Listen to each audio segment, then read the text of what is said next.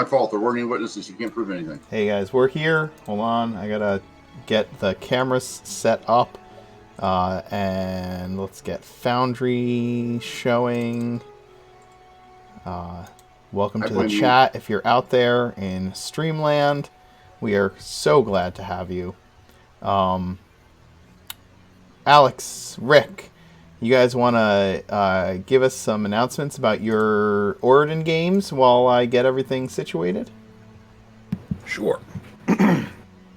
So on Sundays, I am currently running a game called the Age of Enlightenment, where it takes place about 500 years before the current Oridan games and where they're set. The basic premise is that all of the characters have, for one reason or another, decided to join in a special expedition force that has been created by the Empress Evelyn, by the recommendation of the Magus Merwin, in order to find potentially powerful artifacts or information about ancient civilizations and the like that might be useful to Oridan's expansion and ability to make the most of the new economic resurgence that they are experiencing. The group right now has not made it terribly far, but they are experiencing Oridan at the moment, and they have come to experience some problems that indicate that there is a little bit more going on than what one might assume is the primary part of the conflict. As everybody knows, Oridan experienced an invasion of orcs a good while ago, and those orcs have yet to invade at this particular time. But they do still exist, and they're out there. They're in the desert. They're doing their thing, gathering their power, doing everything they can to, create a force that Oridan will find trouble dealing with in the future. However, that is not the only thing that is happening, and the group is starting to realize that slowly and surely. So that is what they're dealing with at the moment. And that's Sundays at 2 p.m. Eastern, correct? Yes, indeed. Mine is Oblivion Unchained, which happens at Fridays at 1 p.m. Eastern. This is also set in Oridan, except it's secluded. It is on an island that is, as of yet, undiscovered. And our characters have no memories of who they are. They woke up shipwrecked on a beach, and they have been trying to discover themselves and their past, and trying to decide, and have found themselves in the midst of a large spanning conspiracy to release some sort of guardians or horrors or unknown threats to what they consider to be Oridan, which everyone considers to be Oridan, the island. They have managed to secure a couple of these rare orbs.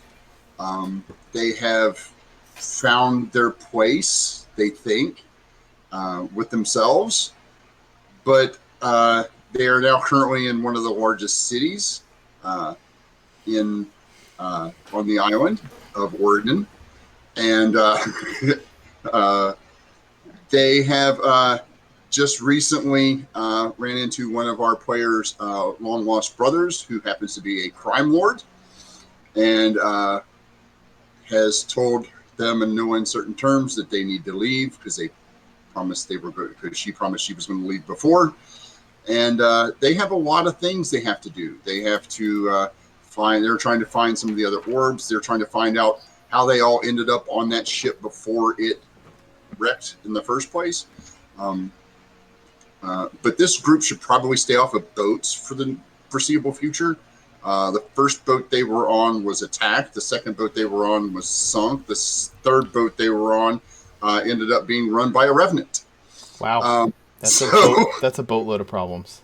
yes, so they should probably avoid they should probably walk everywhere they're going for a while. So you Okay, can. you say that like when we walk places, we don't get into any equal amount of trouble.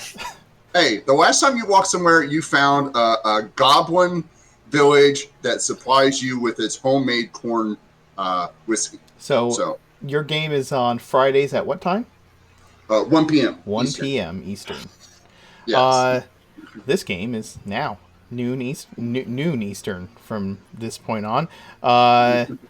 The long and the short of things is that I go back to work next Monday to my full-time job, but the games are going to continue to roll out. Just to make some brief announcements about what will be happening. Every other Tuesday at the minimum, we will continue to be playing Dark and Hungry God at noon Eastern time, more often if we can. And then on Tuesday evenings at 7 o'clock, Artifact Recovery Corporation will continue. Gage, who plays Aramil in that game, is going to be taking the DM seat and kind of driving that cart into whatever Saturday morning cartoon stories they could get themselves into. I will be working closely with Gage to help kind of steer the chaos a little bit. And he has graciously agreed to take over as DM of that game. And then on Wednesdays, Help Wanted will continue to create the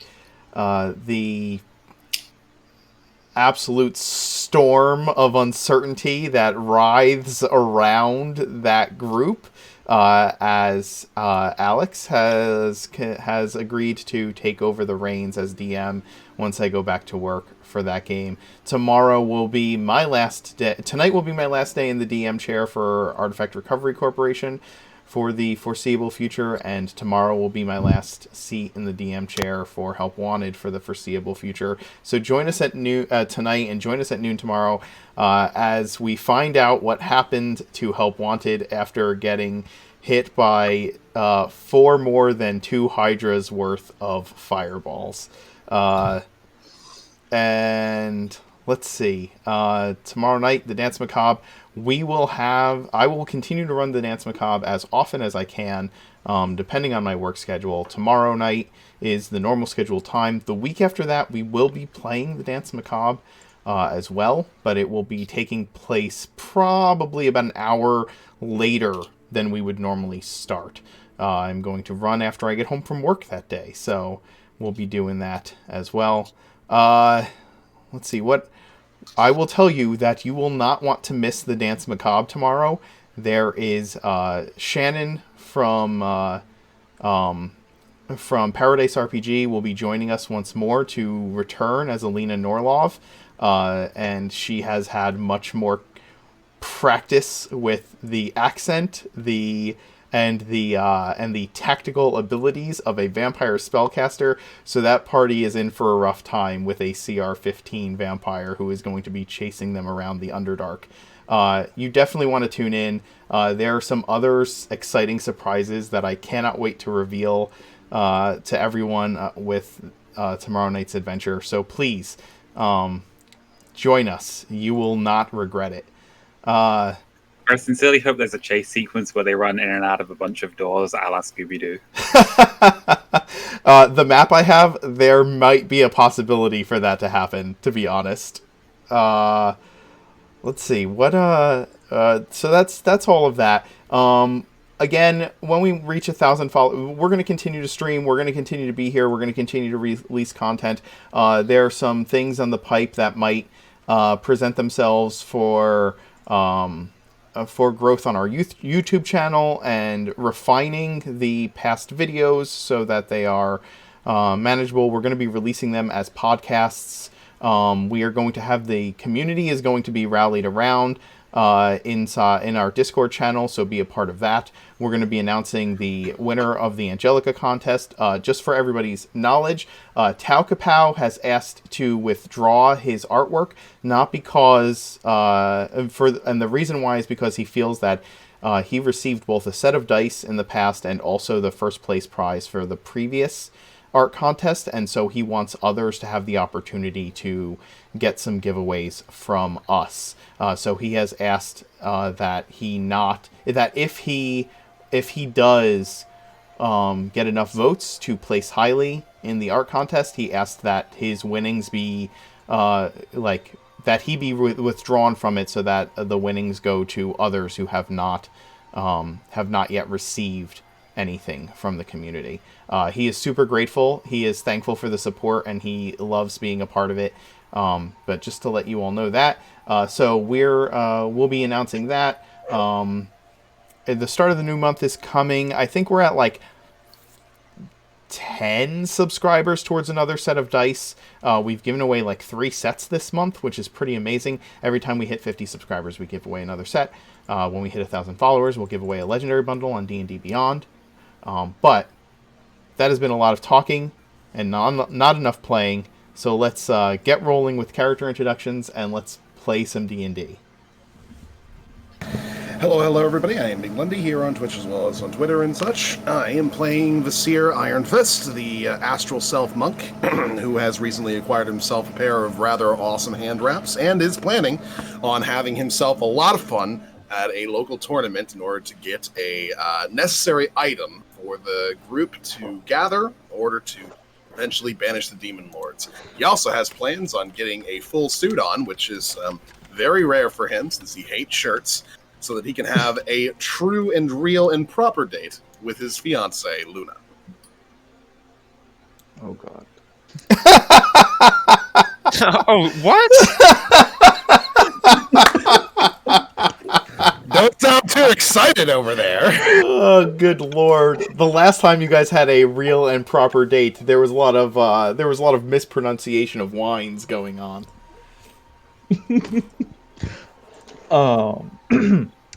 Hi, I'm Noor. I'm playing Luna, the party's half-elf cleric. I was excited to finally again meet with the queen, and she has a gift for her fiance today. Be And, afraid. yeah. Be very afraid. David?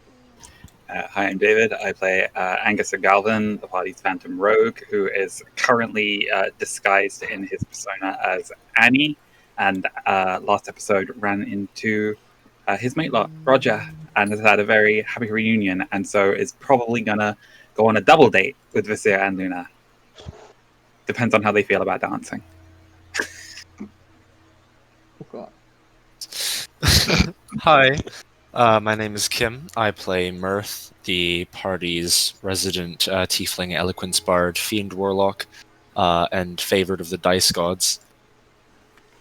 Mirth has found himself awake and working, finishing the enchantment of his sister's cloak, as well as a look into the magical secrets that the city's library holds. And his brother is in the city, which is going interesting. I am the Loophole King. I play Sarani. Sarani doesn't have a lot going on right now because Sarani doesn't have a date, and is really kind of waiting to get to see the Sovereign and see what she has to do. But he's more looking forward to fighting some demons and fiends in hell, because that's kind of his gig. So we're just wanting to see how well a giant swamp does in the fires of hell.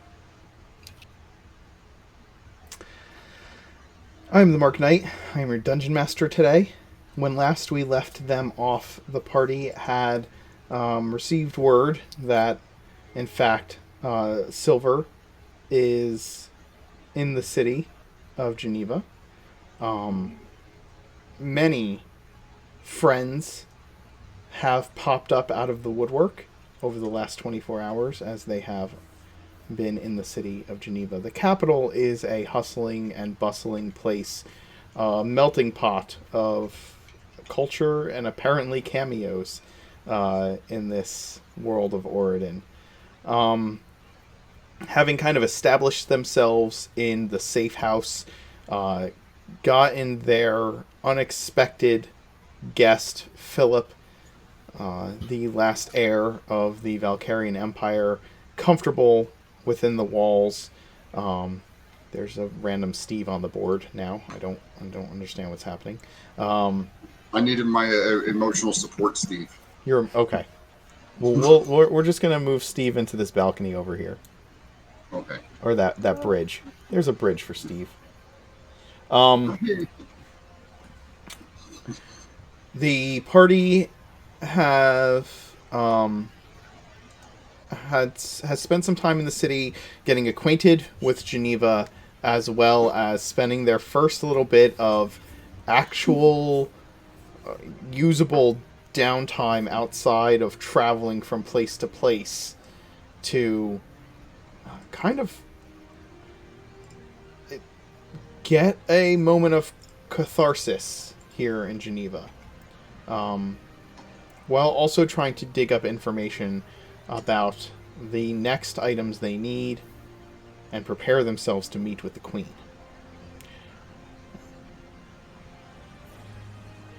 Angus, you and Roger took Vasir's suggestion and found yourself a nice little room that reminds you of the old nice little rooms that you would find on shore. And this morning,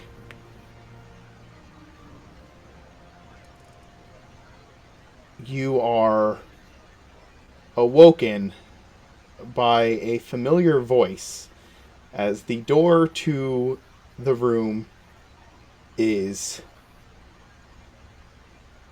pushed open with gusto and very little qualms about barging in, and you hear the voice of Captain McGilroy saying, "Roger, get your ass out of bed, drop whatever floozy you found last night, and get back to the ship. We're busy."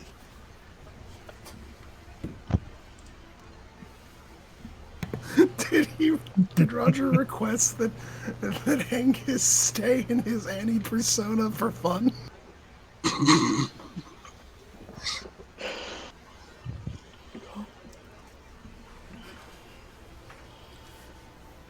I mean, I'm assuming it's more just like they were like covered, so Angus is just gonna like sit up and just like catch Captain McGilroy's eye and just go, "Floozy, hey boss."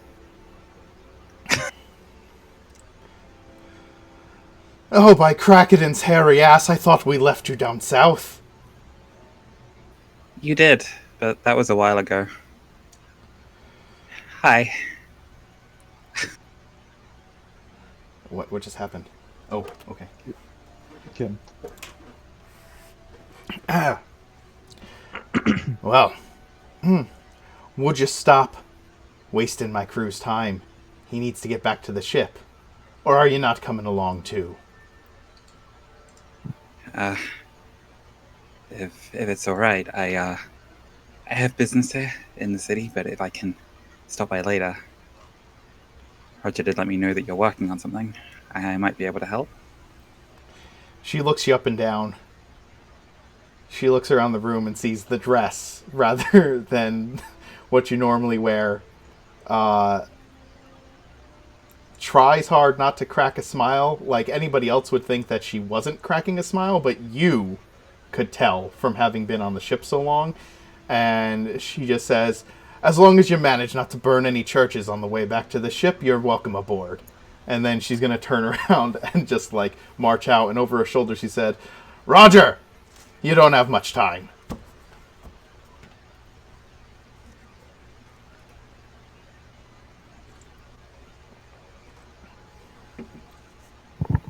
Roger is like shaking his head and rubbing his forehead. Just gonna like turn, give him just like a pleasant morning kiss. Pity that we don't have time to grab breakfast, but if the captain's given it the okay, then I guess I'll stop by later. Maybe bring the others by for an introduction and see if we can't help. Here. And Daggers is going to click his fingers and have Smudge appear. Mm. He'll keep an eye on you.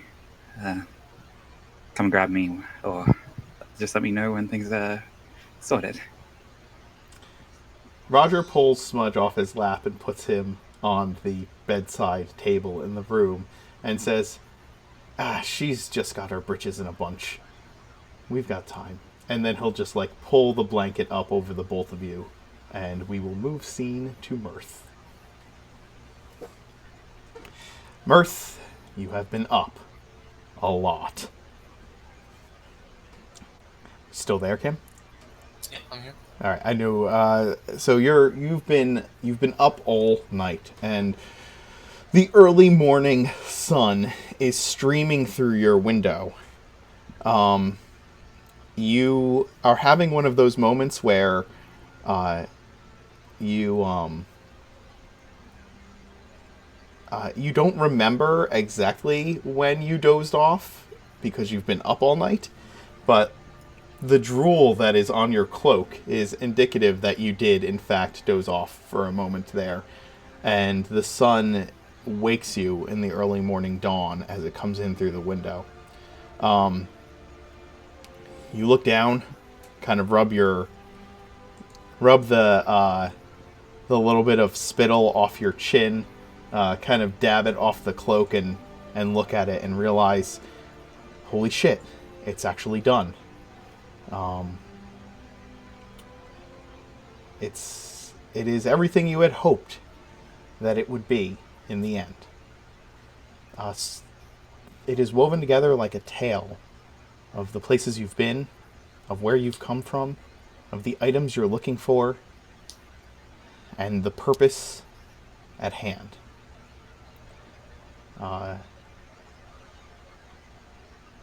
And it's finished.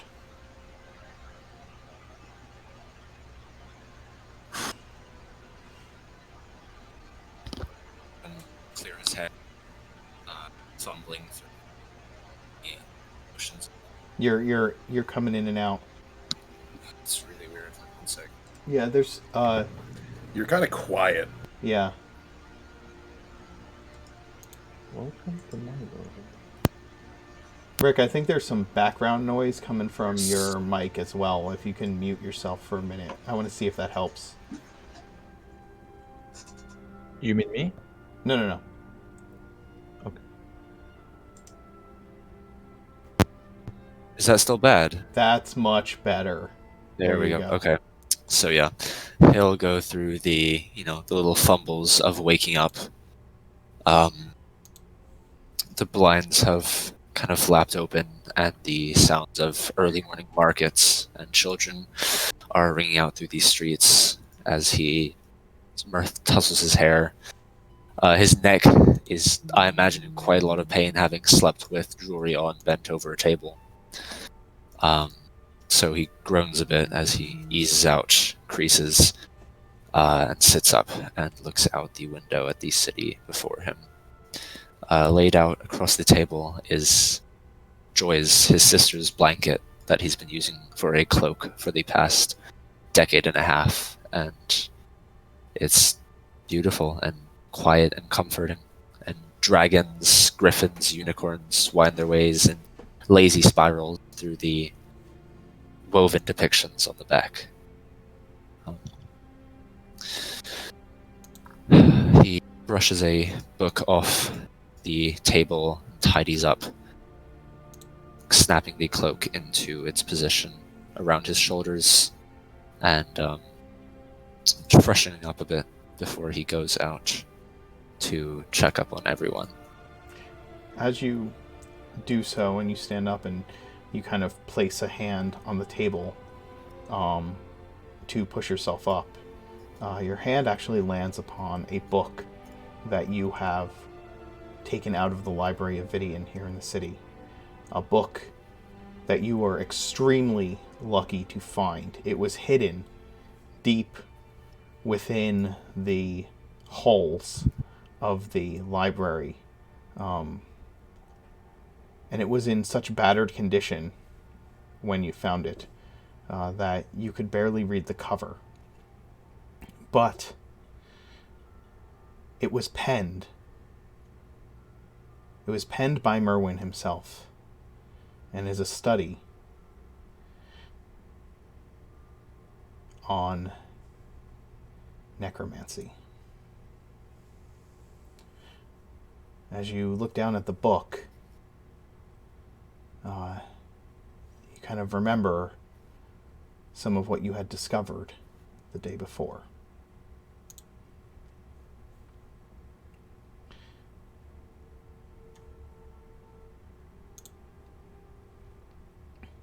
There are notes on a promising apprentice to the wizard by the name of Enon. Oh.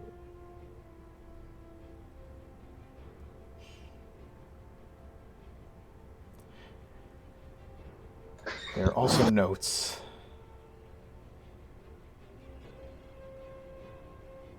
later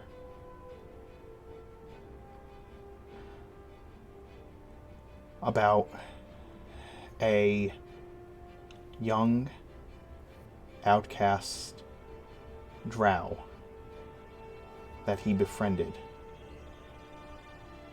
and that he asked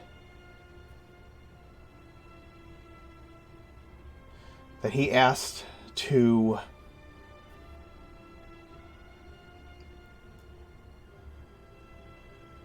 ingratiate himself under his fallen apprentice and discover what his plans were. A young outcast drow by the name of Torolvias.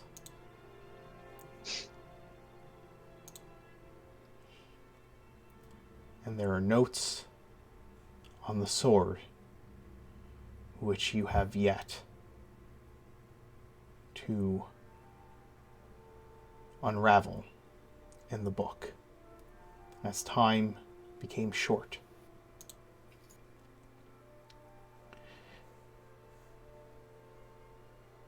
But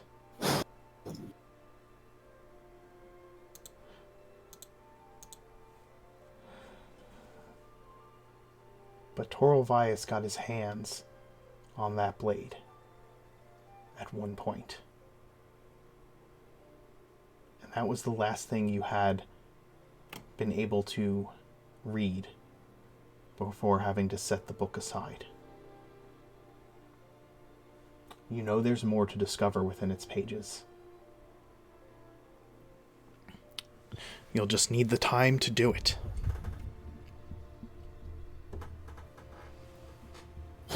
Fuck, I need coffee. Mirth is going to set the book on, like, the middle of the table, and place a few sheafs of paper over it, so that it's there, but nobody just stumbles across it by accident. And then is going to head into the main foyer? You could say it either way. Of the safe house, and go grab some breakfast. On the way out, he really bumps into a longer package that was left by the door, embossed with the symbol of the Starlight Weavers. And then have a brief flash of memory and pick it up on the way to breakfast, where he'll wait for the rest of his crew. Slumped over a plate of eggs and bread and sausage.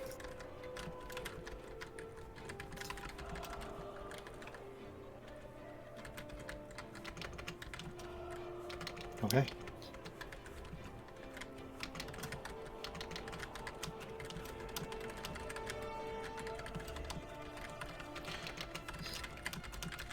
Oh, who would be the next? and Who would join Mirth as he comes as he is downstairs eating?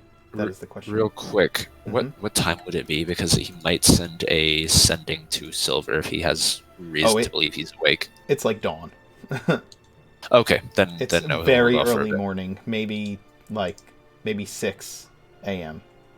Okay. Did I have you make a Constitution roll? You didn't. If we're going by Tasha's rules, like I'm pretty, Xanathar's, I'm pretty sure. I The should first be. day is a DC 10. Of course. Yeah. Of course. Yep. You have 1 level of exhaustion. So you I'll use definitely my needed that inspiration coffee. on that. Okay. That's a little better. Okay.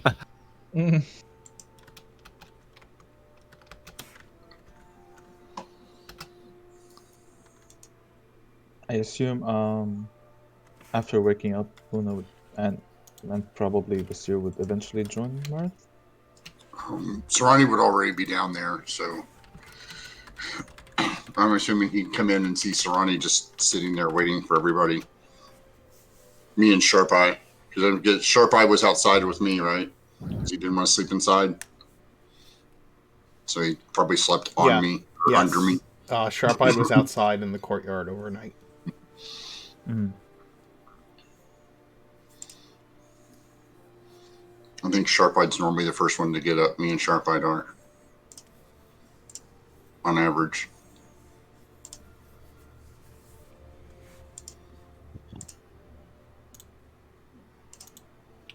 So yeah. Go ahead. I would say during the past evening, Luna and Basir, like at least she from her side, like stayed up late, probably discussing plans on what might they do after banishing the demons. Even though there's a possibility that might not happen. Like she's just, sharing her ideas with him. Trying to loosen up, I guess.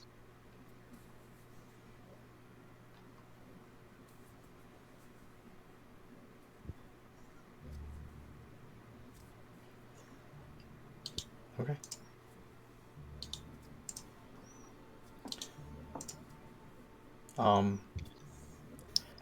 Everybody but those of you who are like the Furbolg who runs the house, Lord Philip and his entourage, none of them have awoken yet. So you have the kitchen kind of to yourselves for those of you who have woken up and come down.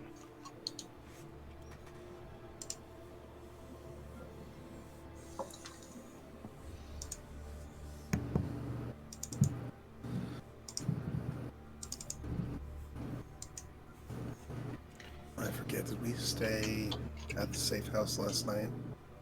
Even Vasir and Luna, I don't remember if you were going to stay there or find another place. You guys were going to find another place. Okay. Yeah. Did we say that? I don't remember. I think we did, yeah. Yeah. Oh, okay. Fine. But we would probably return in the morning, just in case anybody had any plans that they needed to discuss with the group. And I believe that you all wanted to try and get to the palace at some time this morning. Yeah. Plus, gives Vasir an excuse to get a little bit of jogging in the morning, which he will insist Luna join him on. Oh boy. Vasir's probably 200 feet and to the front, and she's. No, he's intentionally jogging backwards at like a slow pace to like let her stay up with him. He's like giving her words of encouragement, like, "Come on, I know you don't jog too terribly much, but you can do this."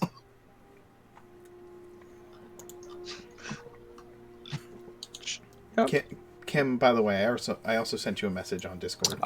Yes, I have seen it. Okay, I just wanted to make sure. Yep, I love the idea that while Vasir and Luna are out on this morning jog, they run into Angus doing the walk of shame. Angus's hair is disheveled. He's wearing the dress and it's rumpled, and he's just kind of dragging a purse behind him on the ground. But like cheery, bright, and optimistic. Like if this were a musical, it would be like a full blown like the sun is shining, everything is wonderful. I got laid.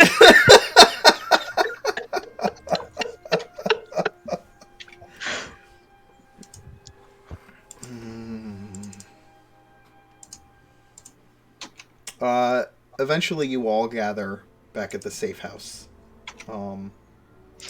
After your morning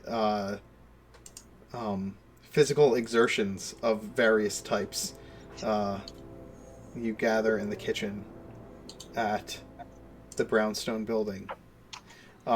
Eventually, Mercarin has awoken and has begun to move about the place, watering his many plants and gathering items for breakfast for those who wake up at a reasonable hour, as he says it. Oh, his plants are nice and bloomed and all. Nice. Every plant in the courtyard is now in full bloom. Sorry, gets bored and tries to make him look more. Yeah, anything that can grow faster, vines and stuff, are all out of the pots onto the floor. I see your green thumb is both literal and figurative. Oh, is it too much? Oh no. I have some gifts with the druidic arts myself. It is nice to have someone who cares similarly. And he'll notice that Sorry, looks at him as he notices a detrivore kind of burrowing through one of the potted plants. I'm like, oh, he's one of mine. I'm sorry.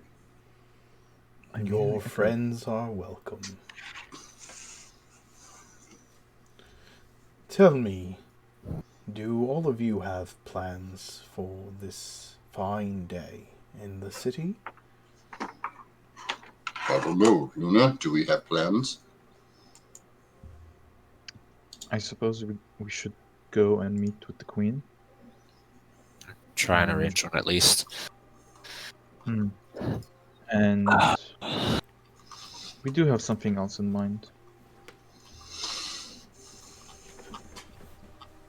We Ash do? looks towards Vasir and Angus regarding the fighting pits. Is that on this day or is it the next day? That's tomorrow. Okay, then that's it. As of the whole party, we just need to meet the queen today. If there's time, I'd like to take everybody by the ship. And you meet Captain McElroy. She stopped by earlier and she seems tense. Roger said she was planning something, and something tells me that's something that might not be quite so good. I can't say for sure that she'll definitely have an interest in what's going on at the fighting pit, but she may be able to give us some context about what's been taking place here in the city recently. Oh, I've never been on a ship before. This would be new. What's it like on a ship? Is there dirt? There's a lot of wood. Ooh.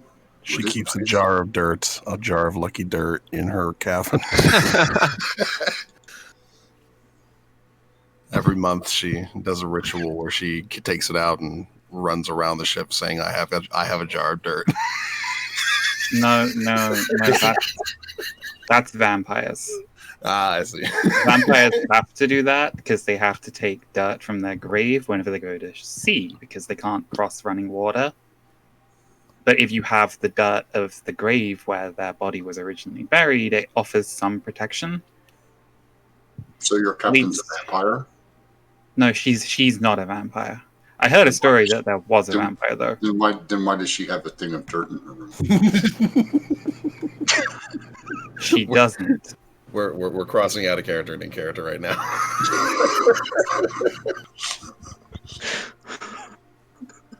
But Lundy said she had dirt. Who's Lundy?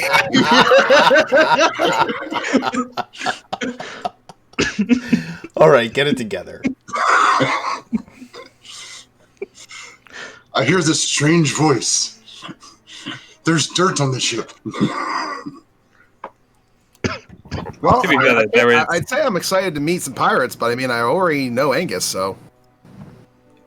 Angus is a pirate? Yeah. Angus was a pirate, I think. That's when he Well- burned down the boat. Isn't being a pirate one of those, like, once a pirate, always a pirate things? well, at least in the eyes of the law, yes. So Oh, you kind of get pigeonholed into it. congratulations. Oh, By the way, Angus, one of the awkward questions you received from Roger last night was, what happened to your tattoo? Ooh. Huh. We are basically giving Roger more or less the full lowdown. So I wouldn't necessarily give him names, but I would just have explained to him, like, the order that I joined up with.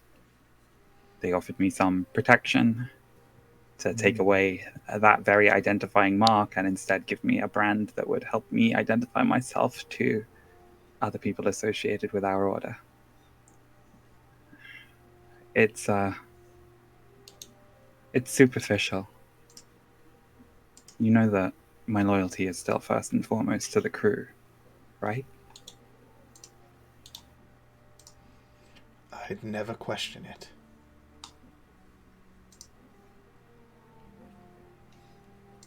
At least I hope I wouldn't have to.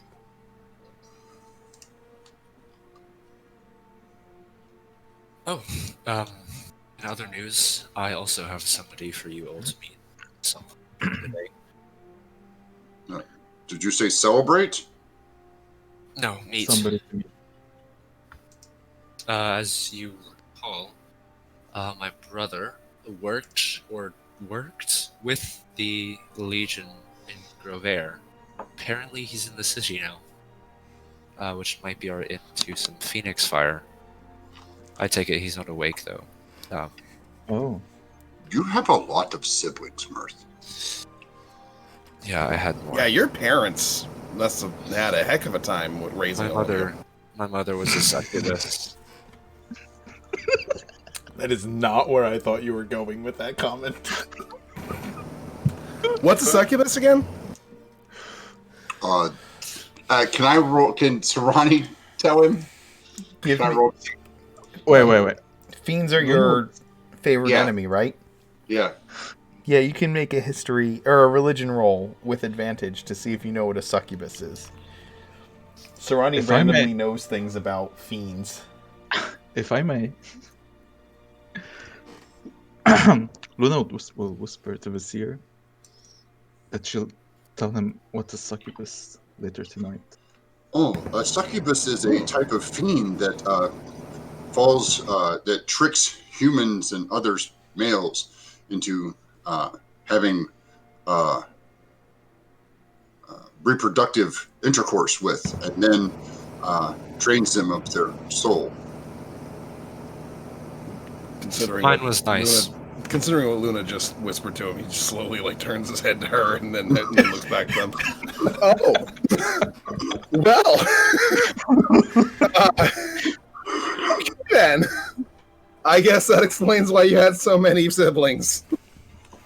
I'm surprised. Did all of your siblings' fathers survive? Excuse me? They normally devour their souls and then use them in their sinister plots and then destroy them. Mirth looks tired and he's giving you morning glare stink eye. No? No? No? Maybe she was a different kind of I- succubus. I like to know she was. Okay. Sorry, up late. Oh, I'm sure she was a very pleasant person.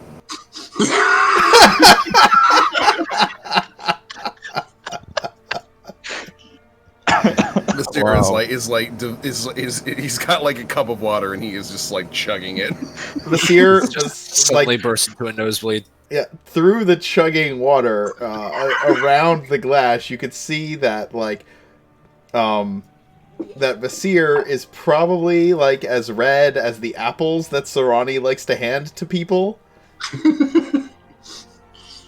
Oh, Mirth, did it make it easier? Did she work at one of those cat houses like Lilith?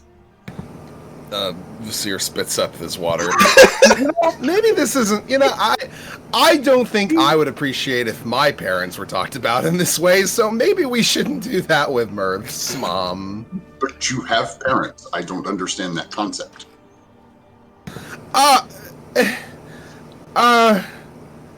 mean, I understand that species mate and reproduce, but I don't have that context for myself. It's just thinking about your parents doing stuff like that is just kind of weird to us, I guess.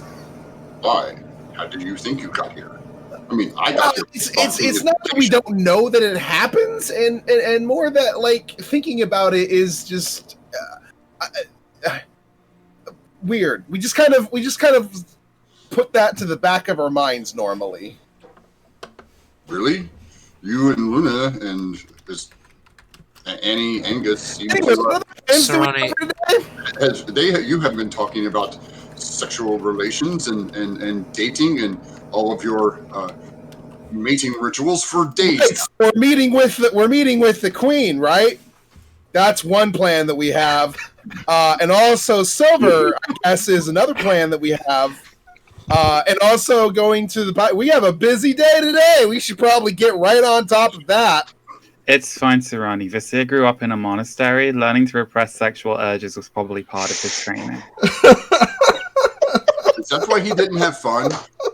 No, it's why they oil each other up and then beat each other with sticks. Oh. It's expressionist art up there. Oh God. Angus. We can go ahead and get away from this topic entirely if you guys want to, and you really should because we got a lot of stuff to do. Markarin is just kind of like quietly chuckling to himself so nobody can hear this, and has been like paying a lot of attention to doing dishes. Angus, speaking of which, if we have time, do you happen to know of another one of those places in this city? At least 8.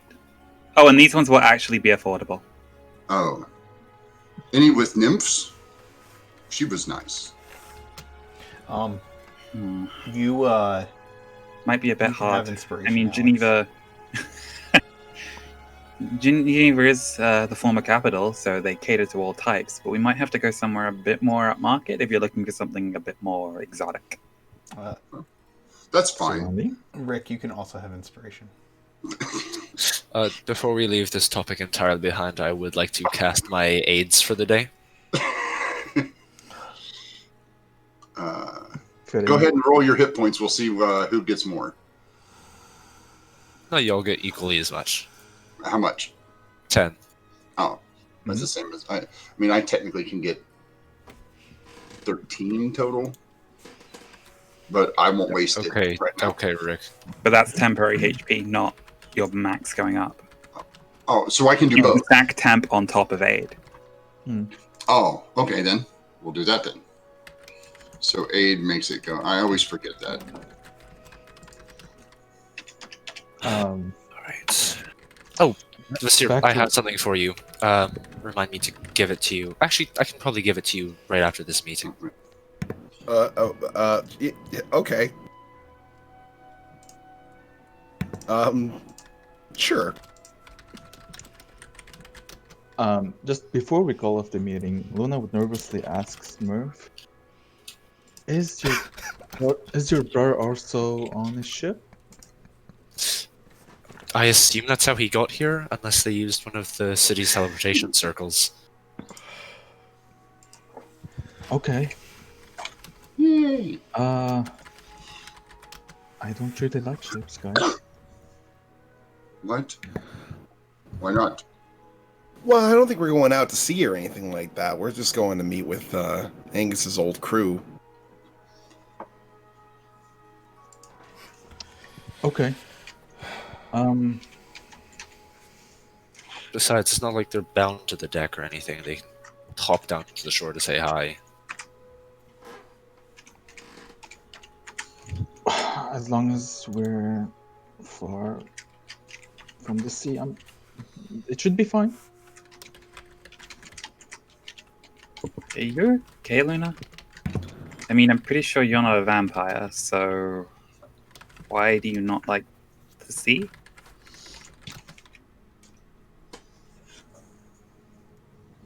Well, the issue is that I don't think I know how to swim.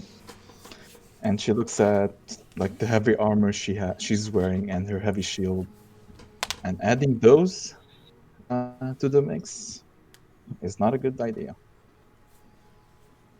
Well, I can make you fly. You can make me fly. I can make you fly.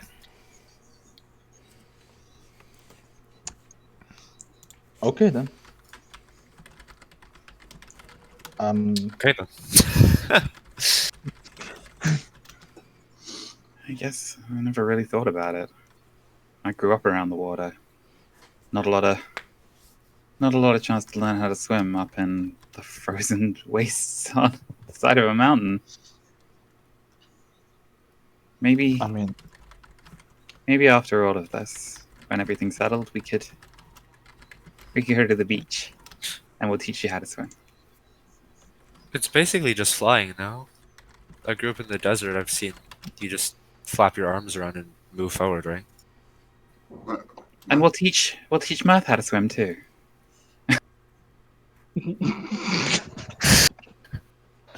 ow. I can't swim.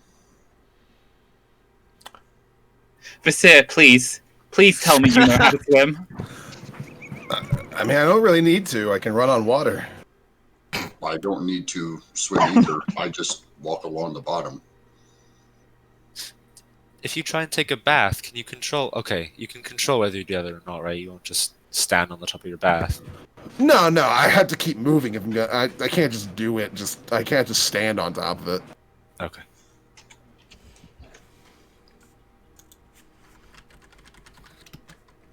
So, as long as the ships are fine, we should be good. Right, Angus? Believe me, when it comes to Oregon, the ships are always fine. Haha. Nice. I'm going Don't to ever take away say that my own again. inspiration for that.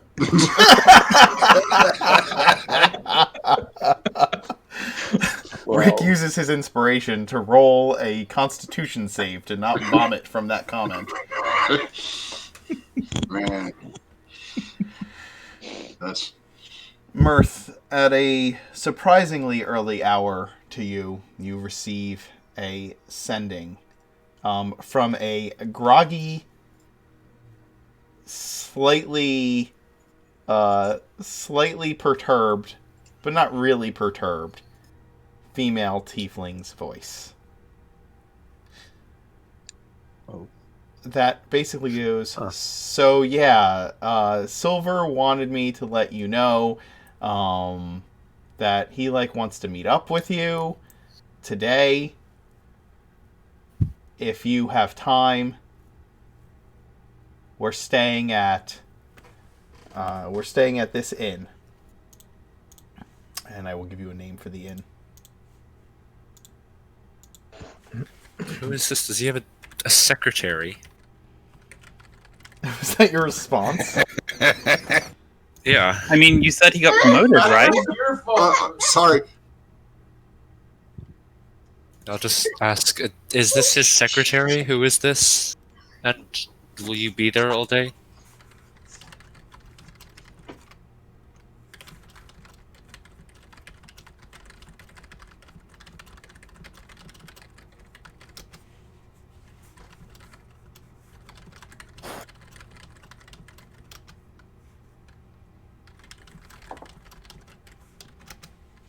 Well, Mirth will look up and just tell everyone.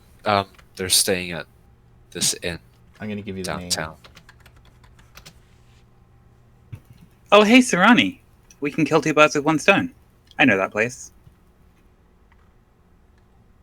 Two birds with one stone.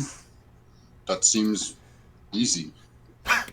It just depends on how small the birds are and how big the stone is. Come on, Sarani, you know this expression. No, sorry, nobody's ever used it with him before. It's quite easy. Yeah. 100 years of smack talking bullshit. You just put two birds in one cage, drop a big ass rock on them. Oh my god. I think the implication of the expression is that it's the ability of one's skill with a sling to hit two birds out of the air with a single stone. Well, how many chances do you get? Ideally, one. Oh, It's meant to be a representation of the skill of being able to accomplish something that could typically take multiple attempts or a lot of time in a comparatively short span of time. oh, Kill 2 woodwords with 1 fireball. ah. Just FYI, that is a nice bit by Ben Bailey. Look him up on YouTube. He's the guy that did the cash cab. It's called Accidental Ornithoptery. So, we should go meet with the queen first, and then check up with your brother, Mert? Or how would you guys like to proceed? Yes, we should definitely see the queen before we get on the boat. If everybody's going to be learning how to swim, we don't want to be wet when we see the queen. That is a good point. Yeah, we can hit the dock side later. Cover the ship, the fighting ring you found yesterday, and my brother's inn later. I think in terms of priority, if we visit the palace and ask for an audience with the Queen, then go and see Silver since he's requested you, then drop by the ship to see Captain McGilroy, and that means we'd probably get the Octagon sort of around about early evening time, where it would make sense to be dropping by to sign Sarani up. Yeah. The response you get, Mirth, from the sending, because you get a second one, when you ask if she is his secretary, you get this response: I think the fuck not. We'll be here all day, and he can tell you about me then. Oh, his engine has spunk. Okay. Oh, good Well, lord. He says he'll Would be you, there all would you day. expect any different from your brother? Sorry? Would you expect any different from your brother? If he had an intern, they'd have to be spunky. That's a good point.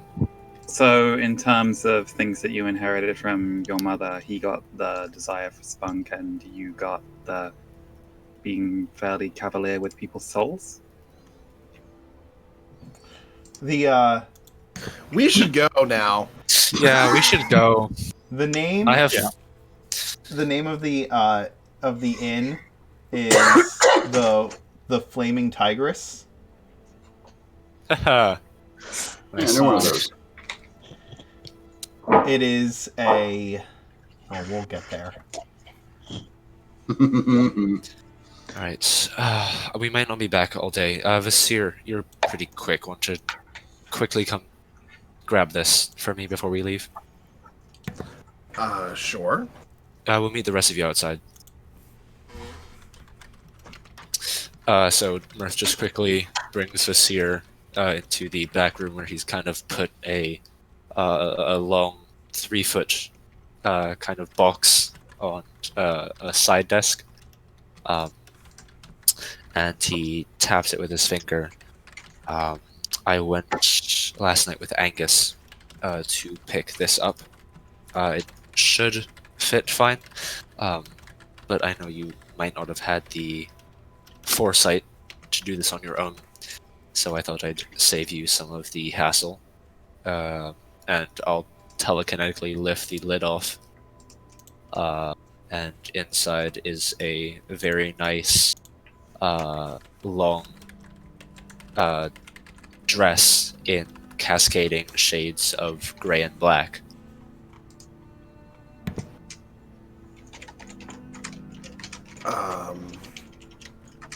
I mean, I don't generally wear dresses, but it looks good. No, this is for Luna. I got this because she was in the store with me, right. and they Of could have course, of got course. they got it fitted there. This is not for you. Well, that's good. I was kind of looking forward to doing something anyway. Thanks. Well, I mean, I don't really have something to put it in, but I guess we could. There's the box. Just feel free to take it. I wanted to do it before I forgot. Okay. He'll take the box and give a little bow of his head. Thanks a lot, Mirth. We'll make the most of this. I should hope so. Deserves it. All right, I'll meet you outside, and then Mirth will hustle off.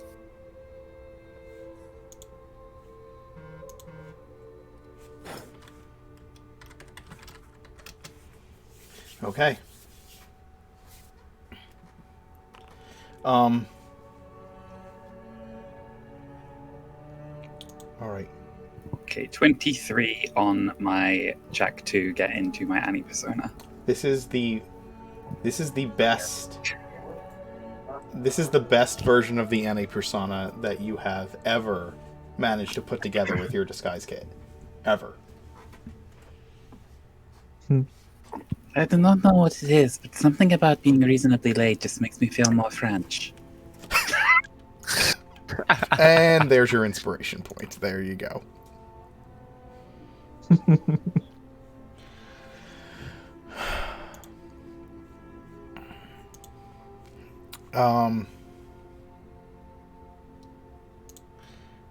You head out.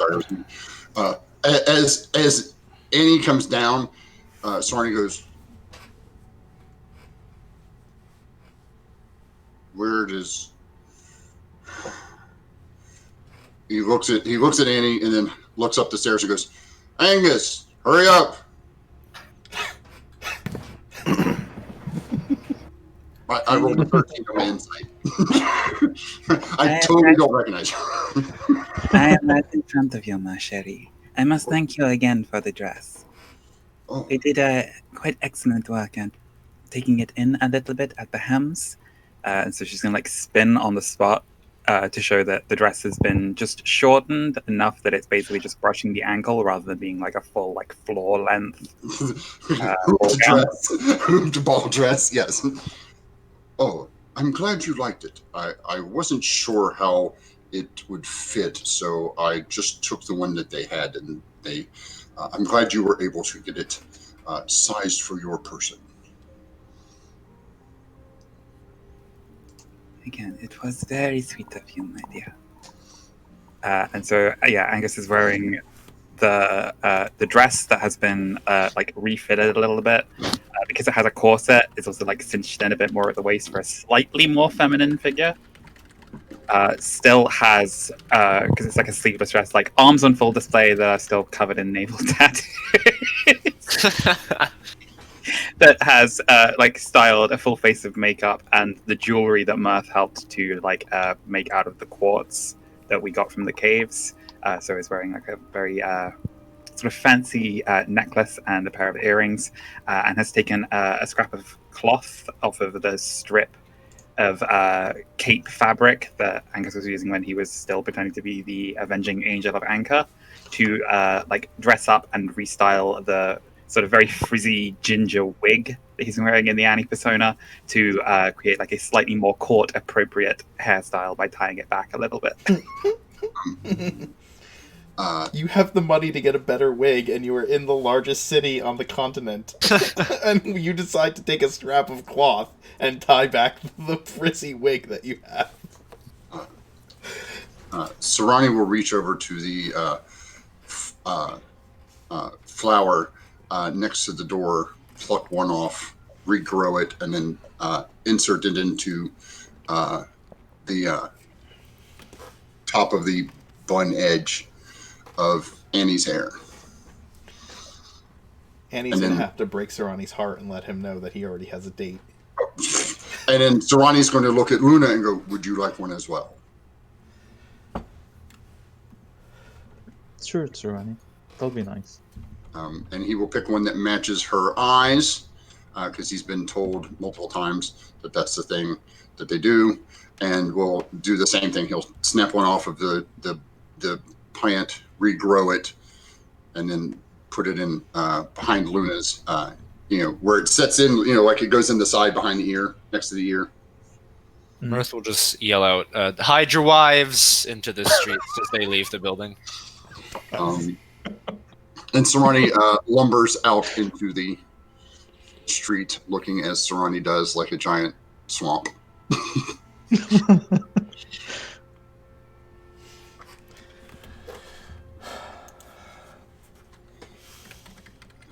She'll turn to Vizier and ask her. I'm just picturing Mirth as the bed intruder guy now. Hide your kids, hide your wife. Wow. Oh, I would like to add that Mirth is also rocking a very new nice set of emerald earrings and a new necklace. And I will use a bonus action to just touch the end of my cloak and rework it as the creatures across its face dance around and pull it into the shape of like a short, tight-knit, like cavalry officer's cloak, kind of. Just a bit more. Wait! I have a question. Which hat did you guys get, Sarani? We got both. Remember, we got you guys didn't give them to me yet. So which one are you going to give to me before we leave? I'm gonna give you the fez. Okay. Is it leopard print? Please tell me it's leopard print. We did give Luna the ability to decide if she would let Sarani wear the captain's hat. If he had a fez of a size, it would fit on Steve as well, if you wanted. I just realized what's a fez. So Tsurani can wear that. No, it's leopard print. It's leopard print. Yeah. It's not just like a little red fez. It's a leopard fez. No, it's a leopard print. Like the brown and black spots. The tassel is really fluffy. Yeah, I know. Does that mean Luna's wearing the captain's hat? Mm-hmm. Please tell me Luna's wearing the captain's hat. Now she has a flower to show off. The flower is like in. Actually, the fez doesn't shade Sarani's eyes. So Sarani will put the fez on Mr. Giggles and wear his wide brimmed musketeer hat because it doesn't shade his eyes. Way to go, Mark. That's what I wanted. Oh, we have one. I know, but Luna said I couldn't wear it.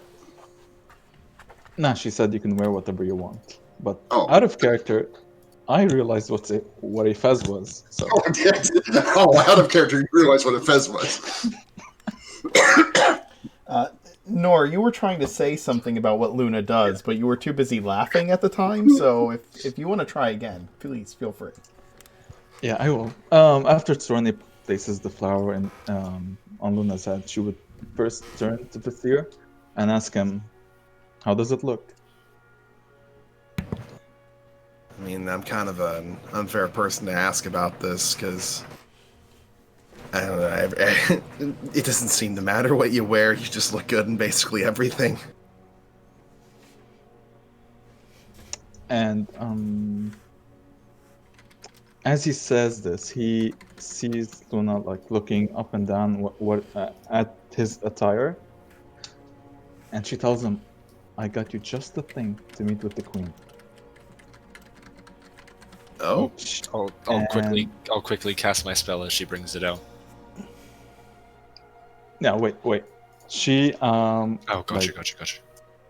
She takes out from her backpack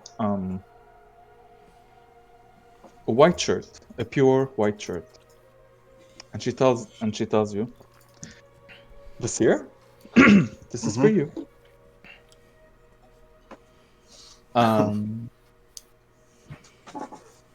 I think you'll look good in white today. And as she turns to Mirth and winks at him, as in, do it. All right.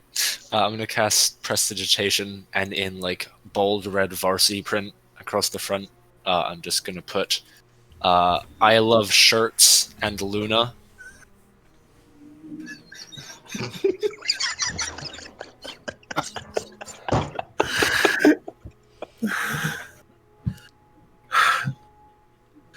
And I'll So give does this her. count as like a I'll give half her a truth, little. or I'll give her a little. I'll give her a little bow. Please tell me it's like the I Heart New York shirts that Yeah. you get. Oh yeah, yeah. that's exactly what it is. Bold red varsity, Yeah, bright touristy. I feel like it's I, and then instead of like the word heart, it's a shirt. Shirts Wow. and Luna. It's like the symbol for your shirt, and like a little picture of Luna. It's like a little chibi picture of Luna just like winking. Good lord. I'll put a chibi. I'll put a chibi like weave into it of just Luna bonking Visir over the head with my staff. Oh god, thank you for adding the And rest he of has that like sentence. he has like the little fear emoticons. You all head to the palace like this, and you arrive. You arrive in information notes. You move through the city and come to Valkyrian Circle. It is the main thoroughfare in the center of the city.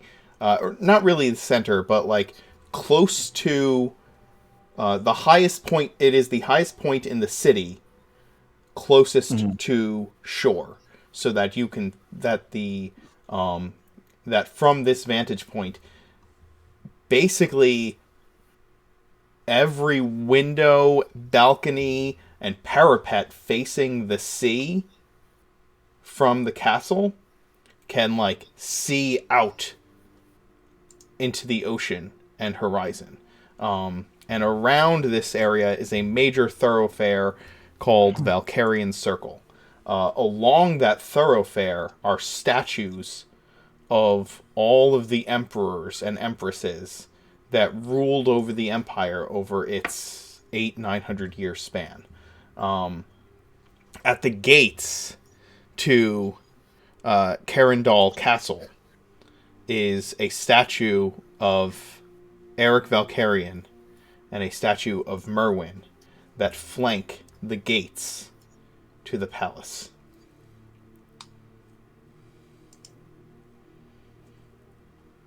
Oh, are we bringing Philip, by the way? You have not said. You've been too busy We were- memeing we were this whole time. We were going to, right? I'm sorry, it's just you said that there's a statue of Eric, this guy who was known for having a ton of wives, and a statue of Merwin, and my brain just made it like the Chad and Virgin meme.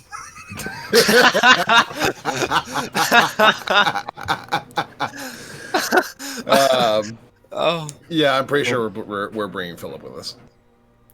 Yes, Eric Valkyrian has a double collared breastplate.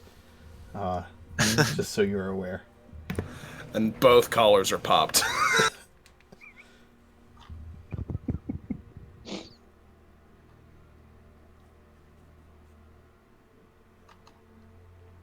if this is just arranging the meeting, we don't have to bring Philip yet, right?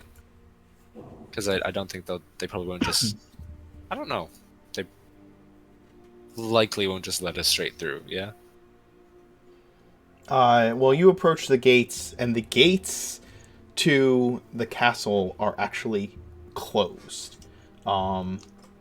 They are these. They are these incredible, beautiful gates. There are guards standing outside of them, and as you approach, the guards cross their glaives before the gate and call for a halt.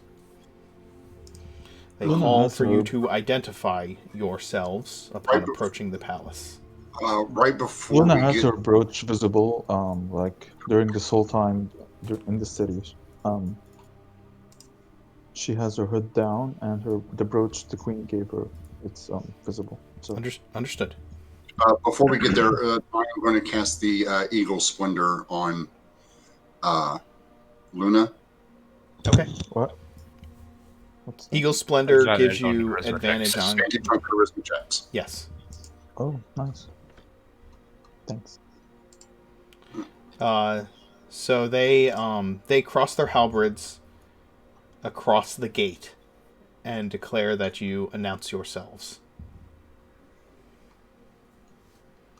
I suppose we stand close to them and, like, we're here to see the queen.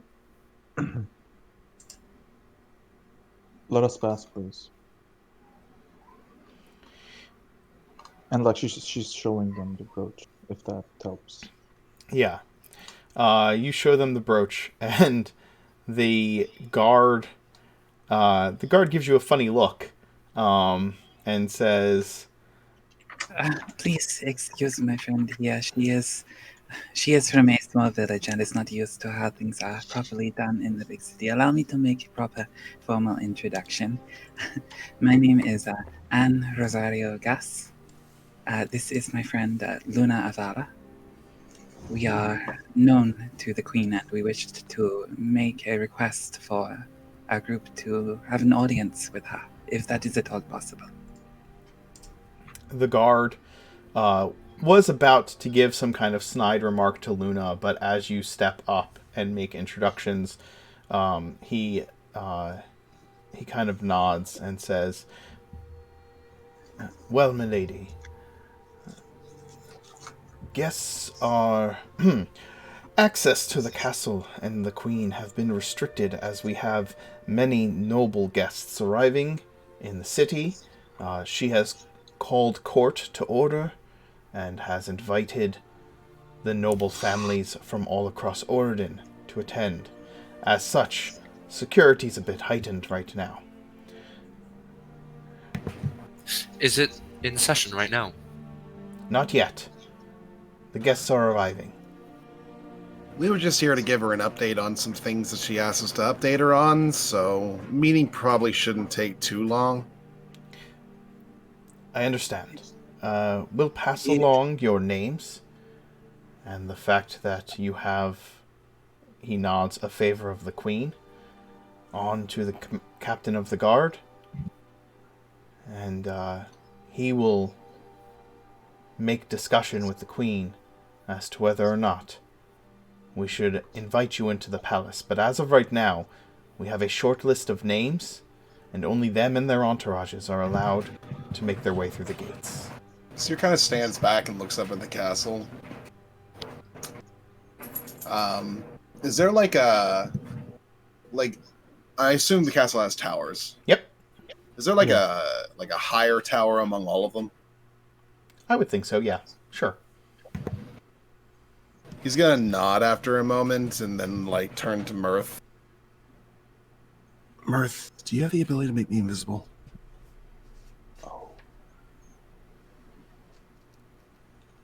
Mirth nods. I kind of don't want to go through this whole thing. I'm just going to go ahead and run up and ask her if she will just see us now.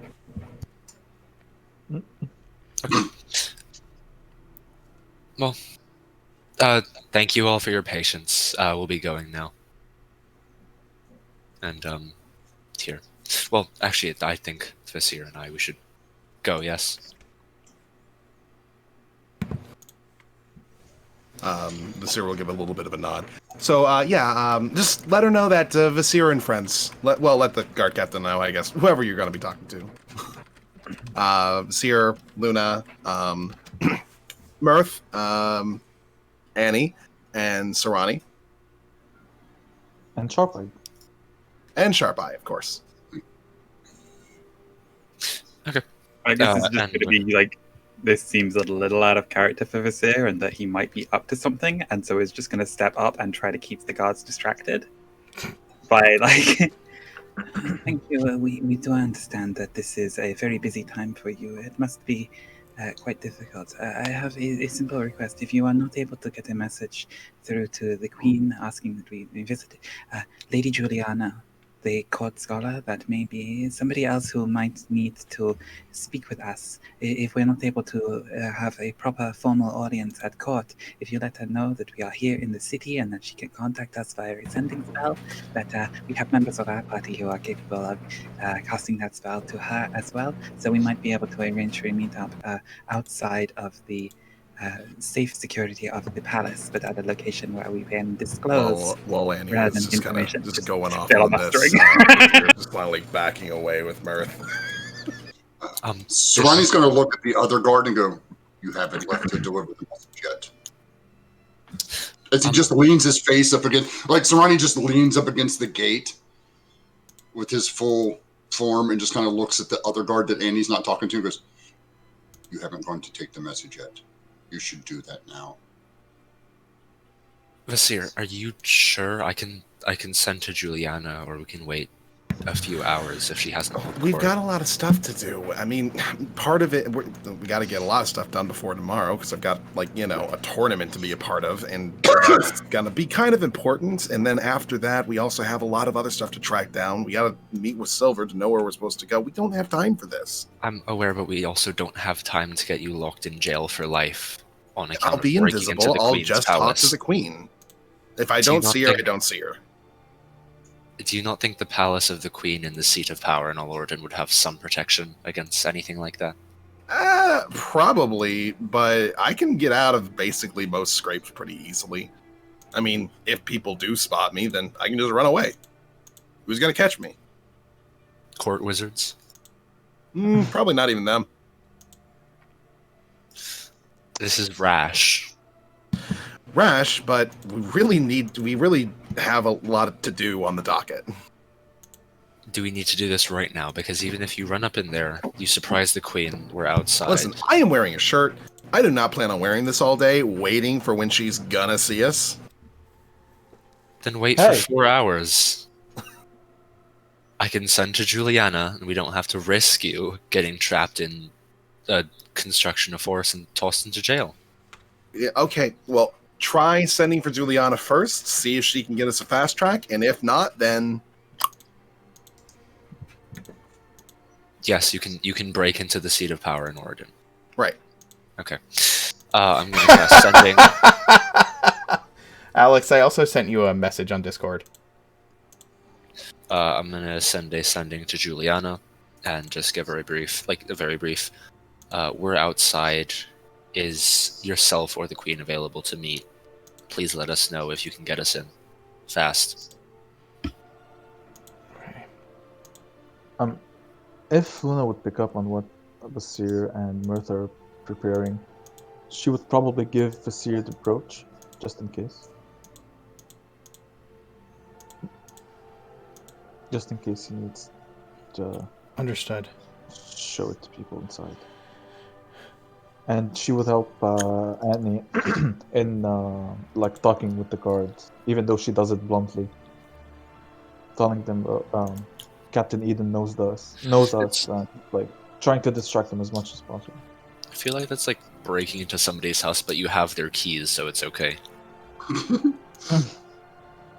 It is okay. Yep.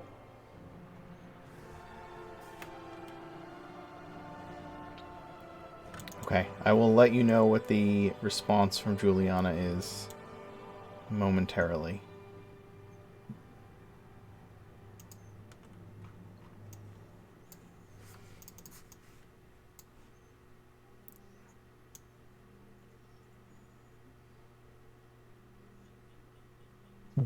Has this guard moved yet? No, they've raised up their halberds. They're not crossed in front of the gate anymore. No, I mean, has this guy gone to go deliver the message we told him to go deliver? Oh no, not yet. He's listening to Annie's diatribe. Yeah, no, I was talking about the other one. I understand that you are also not necessarily familiar with the protocol here. These gentlemen, they are on guard duty at the moment, and so their responsibility is to stay here and make sure that people do not attempt to enter the palace grounds through this gate. But they will be serving out a shift, and when that shift is finished, other guards will come to relieve them, and at that point, they will be able to go and deliver the message that we have asked them to but they cannot leave that post right now. She don't have somebody she does that have the does long that? and the short of it. We can send a runner once they get here. They do come and check for messages at the gate, so it'll be sooner than that. But no, we cannot leave our posts. Juliana responds to you, Mirth.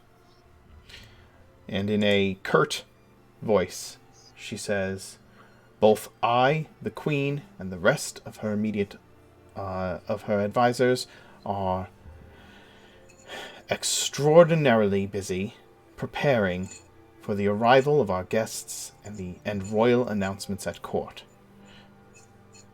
If you have the favor of the Queen, once attendees are here, you will be welcome to enter and attend. For now, your urgent business will need to be delayed." If that was more than 25 words, she would have just sent a second sending. Yeah. The Queen and her entourage are busy. Juliana did tell me that when the meeting does open up, we'll be allowed free entry in if we present our brooch. Do you have any idea when that's going to be? I'll look to the guard. When's the meeting happening? Once all the guests have arrived, they are traveling from all over Orden to get here. Maybe a few So is days. that sometime today, tomorrow, within a week? Within the week. A few days at most, I would believe. Okay. Actually, he'll give you a date scheduled. Let me see. That was the 22nd. It is now the 26th for you guys.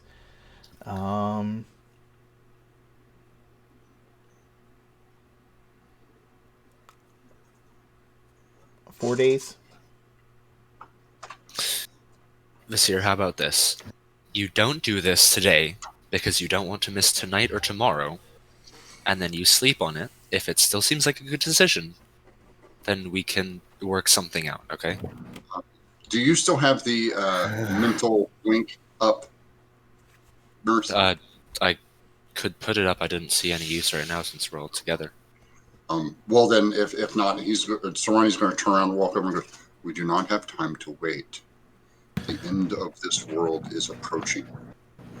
Yeah, but we have to wait until tomorrow before we can even do the tournament in the first place. So we're probably going to be in town for a little bit.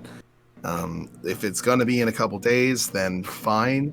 We have to stay here anyway. So, And we can't risk losing anybody here before tomorrow, because with every person that gets sent to jail, our chances of winning go down. Yes, but can't you tell that Juliana person that the message we have is not just urgent, but life and death? I don't think she likes us or is extremely inclined to believe us, and she knows what we're doing. I don't care if she likes us or not. Does she? I'm not sure she does. look. They said that they'll get us a meeting when everybody's here. If I were to even go and talk to the Queen directly, then likely she'd probably just tell us the same thing.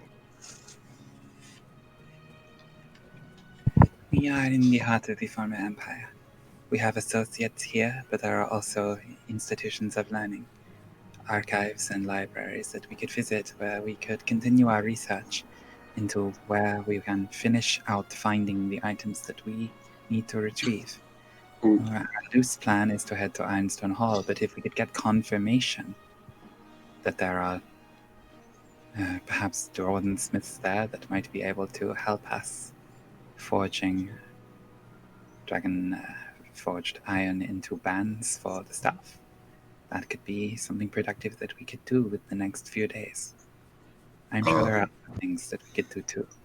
Can't you just send one of those messages to the Queen and see if she wants to see us? They've tried that before. Sendings, yeah, I've tried that. They get redirected because you can't have 80 wizards a day pestering the Queen's ear. Oh, speaking of research, I was up late, as I'm sure the three of you were in a different way, and I may have something. Okay. Silver still wants to meet us, yes? Can I brief you on the way there? I guess. I hate this nonsense of having to wait around. We'll just go meet with Silver, and then we'll go talk to the pirates. Well, we've out got 2 people from the Monday game in town, so we've got the experts of waiting around. Woo! Out of character question. Don't we know the captain of the guard too? Eden? Yeah. Yeah, Eden. Yep, Captain Eden. Why don't you just send him the message? I think they're going to get the message through, Sarani. It's a matter of politics. I think it's probably going to end up with the same exact results. Well, you're going to have to wait until everybody else gets here. It's not like Eden has any higher authority over the Queen's schedule than Juliana does. Yeah. As I said, my friend, I understand that you are frustrated, but this is the matter of things when dealing with a sovereign. She is a very important person. She has a lot of things that she is needing to juggle, and her security is very important. Remember what happened last time we met? At the risk of That's sounding like why- a bit of a braggart, we're pretty important people right now, too. While we're you're very having this important conversation, Captain Eden comes to the front gate. Oh. He's got a cadre of guards with him, and he comes through the gate to meet all of you. And he kind of he gives you a very welcoming greeting. Holds out his hand specifically to Vasir, and then one at a time to the rest of you, and says, Juliana sent me down to meet you. She said that you were here at the palace. Come over this way. And he kind of like motions to an off the beaten path spot from in front of the palace gates themselves. Well, at May I least we're ask meeting with how- somebody. May I ask how, are these soldiers heavily armed, or No, everyday guards? They are dressed as Royal Genevan Guards. They are dressed similarly to the escort that the Queen had when she was visiting Twiland Hill. They carry long swords and shields, and are wearing the tabards of the royal Genevan royal family. Are any of them halflings or elves? They are all human. Okay. Zoran's just going to kind of be looking at. I know they're wearing helms, so Zoran's just kind of be getting close and looking at their eyes and their ears and their facial structure to see if they're elves or not. Sure.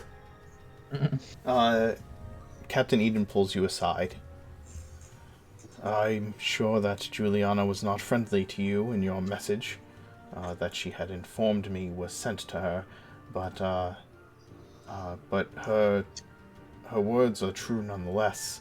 The Queen isn't exceptionally busy. She is set to make several announcements that will impact all of Oregon very heavily.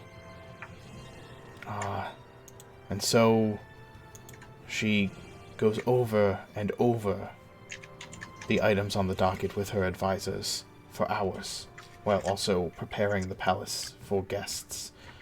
I apologize that we cannot admit you so readily, but there are many, many very, very important members of court here right now, and we need to be careful who we let in when. I'm not saying you are a threat, but none of you are unfamiliar with the magical means by which people can hide their person, and the non-magical means by which they can hide their person. Oh, yes. People can be incredibly deceptive.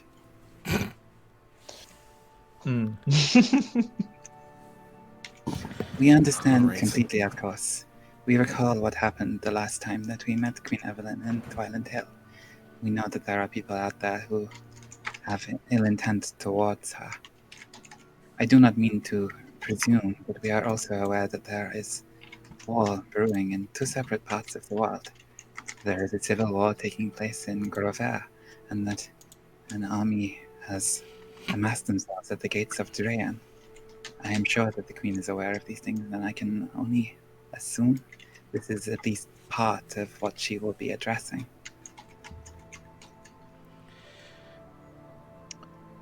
You are very perceptive. It helps for a lady to be well-read and aware of what is happening in the world. I am assuming that your visit has to do with something the Queen has asked all of you to accomplish. I'm not aware of what that is, but I have been made aware that you would be arriving to give report at some time. Is this not true? That is the case.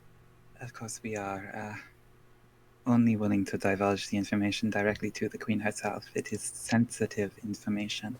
But if you can let her know that we are here and that the sooner we can have an audience with her to give her our report, the better that would be. You did not hear this from me. But if you were to be a part of an entourage of an arriving guest, it may make it easier for you to enter the palace sooner than the day of her announcement. If you understand what I am saying. I believe I do. Thank you. I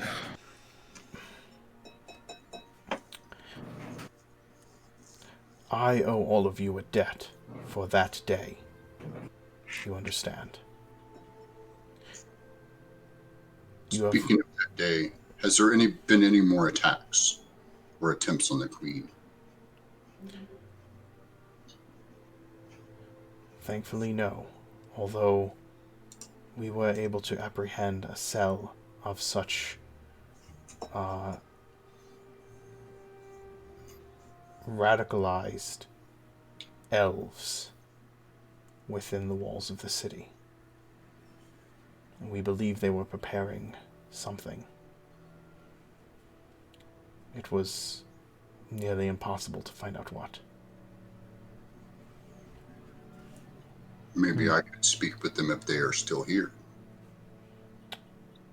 If you can call out to the dead, then perhaps you could do that. That is not beyond our capabilities. I don't think there'd be much use in doing that.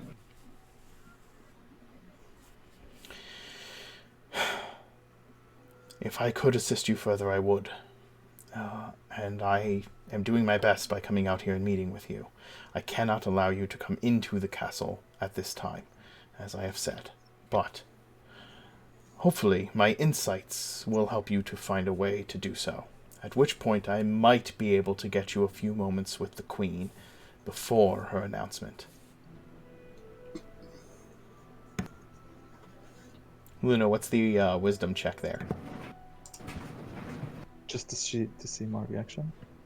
Ah.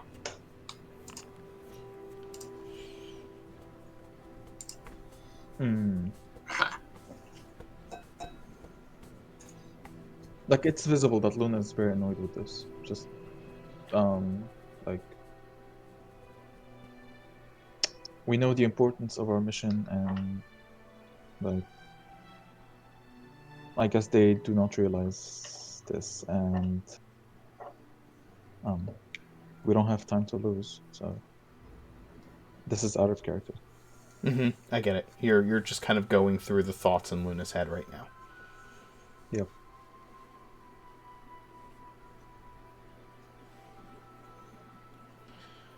We understand and we appreciate the advice, and we'll try and find our way in protection one of your guests at some point. But we don't want to be any extra source of stress, especially among someone so young managing so many. It would be so much more helpful if you humans had spores. we were all connected by at the same time, I think we would all probably kill ourselves. Yes, I have enough trouble with voices in my head. I love you guys, but if you were in my head 24/7, I would have killed you long ago.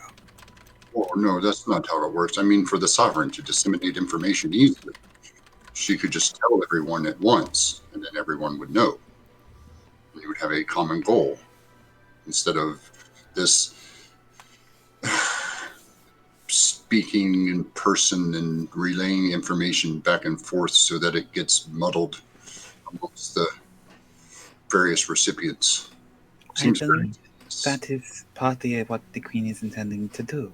She has sent out word for people from across Oregon who are relevant, people in positions of authority, to gather so that she can give them an address. Sometimes nobles in positions of authority also give public addresses to the people under their command, typically from the balcony of a palace, so that people can gather below. You say that your sovereigns are capable of disseminating information, but if I recall, your melding still requires you to physically gather in a single location. Our runners and our sending spells are your spores, essentially. You can't push your spores through the walls of other caves, no, across vast miles of tunnel. well, the older sovereigns could. She's not an older sovereign. So let me understand you. So she is calling all of the other sovereigns to her so they can have a meeting of sovereigns, and then they will disseminate the information amongst their own circles. And decide how to proceed, yes. Ah, oh, that makes sense. That is understandable. Captain Eden will dismiss himself from your company. He has important work to do, and he will. He tells you he hopes greatly that he can get you before the Queen as soon as he can, and to be in touch. Thank you for your time. Okay. Well, we have other meetings to attend to, so as we'll get those done. It was very kind of you to take the time to come and speak to us. We appreciate it greatly. Thank you, Captain. The Yes. And if you need any more help, please do not be afraid to ask. We are here for the Queen's service. That is greatly appreciated. With all sincerity, I'm glad to know that the Queen has friends in the city. He will dismiss himself, and we will take a quick break before moving on to your next heading. Be right back.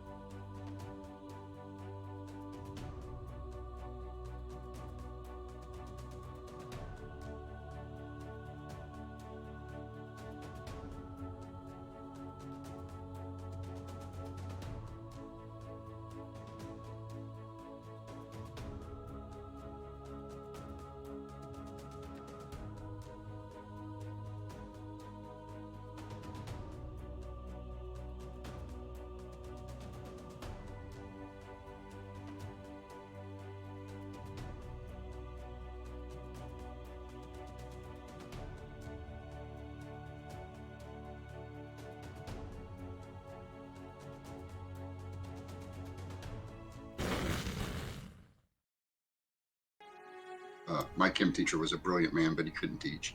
I'm gonna have to change these cameras around because, as you can see, we have guests and not all of us are on camera at the moment. So, I should have enough cameras for everybody. We'll see in a second. I love the guy. He was. We're speaking of chemistry teachers. Yes, that is what you are continuing to do. Yeah. He was a lovely man, brilliant, could do chemical bonding in his head, couldn't teach to save his life.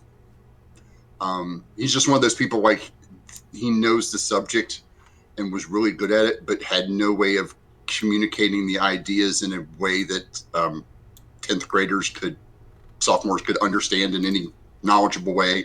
Like the stuff that he knew was just not communicable to us. So we just kind of faked our way through our first year of chem. Let's see if we can't get these cameras. My first year of GCSE science, we had our physics teacher go, I'm going to teach you the university level formula for specific heat. Rather than teaching you the one that you need to know to be able to pass GCSE, I'm going to teach you the university level because you might as well learn it the proper way first. And so half the class didn't even know what specific heat was meant to be. They were just looking at this formula going like, what does it even mean? Oh yeah, we had, I was in all the AP or advanced placement classes. But we had for geometry and for geometry, we had everybody had a senior project. We had to do well, not a senior project, but we had to do a geometry project, and I did mine on velocity because I thought it was funny. Because the three undefined terms in geometry are point, line, and plane, and the definition of velocity is the speed at which a point travels along a line through a plane. I feel like I'm probably the most recently out of school, and I don't know what any of you were saying. Yeah, so the undefined terms are in geometry are point, line, and plane, because no matter how small you make a point, you can make a smaller one. Yeah. Right? Explain to it. Yeah. And a line just keeps going, and a plane just keeps going. But I was a theater kid, so yeah, like. But the definition, of velocity is the speed at which a point, which is an undefined term, travels along a line, another undefined term, through a plane, another undefined. So three undefined terms gives you this term. I'm like, yep, that's what we got. There's human logic for you. We don't know how to define any of this stuff, but we can figure out how it works. See, whereas I learned what specific heat actually was from a Newgrounds Flash animation called Cactar and Tonberry Teach Physics. The specific heat of an object is the amount of energy required to raise its base starting temperature 1 temperature unit. And it's like, damn, Miss Munyon, why couldn't you just tell us that? Yeah. Can you just write that down? That's real simple. No. I love history. The only date that I can remember with any specific relevance that my world history teacher taught us was 1066, the Battle of Hastings. That's it. That's what I remember. I still can see it written on the board. I know everything about it, but that's the only thing out of his class that I ever remember.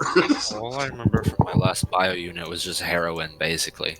Do they even teach you Harold Godwinson and Harold Hardrada? Or is it just Battle of Hastings, then you get William, he's the first king. First king of England. Well, they did when I was in school. I don't know if they do now. Now they've moved to a much years ago. Yeah.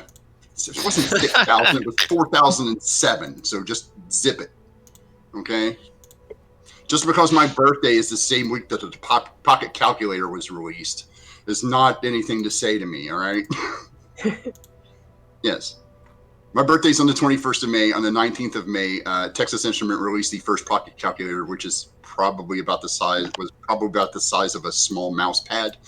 That's still one of my favorite jokes I've ever seen anybody make about somebody for being old, though, was somebody added Cher on Twitter and asked, how did it feel when the bulk of your discography burned down with the Library of Alexandria? It wasn't so bad. I think we're all set now. I'm sorry, guys. I know it takes a minute Oh no, we're fine. We're fine. This is why we start early. See, now we can just push these into the buffer that we've built. Your your party arrives at the Flaming Tigress. Oh, I want a cadre now. So no, you screw it. We're a cadre. The Flaming Tigress is this very nice inn in the more commercial district of the city, the more artisanal district of the city. It is made of this beautiful like cherry wood timber and these large this large stone foundation. When you walk in, you can kind of smell the foods wafting out of the kitchen. These odors of just delicious meals that make your mouth water immediately upon entering. Just spiced meats, and just you can smell the various types of meals that they serve here are from all over Oregon, and even for those of you who have traveled a bit further, Mirth, you can smell certain combinations of spices that would be from out past the mountains in their entrees. The behind the bar, along the back wall, is this shelf filled with exotic and interesting goblets, mugs, just drinking vessels of all kinds from all over Oregon and even beyond the mountains, of various types, drinking horns and steins of various makes from all over. The bar, the tavern part of the inn is packed with people. Not wall to wall, not standing room only, but it is bustling. This is obviously the type of place that sees a lot of business. There are a pair of bartenders who are serving up food and drink. One male, one female, and they are clearly paternal twins, and they are clearly a Wathan in their nature. So they're not halflings. They are not halflings. However, they are. It seems like they are. It seems like they are natives of one of the tribes beyond the mountains, but that they have obviously integrated into this city for quite some time, as they wear clothing and speak with in a Genevan manner. No, so Ryan didn't understand it. They're humans, right? They are humans. Okay, that's.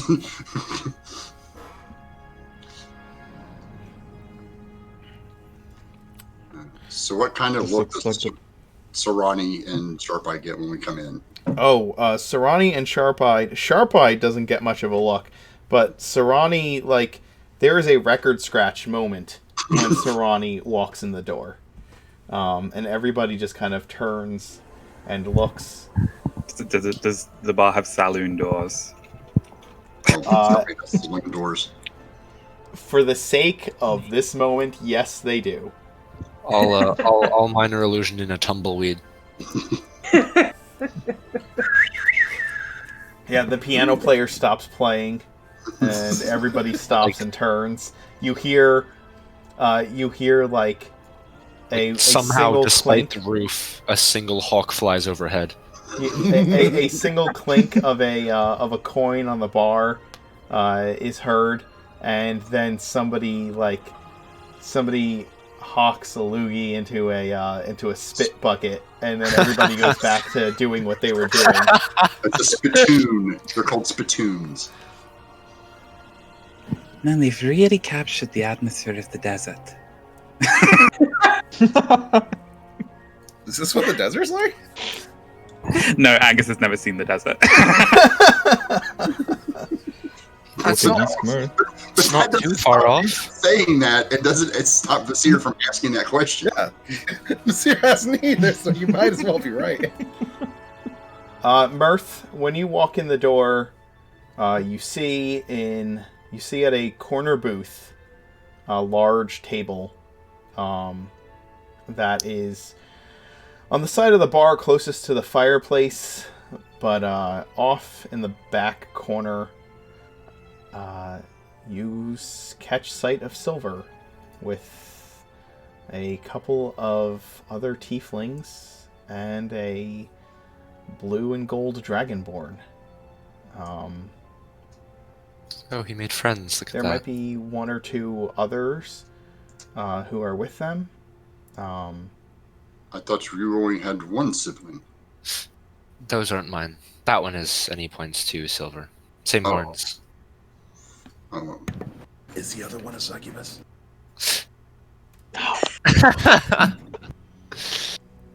That might be the secretary intern.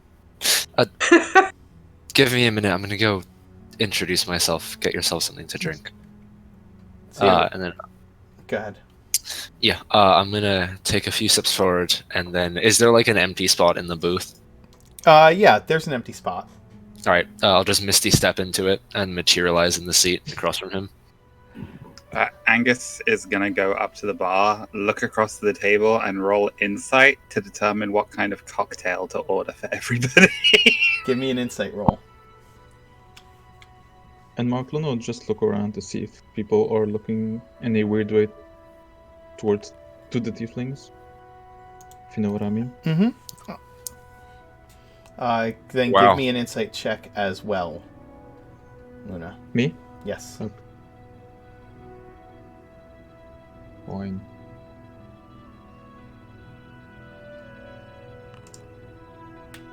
Oh. I love that Angus got a 21 with a nat 20, and Luna got a 21 and with a 12. with a 12. That was I'm sorry. I've got to that order 12 was bliss wrong with sex number. on the beach. Hey! Yeah, tell me what drinks you order for everybody upon Wow. looking at them.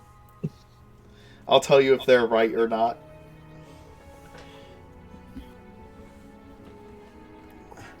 Yeah, I got to order bliss with sex on the beach because she looks like she likes to party.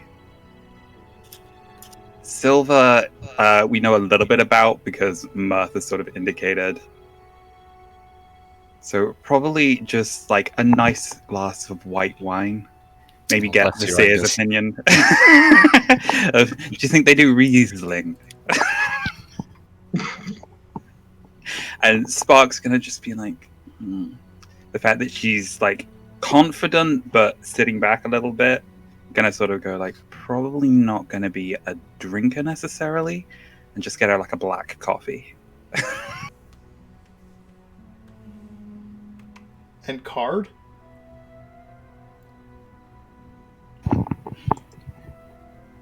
Again, probably just like this guy fucks, so 2 sex on the beaches. Wow. Wow. Mirth, you materialize into the seat. I'm getting an echo from somebody, by the way. You materialize into the seat across from your brother. And everybody is slightly on their guard as you appear.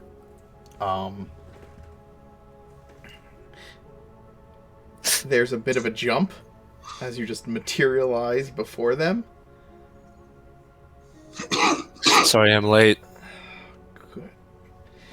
Well, everyone, Silver says, meet Mirth, my older brother who acts younger. The pleasure is yours. I'll reach across the table and just grab whatever Silver has in front of him and take a sip. Sarani is making his way over to stand behind Mirth. So this is your brother. Oh, and this is the intern, I take it? Pleasure. I'll hold out my hand. She will stare at your hand and then glance over at Silver. This is former Captain Bliss of the Phoenix Legion. She is she's a very talented information broker.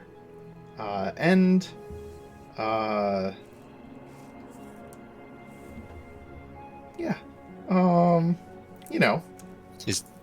Mirth is like scrunching his eyes across at him.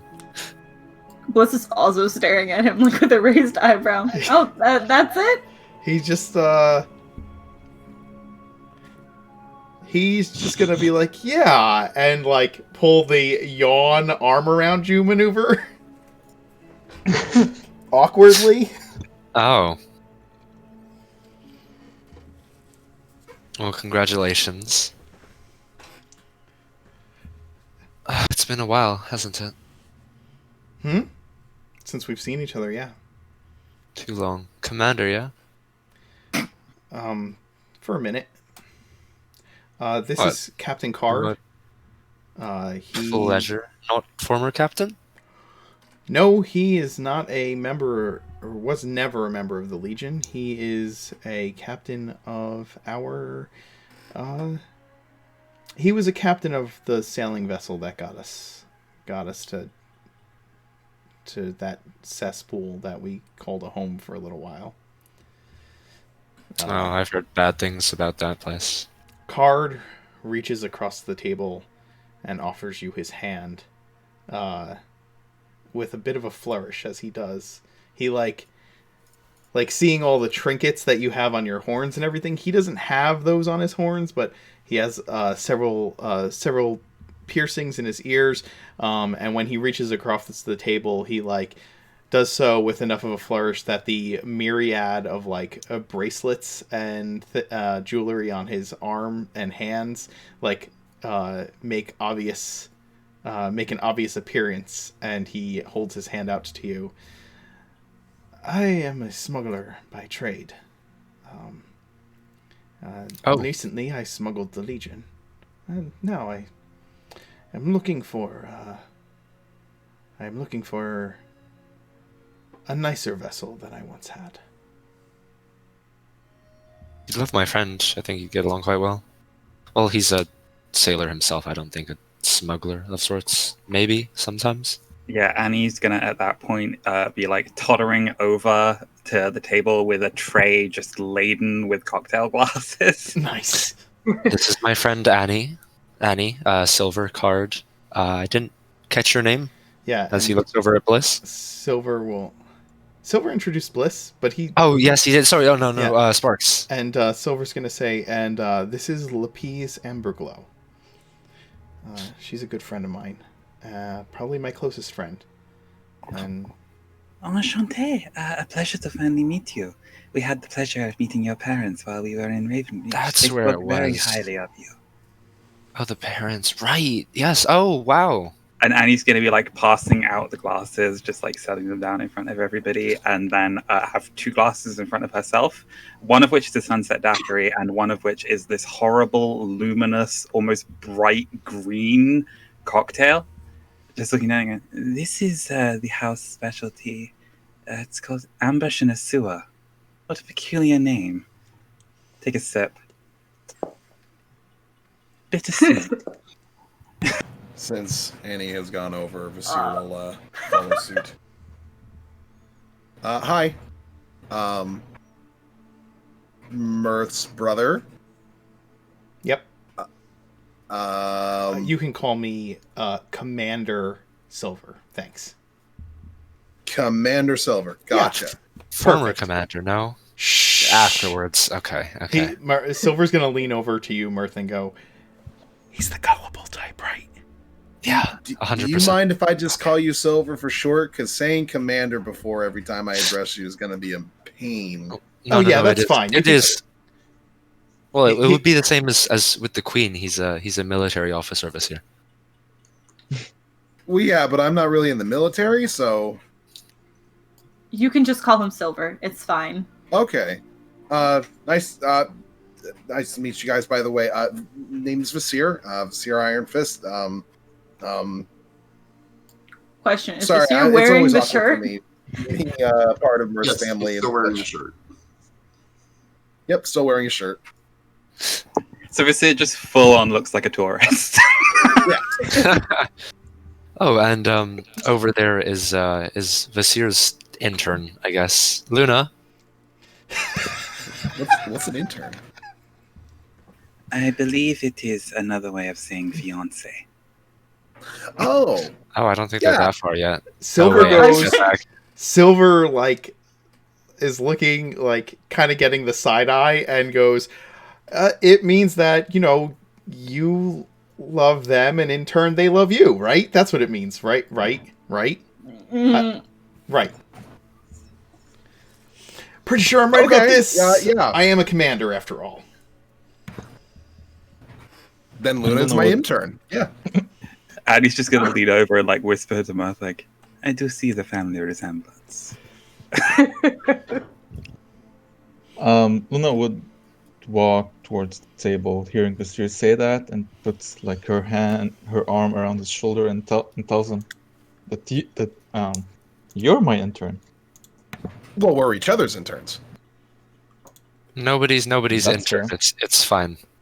You truly You started Let's this. already tired of You started this. Well, as soon as we rounded up to fiance, I backed out because Silver's not getting married yet. He's too young. Oh, so we're like beyond interns. You can be. She's your secretary. You're her secretary. Is that okay? Wait. Why can't he get married? I mean, he's not that young. I mean, we could if we wanted to. She'll Well, you need smirk a priest over at for Mirth. that. I'm off duty. You're not the only person who can marry people. In fact, I don't even think you can. I don't think you're licensed. So Ryan's going to come up and stand behind Mirth.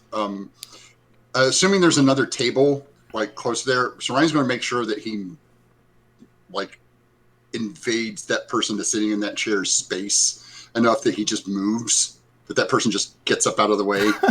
Because I'm going to stand behind. I'm literally taking up the space behind Mirth and against the table that's behind them. So if there are people there, they'll just have to move or get out of Serenity's way. Okay. Annie's just gonna like finish downing the horrible drink and then switch over to the slightly nicer sunset daiquiri to like chase away the aftertaste and just sort of smile across the table at Card. I believe that I heard that you were the captain of a ship. So if Bliss was interested in tying the knot, perhaps you could conduct a ceremony of matlatage. I find that is a lot more flexible than the bonds of traditional marriage. What are we talking about again? Are you a pirate? You're looking at No, Card? the pirates are later. You're looking at Card when you ask that? Yeah. He's a smuggler and he has a boat. He's a captain of a ship. I'm assuming that all captains of a ship are pirates. That's the only ones I know. Captain Card looks at you with a very keen, observing eye and says, "Are you a bush?" Yes. Well then I would say that appearances here are what they seem. Maybe. And he looks over at Annie. You'll have to forgive Sarani. Sometimes you have to be frightfully blunt with him for him to get the message. He is getting better, though. He has gotten significantly better at inference. Yeah, well, not everyone in this world is good at picking up subtlety or laying it down. That is okay. I've been told a little bit about all of you through the sendings that this Mirth here has sent to my friend Silver. No, I am remarkably curious. How could Mirth possibly have described our group to you in 25 words at a time? I like to think that I am a sophisticated, well-rounded individual that takes a significant length of time to get to know. How could you possibly condense all of Annie Gas Well, into simply circus. 25 words? Circus is one word, and it works quite well. I mean, did you send a sending for each one of her personalities? That could take a while. And Annie's just gonna like sip from the fucking cocktail glass like Kermit the Frog. Still, circus, yes, well, some of us do aspire to actual heights of performance. Silver is going to just kind of With that comment, Sarani's going to check and make sure his ring of fire resistance is on because people are getting burned around here. He wants to make sure it's not him. Are you fighting right now? I just love how we've turned this into brunch. Silver just kind of like, okay, this was not exactly the introduction that I was planning when I found out that we were all in the city, but I shouldn't have expected anything less, Mirth. I shouldn't have expected anything less. With this group, all we're missing is a haunted mansion and a murder. And we'll be playing Clue.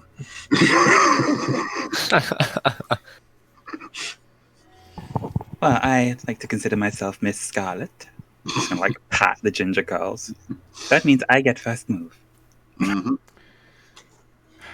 Alyssa's gonna raise her Sex on the Beach in respect to Annie before she drinks it. Sparks is not saying anything. She's just eyeing everyone, and she hasn't touched the coffee. And she's a little bit with her hand on the sword, just in case. And she was going to message Silver and says, well, I was going to ask you if you were sure that this is your brother, but no amount of spying work can make this shit up, so I think they're fine. Yes, Luna would see Spark having her hand on her sword, or not? Is it under the table or is it publicly viewable? No, it's under the table. Like she's very careful with everything. So Yeah, but Luna's passive insight is like 21. Or her passive perception is a 21, yeah. Oh. Yeah. So make a sleight of hand roll, Sparks, to see if you move your hand to your sword without being noticed. how do I? Oh yeah, do she's that not if on the I'm not? foundry. Oh I'm yeah, not you're in not. Foundry. You're not in Foundry. You could do it on Do you want me to Avery. roll? Do it on Avery. Yeah. Okay. Comments. And DM anything about the inside check? Or about the bar? You've not noticed. There are those who are passing looks over to the table, but not nothing that you would consider maybe dangerous. And Luna, you absolutely notice Spark's hand go to her blade. I gotta see. She got really uptight all of a sudden and tense, and then her hand stiffly moved to her blade in a way that was not in any way subtle at all. How I can notice that? Yeah, I noticed that. Everybody noticed that Sparks is terrible at this. Captain Card Keeping is it- just going to lay a hand over your claw and kind of pat your hand on your sword and say, I think we're in good company. You can perhaps relax a little before someone gets the wrong idea and blades begin to fly. I do not think that we need to worry about Silver's brother and his friends.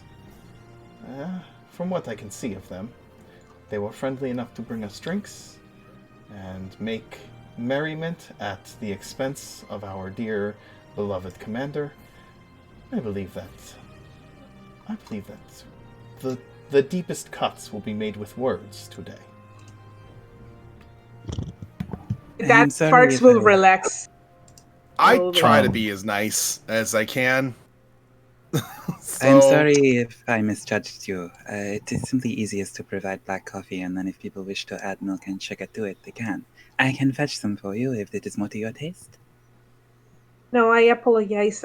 There has been a couple difficult days, and we have met people that can change their appearance at will. They're called changelings, and we have had trouble with those. So, my deepest apologies. I mean, we've had trouble with a lot of things, so it's just. The ability to change one's appearance at will. It is terrifying that people might not be who they say they are. Horrifying. Let's not dwell on that. So you said that Like, you had a lot of when- problems. Yeah, we were here for. What's happening? Yeah. Is this your full command? Pirate captain, your Bliss, and Sparks over there in the corner. Is that Well, we it? can't just bring an army all the way over here.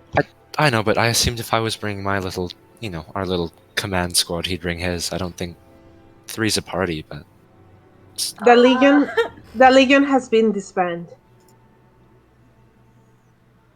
Yep. oh, How did Do that you come want to- the short version or the long version? If it involves describing the way that you were fucked over by the noble houses of Grover, I would be happy to hear you dish the tea on that one. Fuck those guys. As much as I would love to talk shit on the nobles any day of the week, honestly, they weren't our biggest problem.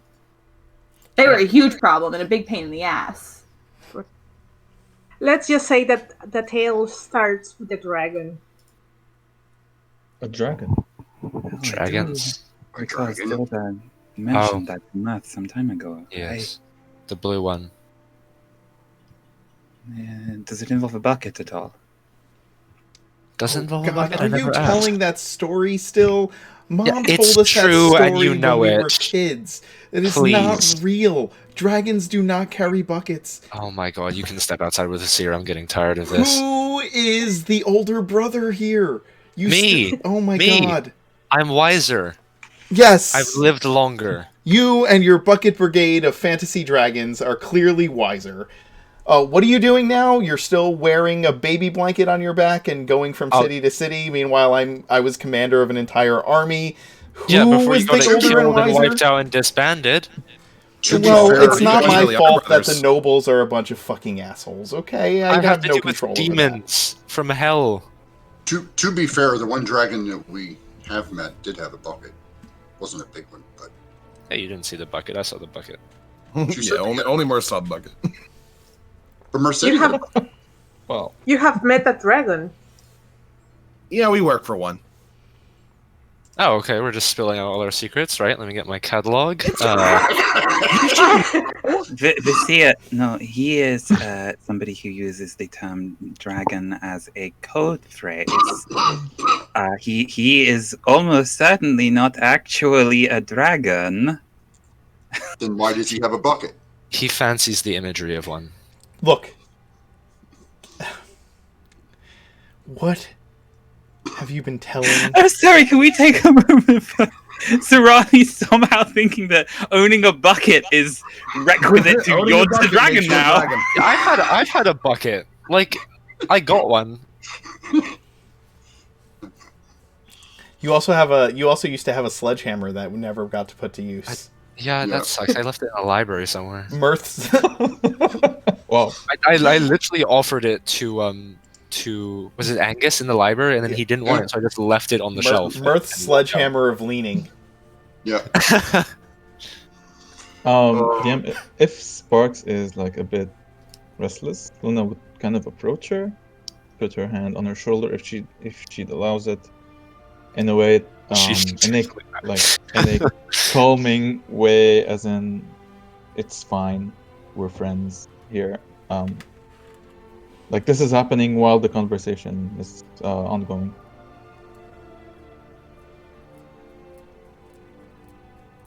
So bad things happening on your end. Sparks, how do you respond? to Luna approaching you in this manner? She will just eye her, like, and see where the other hand is, and see if there's like I'm just fully picturing the Just- scene of Luna like gently placing a hand on Sparks' shoulder and the Kill Bill sirens start playing. Yeah, I could see Sparks like slowly sinking in her seat from being touched. Like, yeah, she. Luna doesn't she- have a weapon, so the both of you Okay, can that's not. see that. It's That's not not the weapon. problem. It's not the weapon part. the both of you can make insight checks Yes. just because. Mm, Okay. oh, what the fuck? Luna, it is not hard for you to tell that Sparks is uncomfortable with being touched. Then she backs away.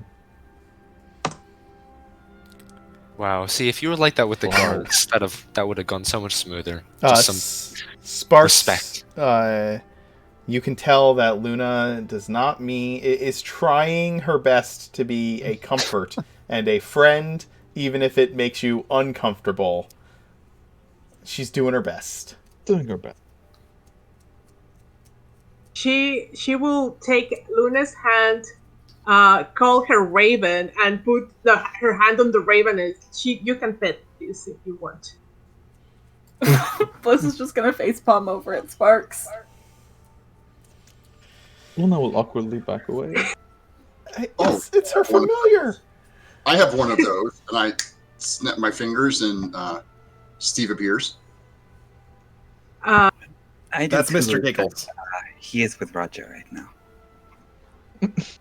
Okay, can we put our little friends away before we overcrowd the table? As Lapise was saying, He's sitting on my shoulder. the Legion I actually is sit on your disbanded. shoulder. We've had a lot of trouble.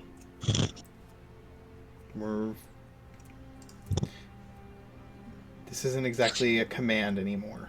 As he looks over at everybody at the at his companions at the table, we are trying to figure out exactly what we are right now. I think we have a smuggler captain without a ship, and we have a bunch of military commanders without an army. Trying to figure out what that means. Apparently, I'm your intern. She's gonna mumble as she drinks. Well, that's good. You can blame It's weird. him for that, and he points at Mirth. You've been in the city for 5 minutes, and you're already causing trouble for me. Well, you have commanders. We are building an army, so that could go well. We're building an army? What? Yes. No, we're not. Why? No, we're not, Sarani. I thought we were building an army in case the whole spell thing doesn't work. It's Ronnie. Well, No, that I mean, was a that's joke about- secondary. Yeah. We're I don't not think really an army focused on is that gonna- right now. Do much. Sorry, off topic. Hate to ask, you were lieutenant commander a week and a half ago. What happened to the previous one? Bliss is gonna look uncomfortably down in her drink. I believe you have- that. I believe my beautiful friend here can explain to you what happened. I think it has a lot to do with the drink that is popular at this bar.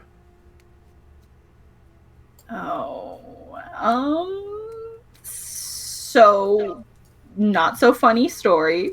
Kind of funny story. They all died in a sewer. They all died in a sewer. Okay, no. Let's back out. Is that Okay. a joke? No, it isn't. I fucking wish. What is it with sewers recently? So much seems to happen in sewers. Okay, the dragon that we talk about, she was the one directing the orc incursion. She's building an army to attack Oridin again because she wants to reclaim the land, apparently. She has been planning this for centuries. She has cells all over the cities in Oridin. They're called the Claw. They are part of They attach themselves to the thieves' guilds around, and they have one cell in Grover. They probably have a cell here too. They attack us. They basically prompted the commander to go and try to go into their cell, and let's just say that the command at the time was not good commanding. They took the wrong decisions. How did you survive? I left. Oh yeah, she left with her, and she's gonna point to Car, tiefling pirate boyfriend. So they had the right idea and left. And I went down the sewer with the command squad. It was booby trapped. It was a mess, and we kept pushing forward when we shouldn't have. And one by one, everyone fell, and I just did my best to get away. Oh, Well, I'm sorry about your friend. not the best way to go. Card says, considering the status of my love here, I would prefer to refer to myself as her concubine. Thank you. Sorry, I forgot the official term. Will Gosh, And Is Annie's it- just gonna like Bring the coffee, return the nod of respect that Bliss gave earlier of like, yeah, you get it, girl. First I learned what a succubus is, then an intern. What's a concubine? Well, you see, Yeah, I don't think that she's gonna look Not at this over, beer not and over be like, breakfast. it seems that today will be a very educational day for you, my friend. Apparently.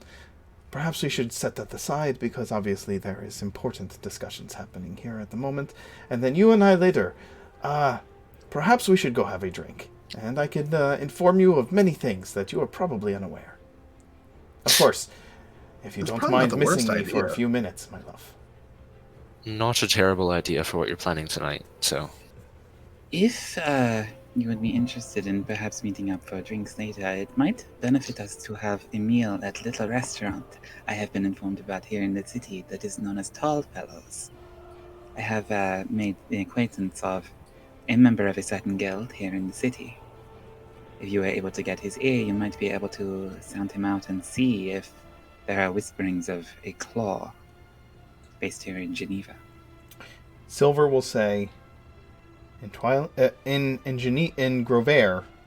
Grover, the claw was a part of a thieves' guild that had well established themselves, but kind of flew under the radar a little bit. They called themselves the Golden Horn. They were run by a minotaur. well, that's convenient. Minotaurs seem to run a lot of these horn places. We got an iron horn one right now. I'm gonna be competing in one of their thingies here tomorrow. And apparently they've got a minotaur too. Silver's going to That- exchange glances with the people in his party. If it's a different chapter of the same guild, then it's entirely possible there's a different chapter of the claw within this one. If that's the case, just be careful. What are you said you're competing in a tournament? Why? Oh, they've got a prize that we need. Does this have to do with your need for the Phoenix Fire? This Yep. does have to do with our need for the Phoenix Visor. I don't suppose you dropped it in the sewer, did you? I didn't. I technically didn't either. I wasn't there. Card leans in and says, what they are trying to say is that yes, the sword is still in the sewer, but it is outside of their ability to keep that from happening or recover it. Yeah. Well, guess we're gonna have to do that then. The one thing we need in this.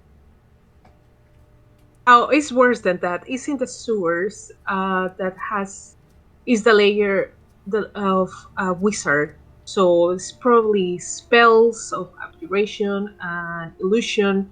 Apparently, the commander's officers were trapped in an illusion that make everything look like the desert where the dragon was. um, alarm spells. So you probably are going to need a lot of wizards in your side.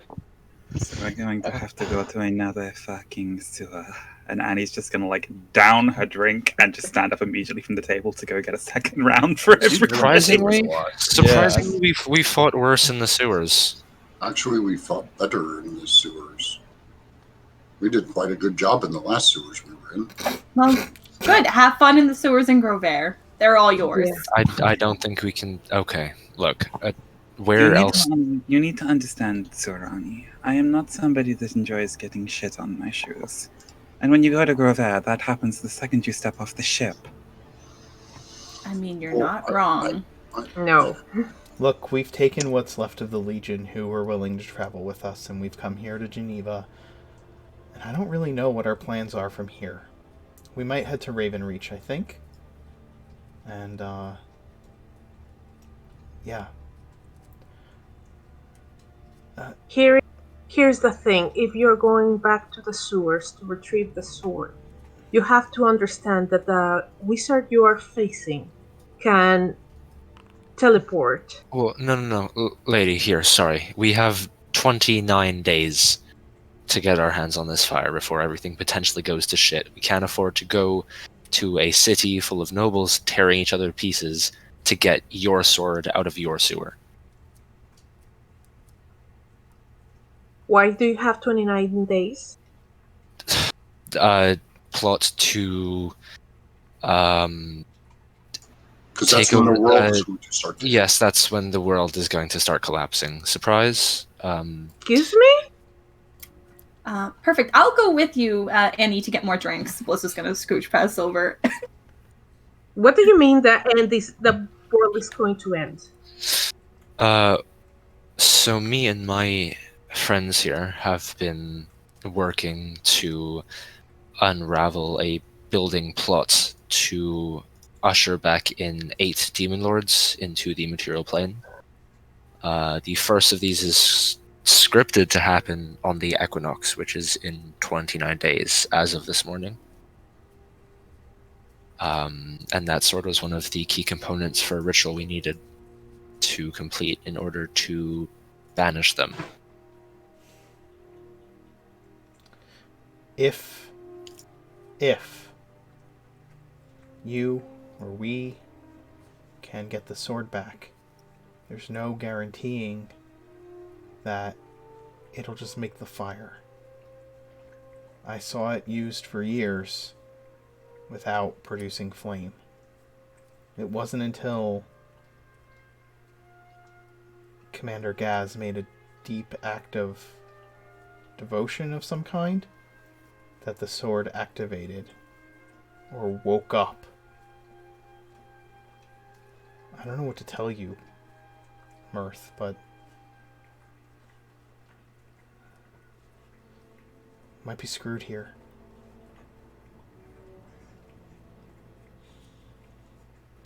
Do you have any other beads on Phoenix Fire? Not as of yet. What about you say you work for anything that way? Trust us, if we had more information, then we've tried to get a lot of information out of the guy that we work with, and well, while he's trying, and he has been helpful in some instances, we have no additional way of getting Phoenix Fire at the moment that we are aware of. Like, just as a reaction of the conversation, like, for a moment, we kind of possibly forgot about what's happening in the world and we were enjoying ourselves.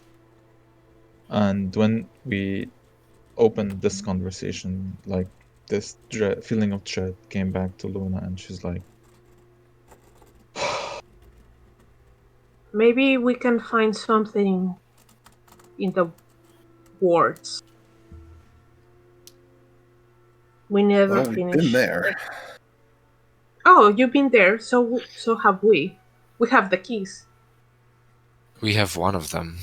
Didn't work out so well. Silver just kind of like looks like, at Sparks, like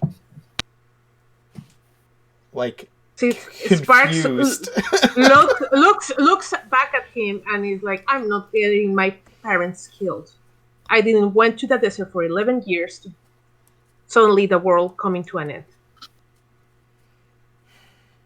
I mean, if the world's coming to an end, she's gonna look at Silver. You better get me a ring before that, then. Don't worry, after the equinox, there's still another few months, I think, before it completely shatters. Annie's just going to be Since distributing threats are not very drinks once romantic. again, and just like smile over at Silver and go, "Perhaps it is fitting that the Phoenix Legion is the last of the legions that is left in this world. A phoenix is something that can be reborn. So even now, when times seem bleak and the Legion has been disbanded, you still might be able to reclaim the sword and get it to work in the way that we need. We must not lose hope." I just don't know how we're supposed to do that. Honestly, like getting anything, trying to forcefully rip anything out of the hands of these people is paramount to suicide. You do not want to try. I don't know. I feel like we've been told that a lot. Track Well, record. I just had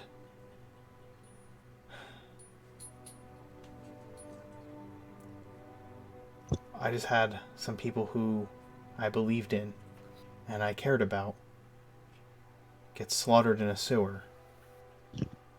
And I thought I should have gone with them. I would have been able to look ahead. I would have been able to scout. I would have known the danger was there. They left me behind. And then everything went to shit. Well, almost everything. Mirth Silver will scooch around and just like kind of clap him on the shoulder and pull him in for a hug. Silver, this was not your fault. It was the commander's fault. He didn't want to listen to me. He didn't want to listen to anyone. And he took wrong decisions for a long, long time. Let's not speak ill of the dead. This doesn't seem like a good way to honor your legion's passing. Silver embraces Mirth. Silver embraces Mirth and then turns to Lapis and says, "You told me that it was my job to keep him alive. You told me that if he was going to listen to anyone, it would have had to be me. And I didn't say anything. I just followed his orders and let him go down there, knowing he was going to run headlong into whatever was down there. He's not like you. He's not like me. He wasn't like you. Or me. We're careful. We watch out for things. He thought that armor made him invincible. And I let him go down there. I should have been there. Well, I'm glad you were not there. He had made you kill too. Yeah, I'm kind of glad too. As am I, but doesn't make it any less dire, and I'm sorry for that. I can only tell you from my own experience. I have a very specific relationship between Roger and myself. I am reckless. I do things that are stupid, and I often get myself into dangerous situations. And he is always there behind me to pull me out of the fire when things go bad. It sounds like you might have had that kind of dynamic with your commander. And all I know is that if I die, I would not want Roger to spend the rest of his life blaming himself and feeling that it was his fault that he should have been there to stop me.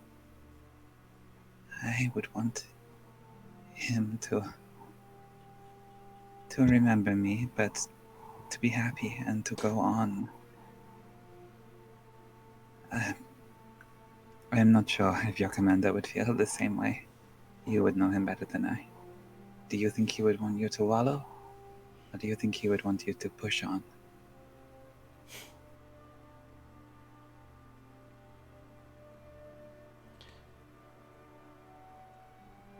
Card looks over at Silver and says,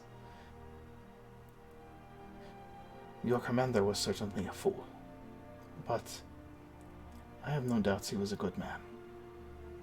And he would have wanted you to do what you believed is right. Not. Miss Annie has a good point. I do not think that Commander Gaz would want you to remain hopeless in his death. Do you agree, my love?" Smile a little bit every time she hears Card saying "my love," and she will like, yes, I agree. Okay, so is anything else in that list that you require to try to stop the end of the world? What else do you need? Well, we're gonna get the Dragon Forged Iron here tomorrow. That's the prize for the tournament. That you have to win to get. I'm pretty fairly good. confident Plus, we in also it. have Sarani entering, so between the two of us, I think we have a good shot. We have a long list. I'm going to warn you that if you're going there, you might have to start watching for spies around. If they see you talking to the remnants of the Legion, that might be problematic for you. We kind of already predicted that there would probably be some spies that were going to be keeping track of us at least a little bit. We can take care of ourselves, though. I think it is also worth recognizing that this tournament might not be entirely on the up and up. It depends if it was genuine members of this guild that organized it, or whether this is a ruse orchestrated by this claw in order to find people who might potentially be a problem or valuable recruits to their cause. Either way, the plan is to get in, get the iron, and get out. And whether we do that by winning the tournament or grabbing it afterwards ends up being inconsequential in a month. If you go after it afterwards and you are not ready for every trick of spellcasting that is possible, you're gonna die. Just look over at Mirth. I think we've got that covered. It is perhaps worth taking some of the funds that we have with us and seeing about things that would help defend us against possible spellcasting opponents. It can never hurt to be prepared. Well, you've already been there. Why don't you go with us? I fully intend to. No, I mean... We've not been to the one in the city, in this city. No. And I don't know that it would be wise for us to show our faces somewhere that might have members of the Claw present. Yeah, if they're already after the Phoenix Legion, then these faces are definitely ones that they already know and are looking for. We would be putting you in danger, and you have something to get that is far more important than just having us around. Let's see. Outside of the Phoenix Fire and the Dragon Force Iron, we Do you still have need your hands on any angel feathers? Far shot, but might as well take it. Yeah, let me just get them out of my bag. Oh, Really? good. How many do you have? Blissful look at Nasir and Sarani like, no?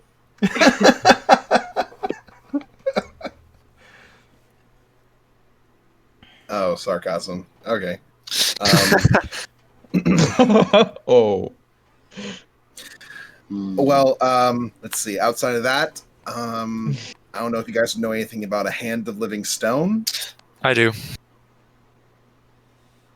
Huh? Two. Yeah, I was up late last night reading. Oh. Can you tell us? Yeah. Anyone familiar with the Corthian Mountains? Yeah. No. Not that much. Old history. Prevalent before the Empire. A few stories pop up around the Legion. Had to get through a bunch of gnome and Goliath. I'm not going to talk about it. There was a prince who lived in a castle. He hid his face with a mask of stone and consorted with things from beyond this world. He was cruel and evil, and the fairies he danced with, played with, didn't like it that much, and they offered him a gift of sorts. When he rejected it, he changed. He took on his mask. It fused with him, melded with him. And the gift they gave him was a hand of living stone. And he used this new dominion over it to terrorize the lands around him even more, until a band of knights put him down. And he was called the Gargoyle. This might have something. Well, What that's happened with- definitely helpful. I didn't know that you found that out. I was gonna tell you on the way. I got distracted. What happened with the hand? I don't know. It's a fairy tale. They don't have. That gives us Shipping a document. place to go anyway. But that's all the way on the other side of the mount, of the other side of Moradin. We're gonna have to get teleported. Oh. We have Yeah, so we many were- places to be at. We were planning on taking the shield, if we are able to obtain it, to Ironstone Hall to see about finding a dwarven smith who might be able to reforge it for us.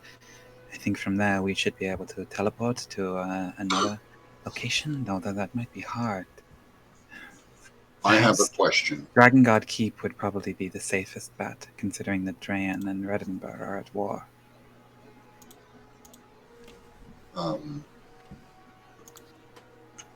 I know we prefer to do things in a certain way, but given our time constraint, can't we just take the shield? If we were to take the shield, first off, we don't exactly know where the shield is. We don't really know where they're keeping it. All we know is that it's a prize. You haven't seen it, if not firsthand. I was even down at the tournament. I didn't see it there. So if we were to just take it, we'd have to first find that out, and I don't know how we would do that without potentially getting found out. And then that would probably mean that they wouldn't let us compete. So right now, the competition's probably the best way to, at the very least, get it out in the open. But if they don't plan on giving it to us in the first place, well, it's at that point that we're going to have to take it by force.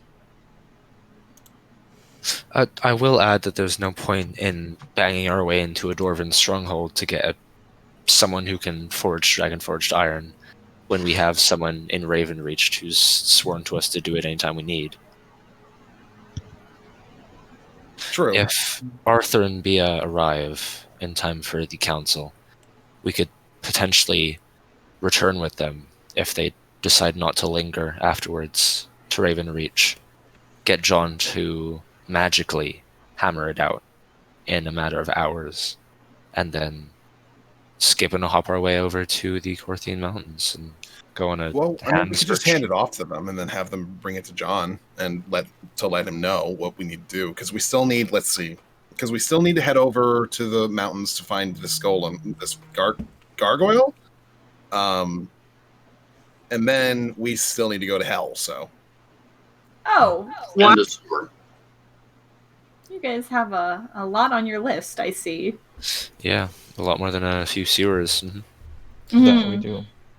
Welcome to the So big that- leagues. I thought that we only have to deal with the dragon and the invasion of the dragonborn. But yeah, you seem worse. If you're going to Grove Air anyway, you can get the sword, right? I don't think were we Hell. planning on that? I mean, hell, Grove Oh, Air, same thing. Wow, Silver, I guess you're the funny one. She'll Sorry, look the over at joke- Mirth. We are. Funny thing, we're are, actually going to hell to get a different sword back, and he'll just look very directly at Silver. Yeah, we have to have a conversation about that. I'm Way aware to I put had it a yourself few on the days shit ago. end a second time in 2 sentences. At least I haven't put the world in danger. Good job. We will be attempting something of a rescue mission while we are in hell. Is there any possibility that one of your former associates might be there and we could attempt to save That's a him? little insulting. I mean, tell I Preacher I said just hi. want to be. Wow. Oh, Oh, Well, I He can don't stay have there. a ring of fire resistance, so yeah. Weren't you the one who said let's not speak ill of the dead? He just. Yes, sorry, my bad. Either That's way. why she was being polite. That's why she asked us to say hi to him instead of. Exactly. Giving him a kick and a bump further down. Goodness gracious. so if we have to go into the sewers to get this sword, since you are familiar with the city, you will come with us, correct? I don't think they want to go back to that place. I don't think we want to go down there either. The only That's thing I can offer is I still have contacts in the city I can keep up to date with. If they hear anything, I can let you guys know, but I don't know what we'll be able to do about that sword at this moment. That will be enough. If you are able to send word to us, if anybody hears about it. I do not think that an artifact that powerful will simply disappear without a trace in a city with that many money-grabbing bastards. The Order also has a contact in this city. Trust told me he was going to arrange something before Silver found his way over here. I'm gonna tell you that if I were the Claw, and my whole plan was to try and get rid of the Legion, which they've done pretty successfully with the help of the houses, I would bury that sword as deep as I could and never let it be seen again. Wow. That's perfect. I hate to be bleak. I'm sorry if I am. But look, the last time I even took a look at these people, one of their spellcasters just popped up into the sky above the place we called home and started dropping severed heads into the middle of the courtyard. Oh my gosh, that is awful. These are not people to be trifled with. I had a severed head once. This is just gonna stare at Sarani. Relatable. That is quite a different matter. He was fairly corrupted by one of the demon lords. Had begun to worship her as a goddess. We needed to put him down for the safety of the people of the village that he had been preaching to. And Sarani was still new at interacting with people and did not quite understand that it would be a very grisly and gory thing to present a severed head to a person. I get the impression these wizards associated with the Claw knew exactly what they were doing. I can only wonder why the commander and those who went with him did not recognize such an obvious threat for what it is. A provocation?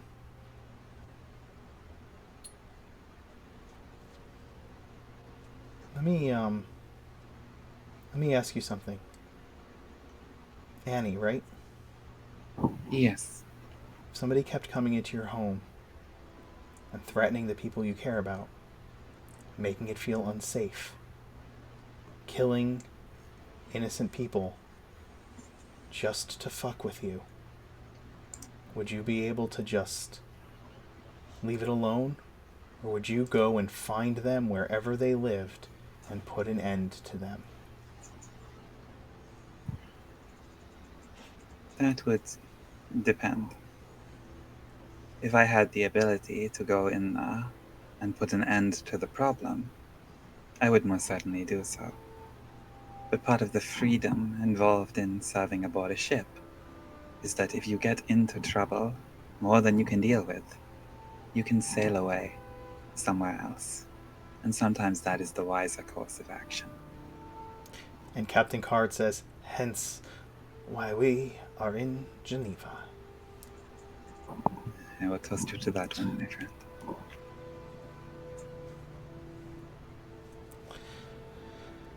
Sorry we didn't have better news, brother. I wish I could have brought you the sword. Seeing you isn't too terrible, I says.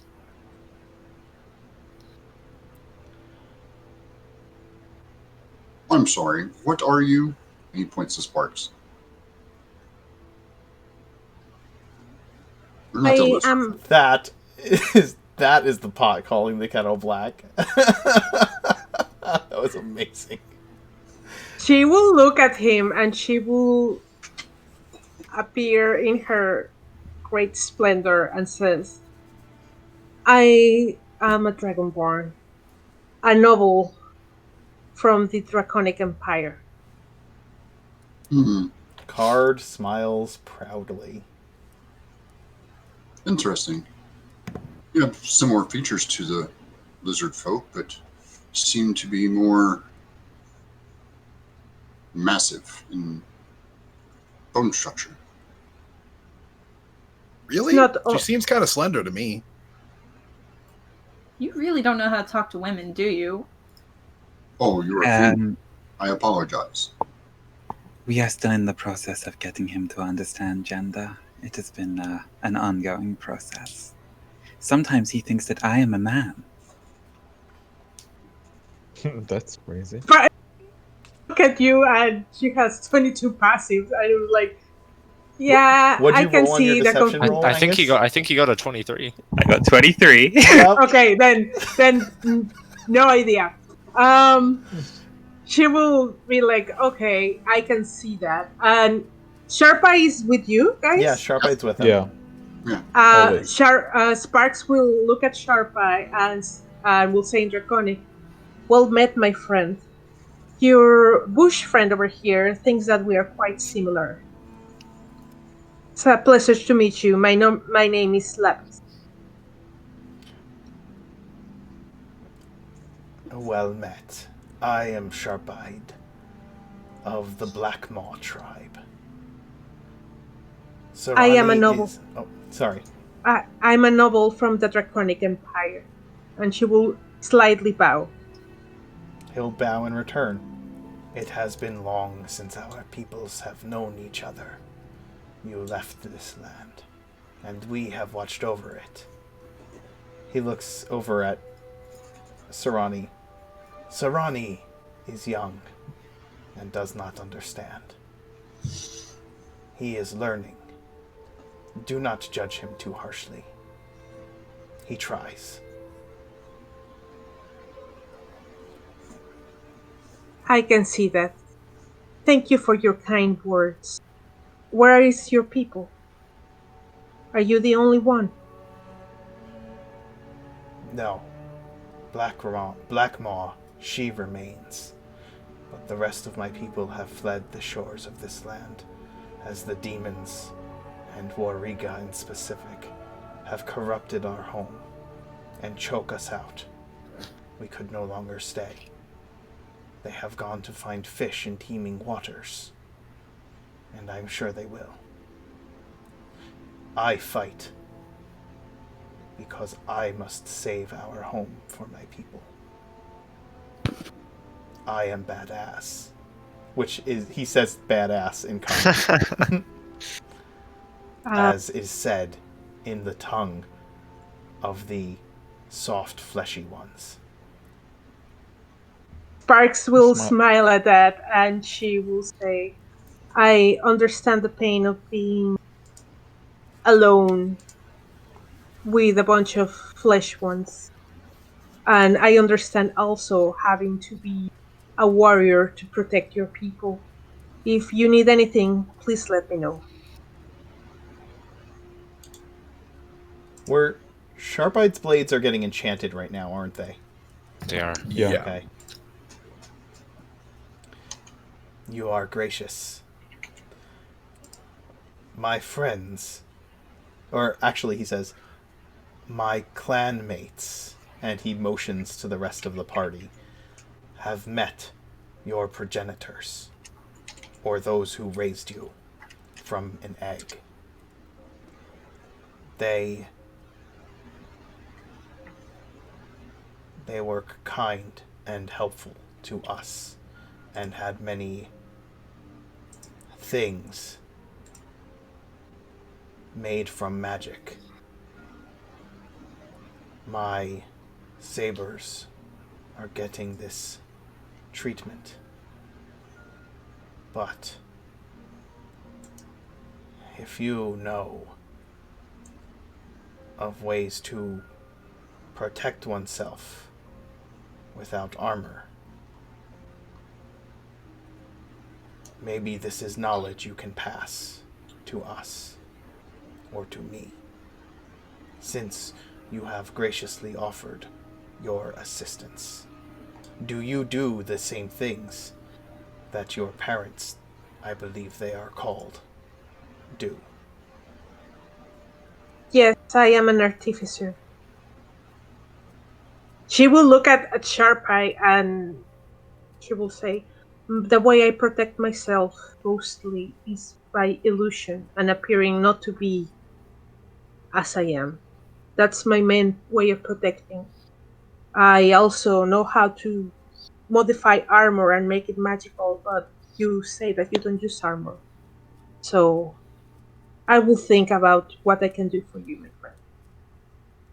I do not like to not look like me, unlike Angus. And he motions towards Annie.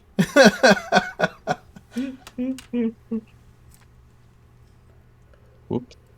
Sparks will look at. So, like, with the advantage that would give you the +5, you're then able to, like, just pick up on, like, the little micro details and tell, like, oh, this is a dude in very convincing drag. I see. That's why my senses were tingling, but I was not able to put it out. I see. Well, I'll think about what I can do for you. Give me a couple of days if you're staying in town. Do your people return? If you are here, does that mean there will be more of your kind? Of They are my cousins. They are returning, yes, and they're preparing an invasion. If they do succeed, however, they will reinstall the Draconic Empire as it is, and all your friends, and you included, will be thralls of the Empire. Will we? I do not know. But I have walked amongst these soft ones for some time now, and I question if their clan leaders truly know what they are doing. They do not.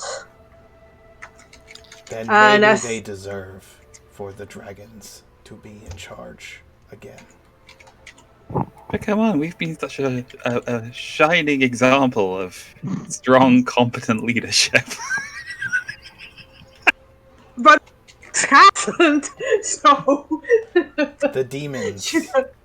These demons will kill everyone. Do you believe that the dragons will do the same?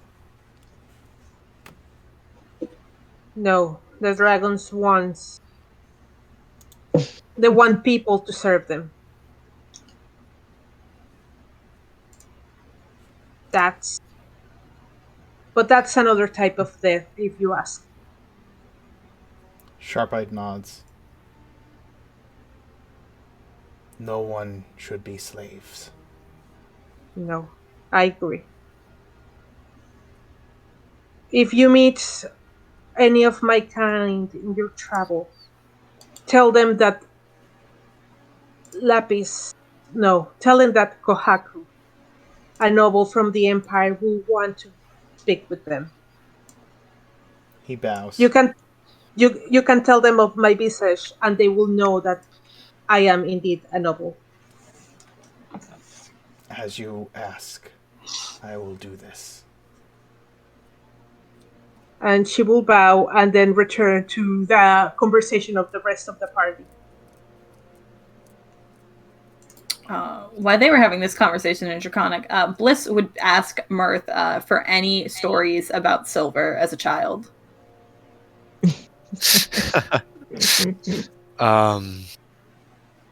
Mirth will tell her a great story about how, as a child, Silver used to always run to get the first batch of food when it was fresh off the oven. And he would always stick his hand in the spice basket to get the first pinch at every meal. So Mirth one day woke up a bit early and went out into the desert and found the biggest sand snake he could, and dropped it into the spice basket for lunch. And when Mother came calling, Silver ran over, all happy, and he got the first plate of meat and the first cup of water and went over to the spice basket and opened the lid up and stuck his hand in. And then the snake leapt up and slapped him in the face with its tail and then just latched onto his arm and squealed around while he went to peel it off. And the snake was fine. He didn't get bitten, and it just wrapped around his arm. And put a little mark on his wrist that he covers with a bracelet to his day, and Mirth will point it out, and if you move it aside, there's like this just perpetual, like, scaly rash. See, I told you, his fault. All of the stories are going to be his fault. Every one of them. They're always his fault. He You know was what the could be really troublemaker. good at what could be really good at digging up a sword if it was buried? A dragon with a bucket. What? That makes no sense. Yeah, it could. He's strong. He could put the bucket in the ground and pick the And dirt out. as they just settle back into like sibling bickering, Annie is just going to look across the table at Bliss and go, "Suddenly, I am remarkably relieved that I am an only child." Same. I will drink to that. What is wrong with being brothers? There's nothing wrong with us being siblings.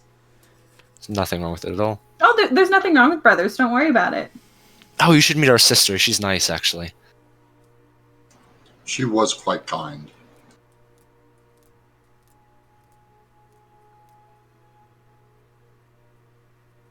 I think we're missing something. Yeah, what? Bliss has a certain story about a set of brothers that she knew. That's true. David, I love you. Well, we have some ship shopping to do. And it seems like you have a busy slate while you're here. But Mirth, I think you and I need some time together when you get some. We have a sword to discuss, and it's not the flaming one. Yeah, I know. At that sentence, Luna would just lower her head a bit.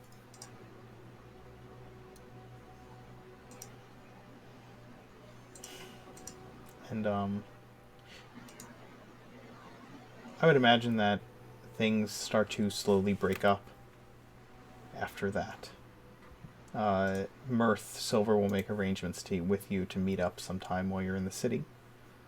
And he says once more, when bidding you farewell, I'm sorry we lost the sword. I know you needed it. I don't know what to do. Trust me, we haven't known what to do for half of this. We'll find a way. We always do. I'm sorry about your friends in the sewers. I've almost been there several times. Maybe it would have been better for you guys to be there with us. Maybe it would have been smarter. Look, seriously, if you can't win this tournament and you decide that you're gonna try and take this thing, just be ready. They're smart, and they're dangerous, and they're powerful. Don't rush headlong into it. We have no choice. I don't think I've ever done that before, and I don't intend to. You have a choice if you want to take this in a stealthy way. I can help out. Please can help out. You don't have to do this alone. We have a good road. I don't. I have these. Until give Luna and Annie, who'd be next to him at the head of the table, a pat on the shoulder. Haven't been for a long time, and it's good. It's nice that you found somebody as well. And she'll look over at Bliss and give her a smile. I think it is a very kind offer, and one we will definitely have to consider. Cousin Phil mentioned that there is a problem of the Empire no longer being unified has led to a lot of divisions, petty rivalries. Graver, the war to the west. I think those are examples of that. But it still gives us the opportunity to rally together and support one another in the face of an external threat. If we are able to help you in any way, know that that offer stands also. I would like, if you ever see people that look like me, to tell them that Kohaku, a noble from the Empire, would like to speak with them. I know that is a long shot, but my people is probably going to try to invade already. And I want to stop that if possible. Gosh, there's just so many problems happening. Yeah, you guys have a long list. Have fun with that. It's a good thing I'm alive to stop it. Hey, Mirth, since, your brother's got a girlfriend, do you think when we go to, like, hell or something, we might, like, find, like, a nice devil lady for you? I think I have bigger priorities at the moment, Vizier. I mean, yeah, but that didn't stop Luna and me from getting together. Well, you're just not as devoted and single-minded as me, clearly. Annie's just gonna look across at Card, just sort of weigh the measure and assume he probably knows thieves' cant if he's a smuggler by trade, and so it's just gonna relay in thieves' cant. If you're not able to find yourself in possession of a ship, I know somebody who has one. If things really go south here for one reason or another, there's probably a place for you and those closest to you aboard it, so that we can get the fuck out of here and find somewhere that's not about to be conquered by demons or dragonborn. I think out of character is Bliss and Silver, and I also know Thieves' All Cant. four of them respond to you in Thieves' Cant, Angus. And thank you. Sounds like a plan. Yeah.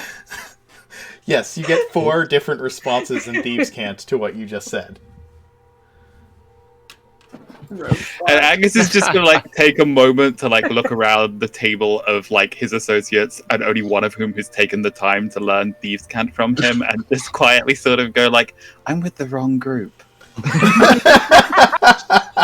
I'd like to think that there's some poor drunk over in the corner that goes, "Oh shit, dragons!" He just like comes out this door and goes, "Shit, demons, dragons! I gotta get the fuck out of here!" Starts stumbling to the door. Oh, good lord. I just want to know what the conversation sounds like to somebody who doesn't understand thieves' cant. Like, what's the thieves' cant term for dragon? Bucket. Well, RTD. RTD from up the road. It's just the snake symbol, but like with wings in the back. Just like the thieves can't turn for Rakshasa is this.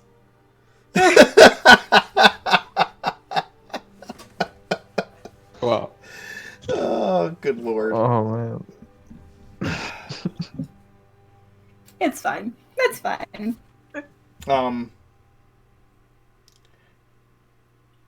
Card asks how long you'll be in town.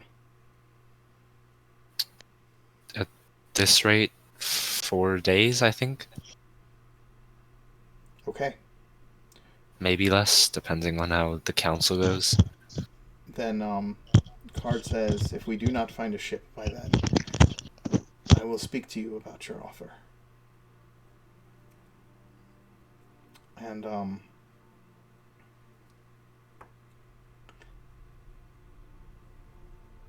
he stands up.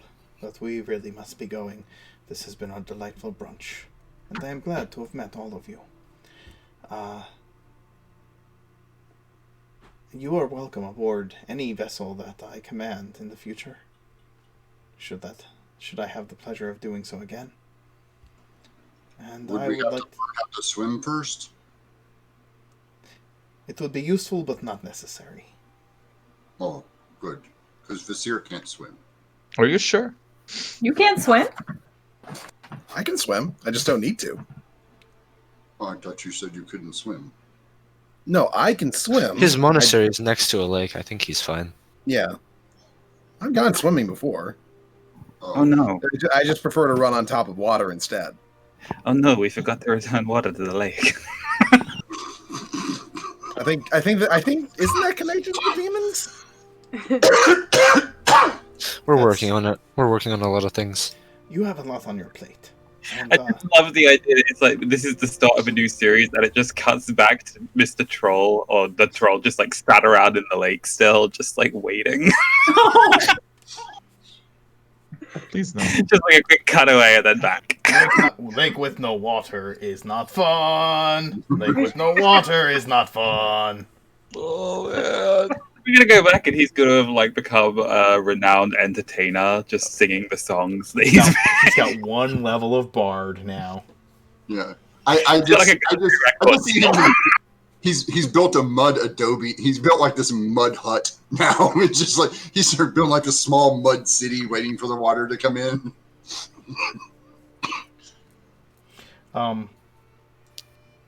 So again, Card will bow out.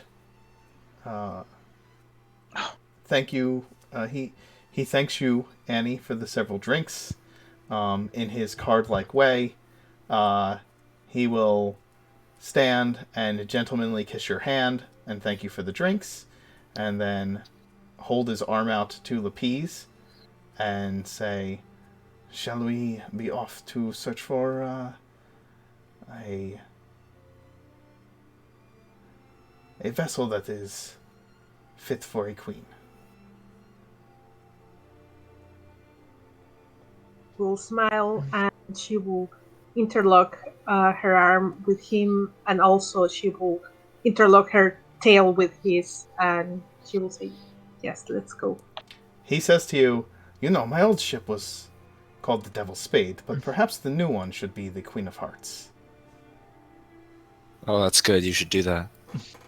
That's a good one.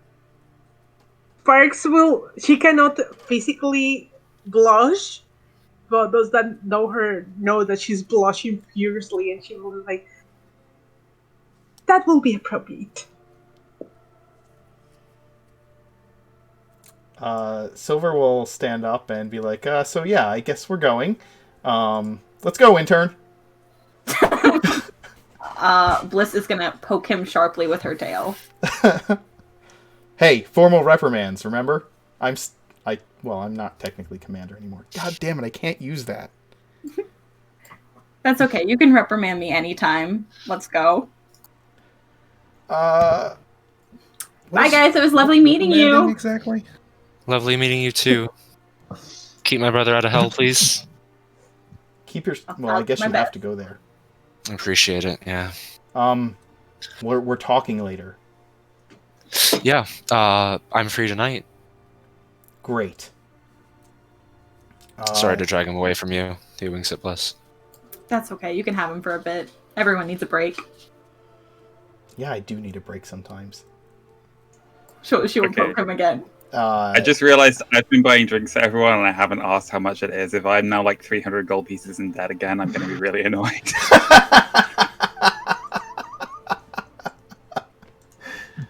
Angus, You're washing. you go You're up to the washing bar dishes to to pay that. for the drinks, and you find yourself 3 gold in debt.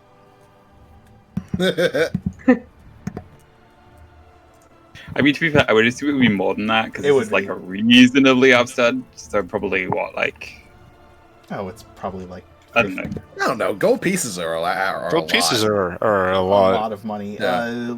I think a mug of ale technically is usually It's like like a 2 copper to something a silver. Like that. Yeah, maybe a depending on the silver. So quality. here in this like high quality place, let's say you owe like at most 10 gold for the rounds of drinks you've had.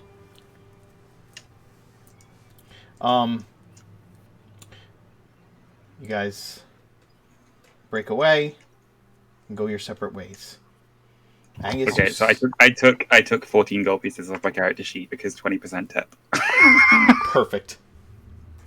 As they walk away, Luna will just whisper to Visir, "If you call me intern, I will stab you." An intern I'm needs bad at money. math. I gave like a 40% tip. I am that video of when you're gay and can't do math and calculate the tip.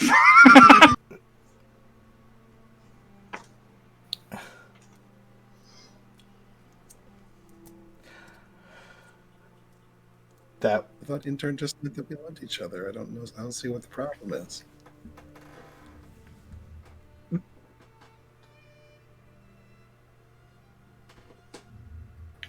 Mirth will quickly retract his staff out of Luna's reach. I mean, I believe you have another pirate captain that you intended to speak to today. Mm-hmm. And so, as the last remnants of the Phoenix Legion remove themselves from your company, having spread their bad news as far as Geneva, we are going to take one more short break, and then we will be right back.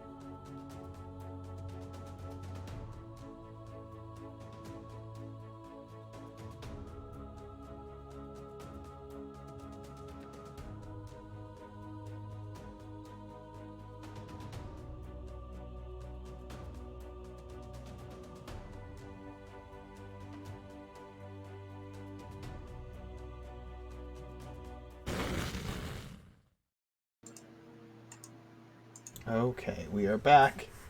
And of course, several seconds, we'll be ready to go. Yep. But you all leave the Flaming Tigress and head where? To port. Following Annie. Yeah. Mm-hmm. Okay. Heading down to the dockside where Roger would have said that the ship is in port. Okay. I imagine Luna would be walking like to the back, trying to figure out all the things that we need to do in this short amount and in a very short amount of time. Yeah, there's a lot to do. Mm-hmm. What is going through Luna's head?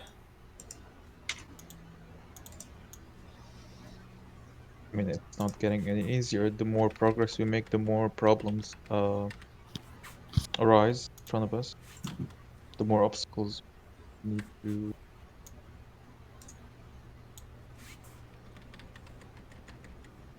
And having just 29 days, and we need to visit like a specific location on each side of the continent. Like, things are not looking too great. Maybe getting stressed, I guess. Um, of the situation we're in.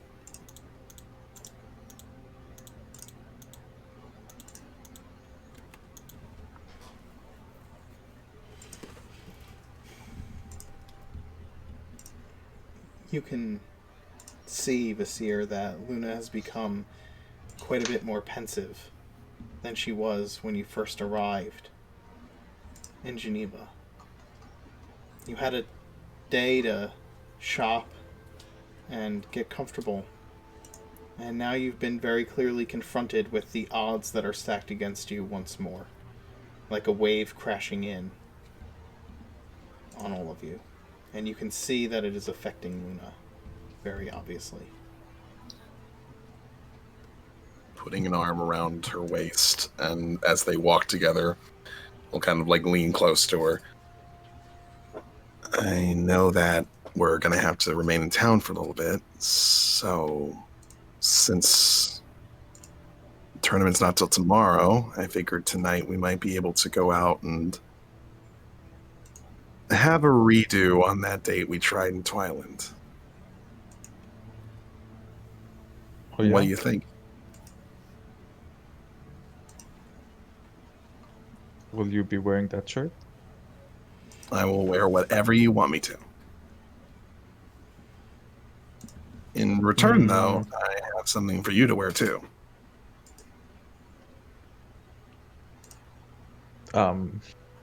She has that awkward look on her face. Something to wear? Mm-hmm.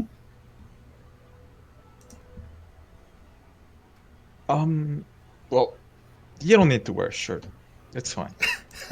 Mm-hmm. Mm-hmm. Why don't you wait until you see it before you say no?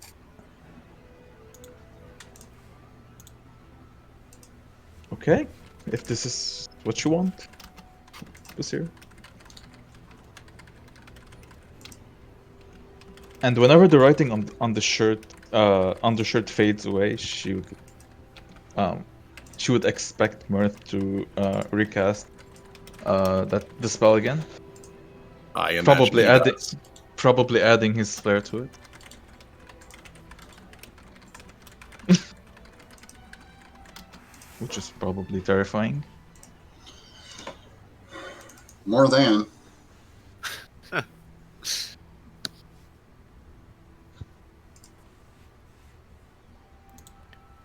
do you have in mind? Oh, sorry. No, it's fine. No, you keep going. I was just waiting for you to... You keep going. It's fine. You asked what did Go you ahead. have in mind?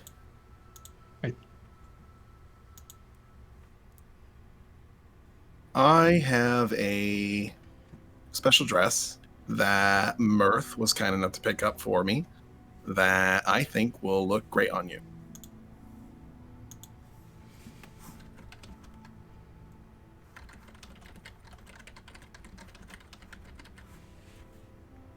She stays silent for a few moments before telling him, I've never worn a dress before. Really? Trying to think. Didn't she wear a dress when we were on our date last time? No. She I'm didn't. positive we were in armor. And Yeah. and you got drunk, and I paid about 100 gold for some bread. Yes. That's true.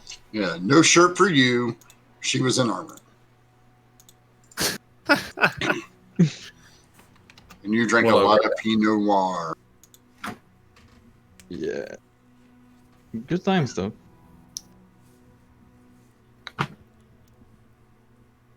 I'll show you the dress, like, later. Once we're done with our meeting, after all. Of course. Angus, you see the bloodthirsty sun. It has a different name at the moment. And it has different sails at the moment.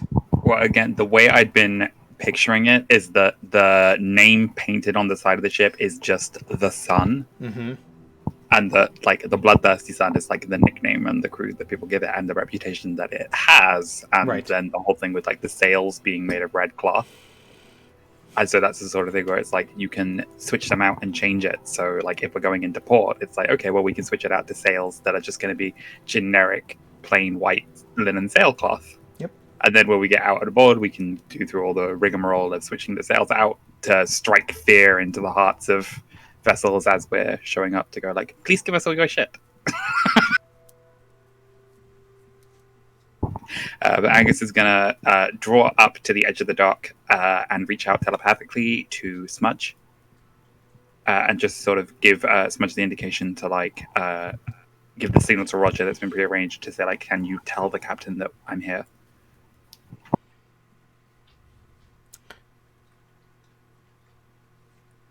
You send the signal and you get a grumpy affirmative from Smudge. Just kind of this fine response in a more feline manner. And after a few minutes, Captain McGilroy appears at the bow of the ship and says,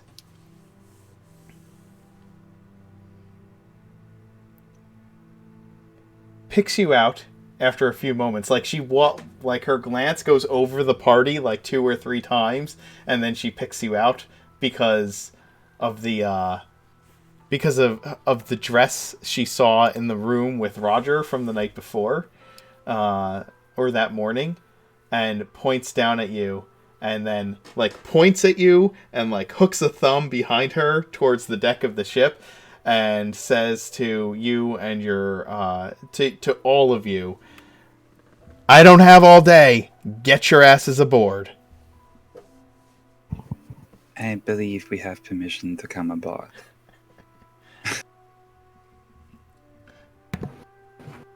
Radio. As pale as Luna is, she somehow gets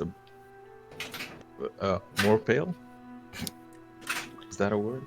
Angus, Do not worry. The gangplank is very secure. And if you do happen to somehow fall in, I will dive in and save you. David, describe what the atmosphere on the deck of the Bloodthirsty Sun would be like during a day where they're in port preparing to take on cargo, but not at the point where they've they're like in preparation mode, not necessarily actively doing piratey things. So yeah, it would probably be presumably like a fairly light crew aboard of people being sent out like in shifts to take shore leave. So it would be like the people, it's like they're back on board, just doing the basic work of again bringing stuff aboard. So a lot of like physical labor, a lot of like joviality. People just like getting about the sort of things that's done with the quote unquote like officers, like the more senior crew members overseeing their specific sections of the ship.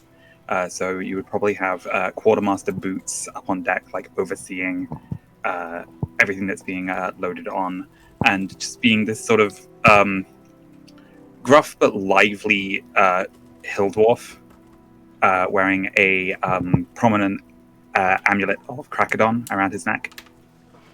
And probably Jasmine with him, and she is the ship's surgeon. She is a half elf, very very short, like short, thin, and just grumpy. In like direct contrast to how Boots is just very like jovial, as she would be overseeing a lot of like the medical supplies that she needs. She's prominently a herbalist, so it would just be like a lot of stuff from apothecaries, and just being very quick to snap at people and harsh and give out reprimands. And Captain McGilroy, is this her normal attitude that she's been flashing to you and Roger the past over the course of today, or is this a little bit of bravado that she seems to be showing, or maybe it's like there's something going on?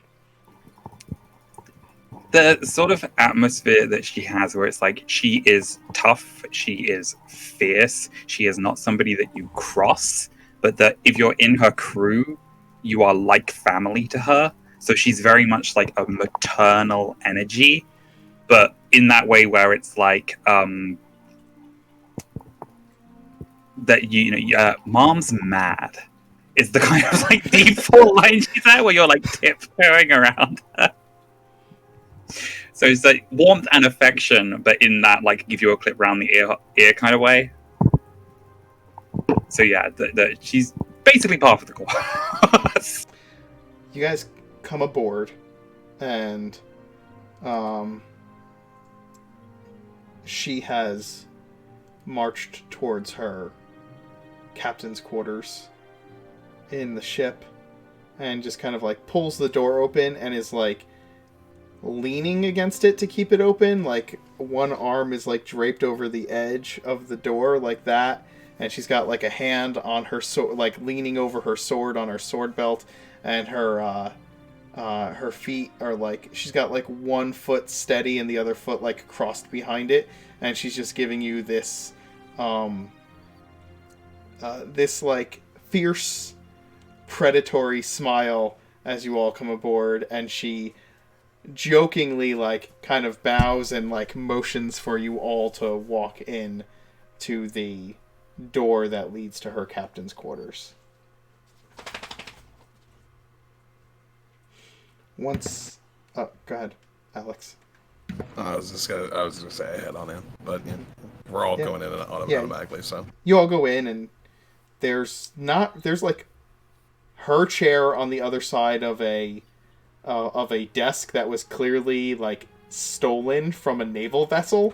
Like this is a naval captain's desk. It's obvious. There's even the iconography of the Imperial Marines from Grovair, like is emblazoned on the front of it and has two deep slash marks in it. And she walks around to the other side of the desk as all of you walk in, and she plops down in the chair and kicks her boots up onto the desk as you all filter in. There's only 2 other seats in this room. The rest of the room would be standing room only. Angus is gonna like pointedly remain standing and just like gesture the chair for Luna to sort of like make that clear that like Luna's the leader of our little outfit. Is there actual room for Sarani in this room? Yeah, you could squeeze into a corner. Okay. Seeing this, Captain McGilroy smiles and says, "Oh, good, a woman's in charge. At least I know you're all headed in the right direction then." Oh, we're headed to hell, so... Huzzah? quite literally. Yeah, there's that. I didn't say you could invite your friends, Angus. Sorry about that. We're kind of stuck together at the moment. I hope it's not too much of an imposition to have on here. But they're a solid group and they're reliable. We have business here in the city with the Iron Horn. There's a... For those of you with higher insights, there's a flash of like acknowledgement when he mentions the iron horn, but she doesn't really let it show. If you're not highly insightful, you wouldn't have seen it. Angus, you have advantage because you know the captain. How highly insightful do we need to be? Luna levels of insightful, maybe just below that. 17? For insight or perception? Insight. 17 insight. Oh, okay, My no. active with advantage would be 16, so I don't even notice. Okay. Is there a way to display that on Foundry, Mark? Or I just Your- need to figure out Your insight, your passive? your passive insight. I mean, it's just your Mhm. insight plus 10, so Okay. It has its own thing in D&D Beyond. yeah. Yeah, I know. So that's a 19. Yeah. So you see a flash of recognition. Some thought crosses her mind when Angus brings up the iron horn, but she purposely is like keeping it cool. She takes her boots off the desk, leans forward, and kind of places her hands in front of her and gives you all a sharp smile. So this is the new crew you've found. Not so much a crew. Can't be a crew without a ship, after all. We're a band, I guess. I play banjo. I play drums. I'm on flute.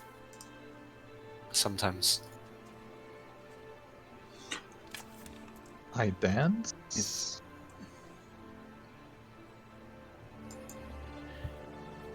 that your mascot? Points to Sarani. This is Sarani. He's I Sarani. am Sarani. I think we've scraped things off the bottom of the boat that look kind of like that.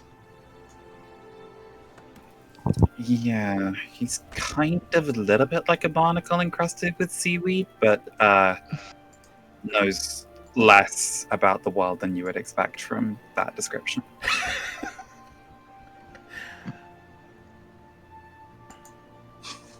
Are you coming back on board? Not right away, no. It's partly what I came to tell you. I sent word to Roger. I know he said he delivered the message to you to not go south. We He's, haven't. There's a demon down in the swamp. A powerful one. And it's only getting stronger. We've been working on a ritual that's going to banish it back to hell. Once that's done, other than a few other loose ends, that should be all I need to do, and then I'll be back, if you'll have me.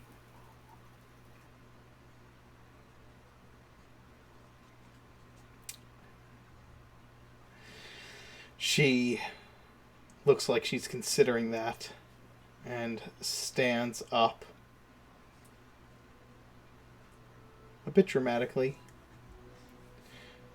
She walks around the desk, tapping it with one finger as she does, and walks over to where you're standing. She looks you up and down. She's a bit taller than you, especially in the captain's boots that she wears, purposely to make herself seem a bit taller than she actually is. And the hat with the big plume that she likes to wear on occasion, just to be intimidating.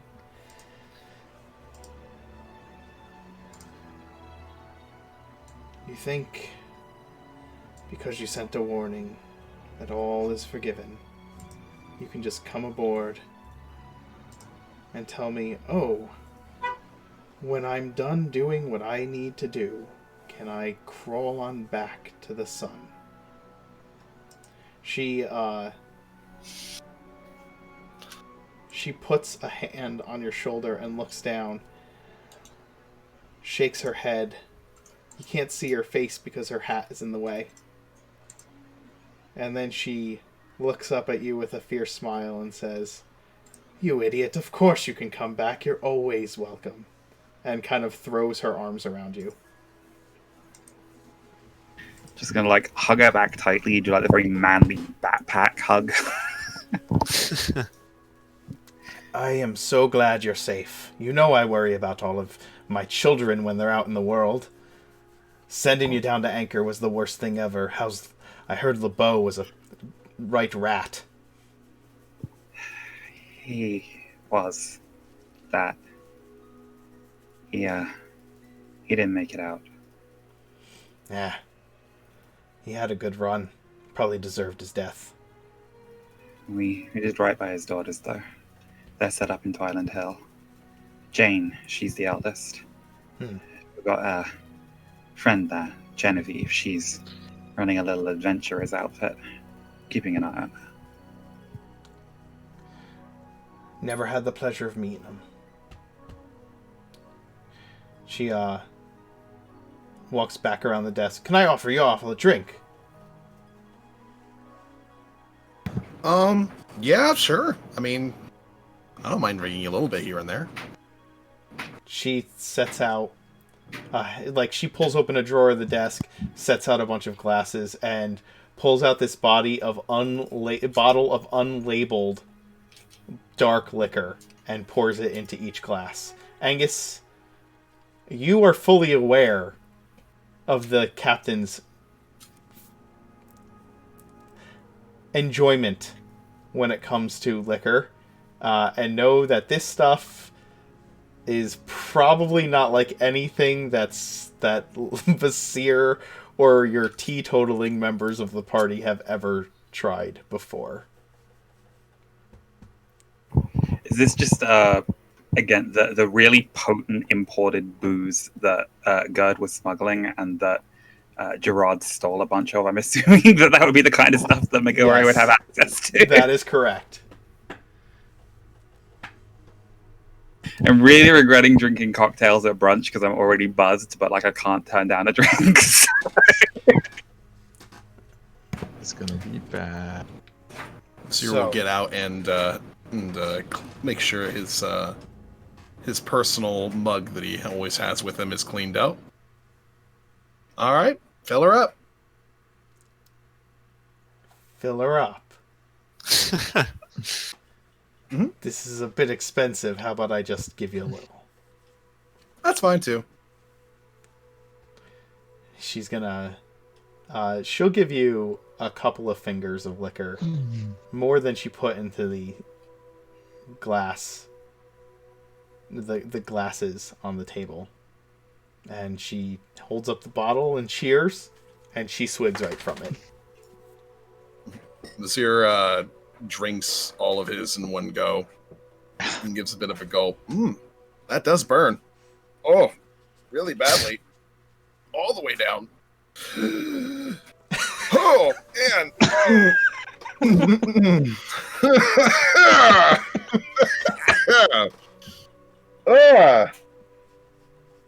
I think I can breathe fire now. Yep. It'll certainly put hairs in your chest. Maybe that'll finally convince you to keep wearing a shirt. Wouldn't that be more of a reason for me not to? I don't know. Luna, how do you feel about hairy chests? At this point, Luna is like, whenever the boat shakes, like she's holding on to dear life on the chair. So when the captain pours her the drink, she just drinks it all in just one, I'm gonna lift You up know my what I mean. cloak. I lift up my cloak and step away from her.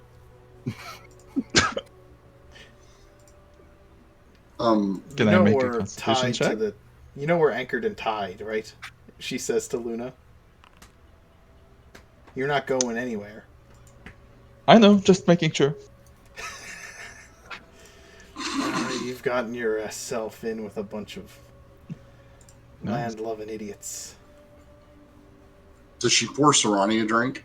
Oh yeah, she poured Sarani a drink. Sarani will drink it. She doesn't know. Is this pirate booze? This is the good stuff. So, yes, probably. If you want some of Z's Estus, I assume I'll have a batch down in the galley. We could maybe, if that would be all right. Try some later.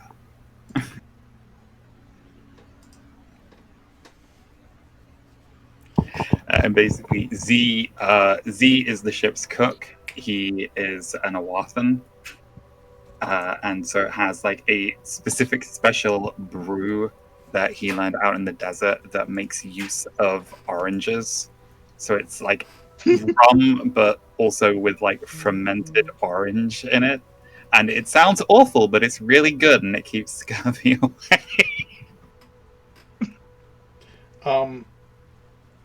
The captain says, "So if you're too busy to come back aboard, why are you aboard?"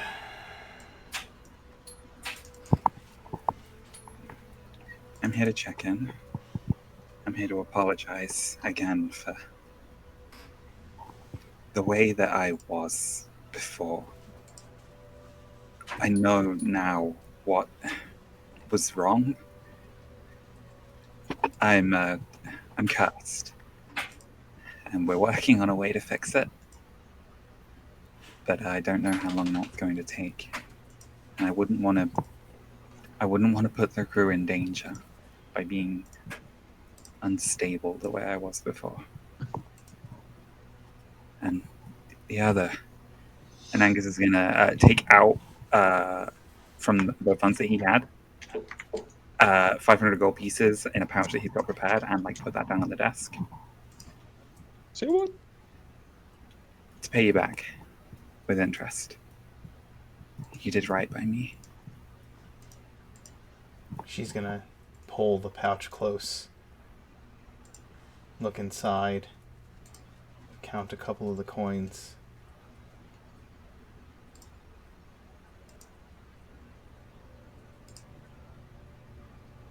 She closes it up and holds it in her hand and kind of like gives it a couple of quick like tosses up to feel the weight of it. You know what I mean? Not like throwing it up, but just kind of like bouncing it in her hand for a moment to feel the weight of it. It's about right.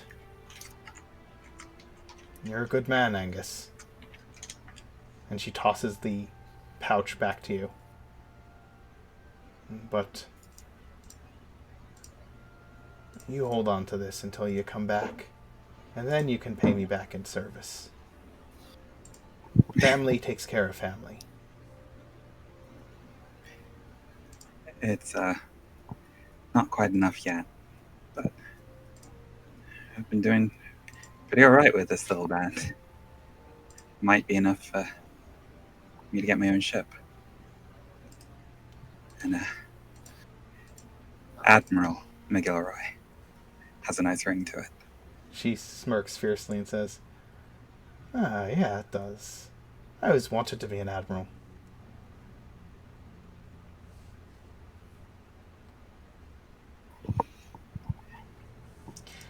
There's a few things that I've got left to do, but we have to make sure that the demons don't take over, because they'd go too fucking light on Lord Weston. He needs to suffer more. Far more than what simple demons would do to him. She smiles fiercely and says,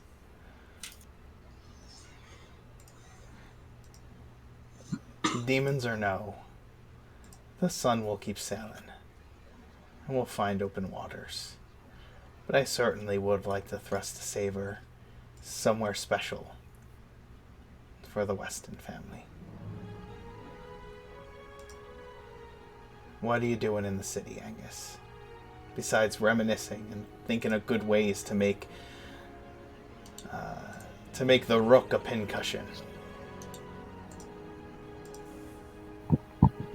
Angus is going to switch over into Thieves' Camp and just like incline ahead to Luna, who actually I think she gave the brooch to Vizier, so I think he would be wearing it at the moment. Yeah, I guess. We have an inn with the Queen. She gave us a bit of intel about Mythfont. We're following up on that. Can you? She in Thieves' Cant says, "Can you give me a bit of an in on Mythfont?" And now I am struggling to remember. Do we know the island? I'm trying to remember if we have the context of the specific locations of each of them, or if we only know. Because again, I'm Just the one, I think, for us. You know that the Queen's contacts, the Queen's agents have discovered one of the entrances on an island south of Geneva. But you know the only entrance you know that you've been to, obviously, is the one inland. so Angus would just sort of relay of I know that's real. We've been there. We're not the only ones. As you heard about these attacks, the elves. They're looking for it too. So Queen, she's trying to get a jump start on things. Now, as far as I'm standing, I'd rather see those artifacts, those weapons, in the hands of people that are going to use them responsibly. And I'm not quite sure if she's that yet. Remains to be seen. She said there was an island. Didn't say where it is. If I can figure that out, well, can't be too hard to find an island just off the coast from here. Find the entrance, get in there, take it for all it's worth. You think us here on the Sun are capable of using such things responsibly, then? But of course, when have we been anything less than responsible? I'll just sign out. You did say you sunk a ship once. And we did it very responsibly. You only told him about the one time. What about all the others? He only asked about the one.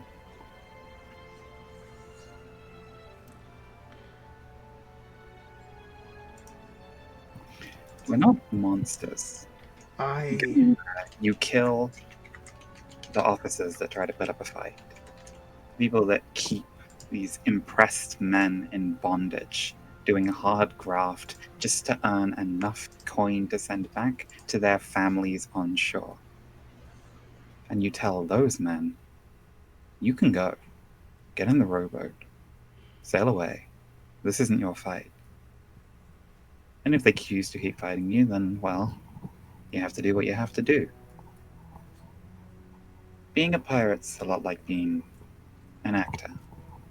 It's putting on a front. It's going in there and presenting enough of a threat that they give up without a fight.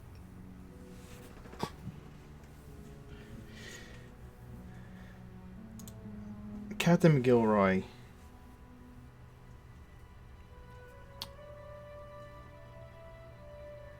says to you, Angus, in Thieves' Cant, I'm all good, well and good for chasing fairy tales when the time comes, especially if you know they exist. But at the moment, I'm already on a job, and the crew is predisposed. For now.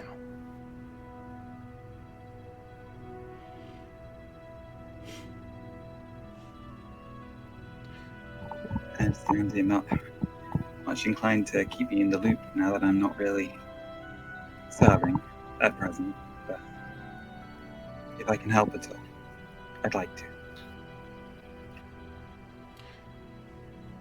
She leans in close and out loud, in common, leaning forward, she asks, "What do you know about stealing some dragon-forged iron?" And we'll end the adventure with that. Nice.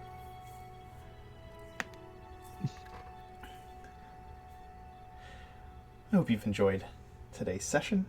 I had lots more planned for today, but we'll get to that.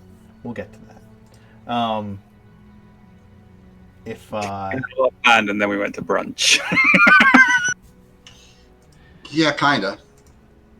Oh man, that was cool. if we want to do some favorite moments, we can go ahead and start with Alex. You can tell us your favorite moment for Vasir, and we can go around the table. Definitely him. I would say it would probably be trying to sort of comfort Luna by just letting her know that, like, there's still good things to look forward to. You know, like, hey, you want to go on a date tonight since we're gonna be in town anyway?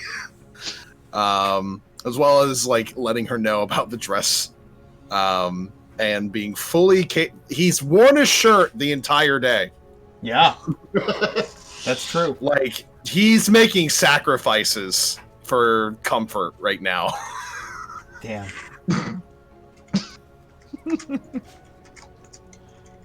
You know, if you didn't just go up a level, I might have to give you a level up just for Vasir wearing a shirt for the whole day, but I'm going to have to hold that back for now. That's I fine. mean, the only thing that I get next level is being able to talk to everything in the world. And what a gift that will be to everything in the world. Wow. Mark, I don't mind leveling up. Yeah, thank you. I know. Yeah, I'll take it. I'll take one. We're not That's going to do fine. that Yeah. right now. We're not going to do that right now. I know that you guys would be okay with it. I know you wouldn't mind, but I'm going to spare you the trouble for now. At least, We don't okay? want to, but like, We if don't. you don't want want to. That's fine. I'll spare but- you the trouble for now. I'll let you know when. But to be We don't fair, you deserve did the mark. mention the sewer, so that always requires a level up. Yeah, well, you're not going there, okay? So relax. How do you know where we're going? We got a ship right here that we're standing on. You don't know that we we're don't not know where going. we're going. We've got 4 days to kill. We can be there and back in no time. Nah, it takes a little longer than that. The sword's probably not in the sewer anymore anyway. Anyway, David, I'm sorry. I've loved tracking the ways that Visir is getting, again, like I said last week, a little bit more street smart and willing to be a little bit more like morally flexible without like compromising who Visir is. So it was when we were getting rebuffed by the guards at the gate, and he just like pulled Mirth to one side and said like, "Okay, turn me invisible, and I'll just like run over the gate and run up the tower, and I'll go find the queen and tell her like, hey, it's fine. Look, hey, it's me." And it was just like the way that Visir is like problem solution, just a very direct. And was like not understanding like the complex like diplomatic reasons for like why that was gonna be a problem, and was just so like, but it's there. I can go. And I will say, Angus is also capable of casting invisibility on himself now. So if it comes down to it, we can go with that plan, and Angus will just go with him. And Sarani can just turn into a small spider on Angus's back. We can get most of us up there unnoticed. But for me, Visir was It's more problems than it would solve. Oh yeah, absolutely. No, I did like both of those where Visir was just like, fuck this. Can you just can't cast invisibility? I'm just gonna run up there and whisper in her ear. Like, that's not literally gonna get you killed. Like, that's like the amount of shit that would fall on your head at that moment would be. But Visir's confidence, like, excuse me. Not so bad. If anything happens, I'll just run. They can't catch me. And I'm thinking, you can't run with a whole person spell cast on you. I just had this picture of Visir going, hey, I can have one. It's just being petrified and stuck in To a be corner. fair, somewhere. he's a monk. His wisdom saves aren't terrible. Yeah, No, they're not terrible. But the sheer volume of them that'll be coming at him is probably more than he can handle. But I also did enjoy Visir trying to be the adult at the table for breakfast, trying to change the subject 17, 18 different times. Mostly because he was just incredibly uncomfortable. Well, yeah, but it was funny. Mm-hmm. It probably wouldn't be hold person anyway. Against someone like Visir, they probably would be smart enough to cast something like, I don't know, Feeble Mind or Force Cage. So Banishment. Yeah, there's a lot of ways you can probably disable Vizier. yeah. Not if you outrun them. I enjoyed you leaning into the naivety when you were at the table, both in the morning and then later on with everybody at brunch, especially the whole intern comment. I enjoyed that immensely.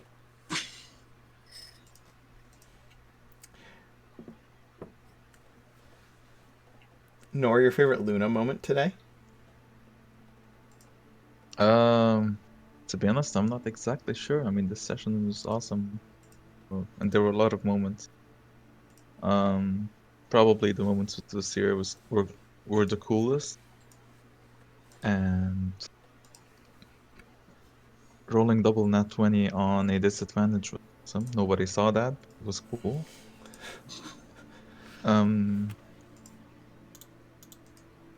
Yeah, like I said, the whole session was awesome, but there was not a specific moment for me. And if there was, I probably forgot it because it was just. I loved that Luna like just took Queen Evelyn at her word when she gave the brooch and said, like, present this to anybody in Geneva and they will know that you have my favor. And so like when she presented herself to the guards, it was just like, we're here to see the queen. Look, I have a brooch. And then just not getting what they were like, it doesn't work that way. No, sorry. And her just getting like almost frustrated with them of like, why isn't this working? I also loved her like putting a hand on Sparks' shoulder and then like immediately going like, oh no, okay, and just gently backing away. Like, nope, I'm out. And then at the end, being so unsteady on the ship, and McGill being like, "We're in dock."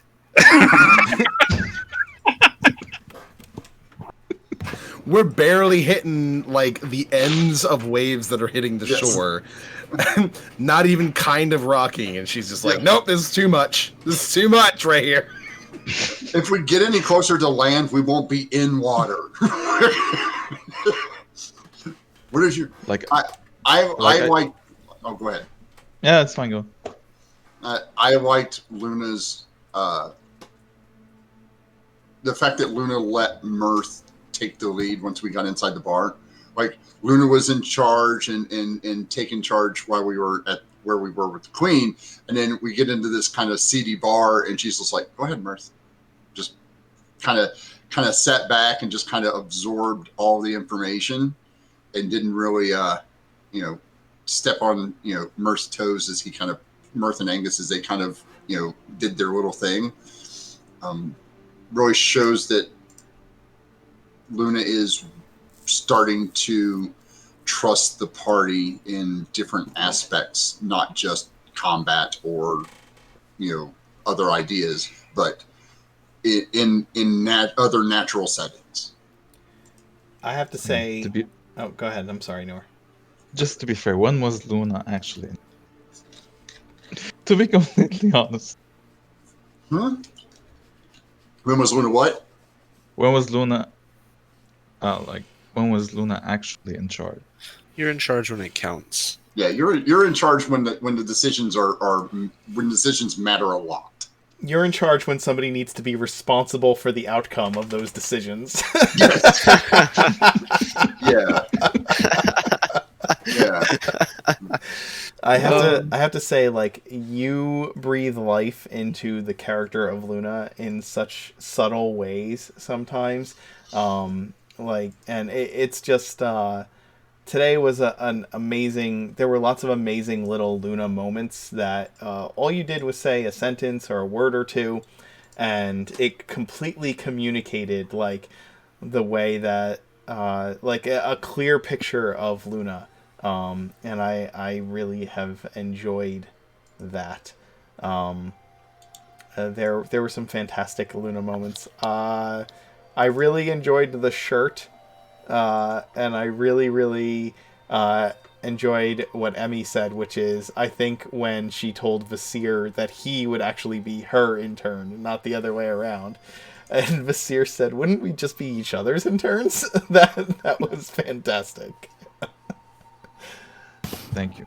I did. Thanks, I swear. Sometimes Luna like surprises the hell out of me with how forward she is at times. Where Vasir's like, "What's a succubus?" and she's like, "I'll show you what a succubus is later." What? Oh, good lord. Yeah, everybody was like, wait, what? What just happened? What was just, what? Gotta do a little bit of cosplay. I kind of hope. I kind of hoped you forgot about that, but Nope. No one forgot about that. No one Nope. forgot about that. David, favorite Angus moment? Just getting to just be like a catty gay having brunch as Annie, just fully just like, hey Bliss, and just vibing with her almost immediately of just like, let's have cocktails and talk shit about people.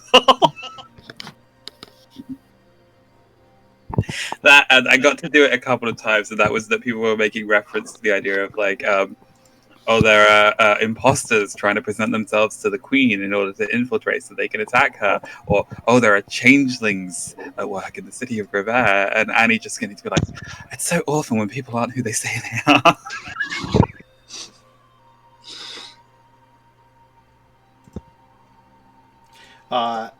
There was a moment, and I don't know if it was purposeful, but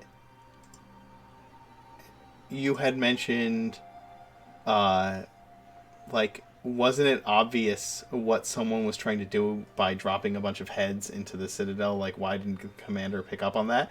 And I was laying out with Silver something that might vibe with Angus, even though Silver didn't know that you guys just marched into a hag's hut to destroy the hags to protect Angus's home. I was trying to lay it out in a similar fashion, and I don't know if your response was purposeful of saying, yeah, Angus gets that, but also sometimes you cut and run and get on a ship and leave, which is literally what they just did. So I don't know if that back and forth reference that was supposed to be like a non-reference reference like worked out on purpose, but it certainly worked out.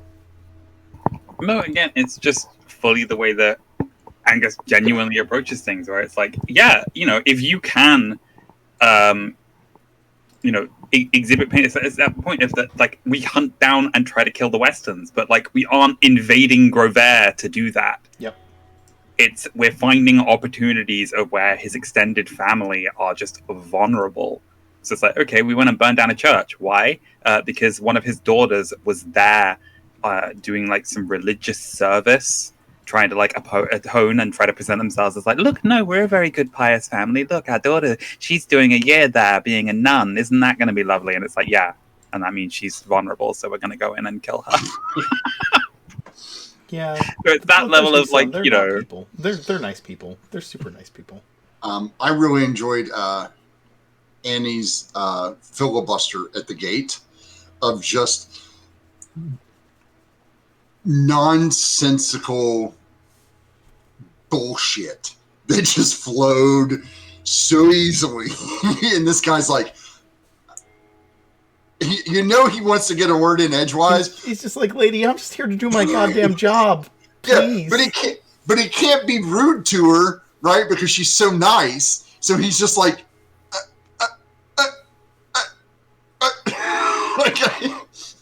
I just felt so bad for him. Because there's no way he has any idea what's going on. He has no authority. He has no authority, but he has no idea what's happening to him at the moment. Like, I think Annie could have literally sold him swampland in the desert by the time she was done talking to him. He was just like, yeah, sure, whatever, lady, just stop talking. I'll just show me where to sign. I think choosing sex on the beach drink for Bliss was awesome. Oh, yeah, absolutely. and also ambush in the sewer. Just the little Yeah. classic David jibes. Makes my day every Yep. time. Yep. For some reason, I think I don't know. This is just me, and I'm probably wrong, but I feel we can trust the captain more than we can trust Roger for some reason, and I'm not sure why. Just a hunch. You're jealous. Aww. I'm Kim. so glad Angus taught me Thieves' Cant because it's come up just an amount of times to beat. Oh, I mean, not game changing, but it's funny to just have Mirth like watching like a bunch of seasoned rogues talk, and it's like going to Spain and just being able to like ask for a sandwich and say, "I don't speak Spanish that well." I have to say, when Angus tried to Thieves' Cant to Captain Card and everybody on the other side of the table responded, that was amazing. Because literally all of them have levels of rogue. All of them. It's like, let's go to the CD bar and talk in Thieves' Cant. Yes, nobody will notice. It was a very high-end bar. It wasn't a seedy bar. It was a very upscale bar. Yeah, that was not seedy at all. There's a reason why That he was in debt afterwards. That table was full of seedy people. Yeah. But that's it. Well, every bar is CD to Serrani. They all look the same. Every place is seedy to Serrani because he keeps planting things everywhere. Yes, I have. Kim, favorite Mirth moment? Silver, we tied up the family. I've met all the siblings I got to meet. My brother. Alive, anyway. Yeah, okay, very funny. Well, Wow, we're gonna go get the other three. We're gonna do that now. Like, and then I can't wait to Yeah, David mentioned the sea. I think it was during another stream or just like having a talk, and like Mirth doesn't have somebody else in the party like the dance or Ark has with their bookish people. I don't have a counterpart that I can do research with, so I end up saddling all of this. I have a bunch of stuff stacked up, and I have that, and it's, I mean, don't get me wrong, like I love the dynamic they have. It's also really fun to play that off as somebody who has to pull their weight in the party by handling the stuff that the other people can't reliably. So I think that's a spot that he fills really well and will continue to fill, especially right now. Yeah, you're both their primary and utility spellcaster when it comes to stuff. Like, Luna's the primary healer, but when it comes to control, like battlefield control and utility magic, it often falls on Mirth. So that's... And, yeah, I think... Are you the highest intelligence character in the party? Yes, I think so. Yeah. How much do you have? 18. I bumped it up with telekinetic last ASI. Yeah. I have a 12. I have a 14 now because I bumped it up by one when I took the shadow touched feat. So Oh shit. I mean, everybody has Angus is not far behind because I think his history is almost as good as mine thanks to expertise. Mm-hmm. Yeah, it's just more like Mirth learns it from books, whereas Angus, it's just like if it happened in the past 450 years, then like one of his past lives was alive when it happened. And so it's just them being like, oh yeah, I heard about that. Mirth still didn't tell Angus about what he'd learned. Didn't have the chance. And I want to tell him, I want to like find out more before I just tell him one of your previous lives had this sword, but I don't know what the sword did or why he had it or what happened. You haven't even told us about the sword yet, though, so it's going to be like, oh, yeah, hey, by the way. There's a lot of stuff, and I feel like I gave you enough pieces to see some of the picture, but not the entirety of it. I was gonna tell him tonight, because I didn't want to do it during the day for fear that Angus would have like a nervous breakdown while we were meeting the Queen and his captain. Understood. Save it for the stream. Don't do it in their RP chat. Yeah, of course. Save the existential crises for the stream. Any other favorite Mirth moments? around the table? Merce nonchalant. Oh, by the way, I found a story that totally gives us one of the pieces that we want. Just like casual conversation. It's always Mirth where he's just literally like, oh yeah, by the way, I learned something again. You weren't going to tell us? Well, I was going to tell you, but I got distracted. Well, no, Mirth, that's seriously. Like, this is kind of important. And he just offhandedly just mentions it in passing. Like, it's just another story that Mirth has. Just in counterpoint to the point I brought up about Visir, I really appreciated that Mirth was like, I could do that for you. It's definitely something that we can explore. Please, can we try other options first, like casting Ascending to some of the other people we know at the Queen's Court to see if we can get an in that way, because I don't want you to end up in prison. And like that, going off of the fact that a few sessions back he went and visited Pride in prison.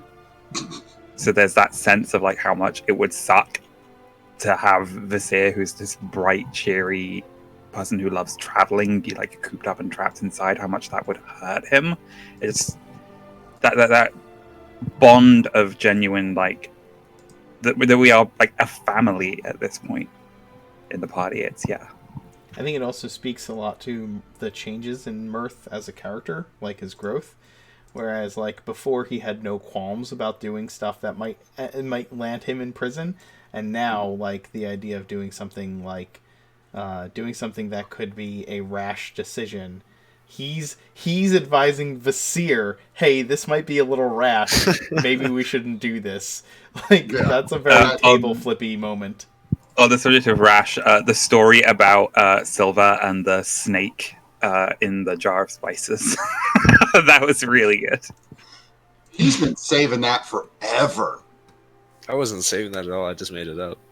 Really? Because that sounded like one you've been like, as soon as I get a chance to talk about any of my siblings to anybody else. He made that up on the spot. That was improvised. I can tell the difference between Kim's like pre-considered stories and his on-the-spot stories. There's slight differences.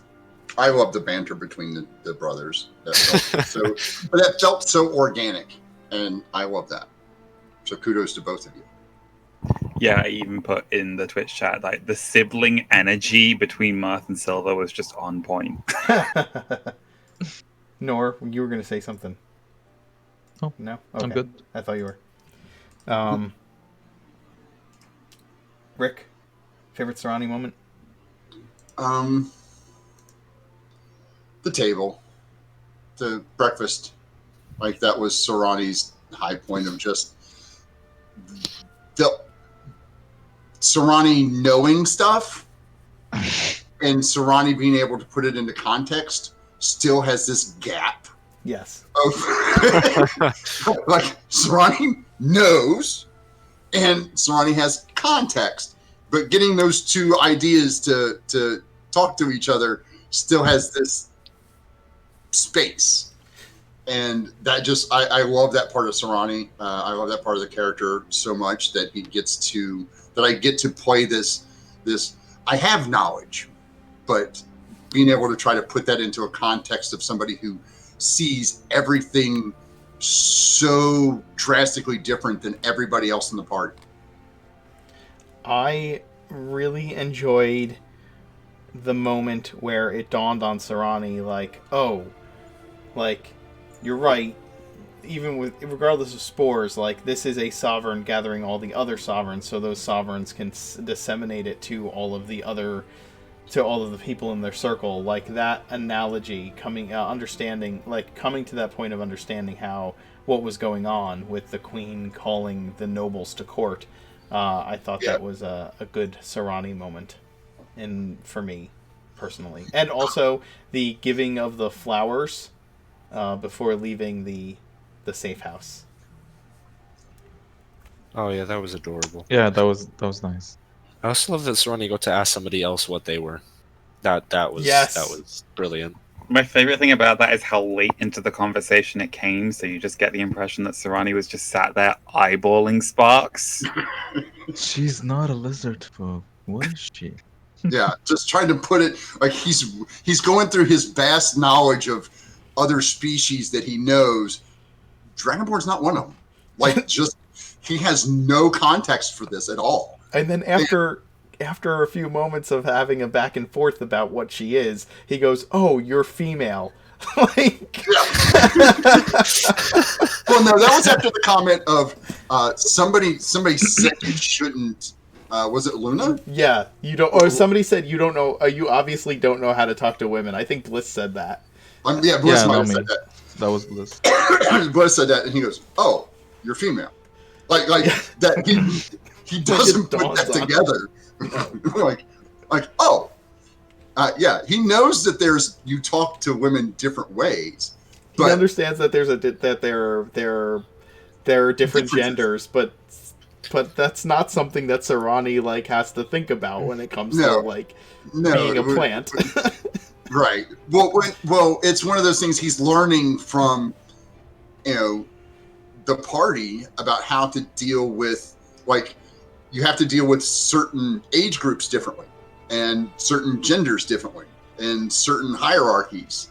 Like, there's all these little moving parts, and Sarani is still just trying to go, oh, okay, so you're part of this little group that I have to treat this way, and you're part of this group. Like, Angus fully isn't helping. It's like, now you have to call me Declan. And then we get to meet the Queen, and it's like, okay, now you have to call me Annie, and I'm a woman, so you have to call me she, okay?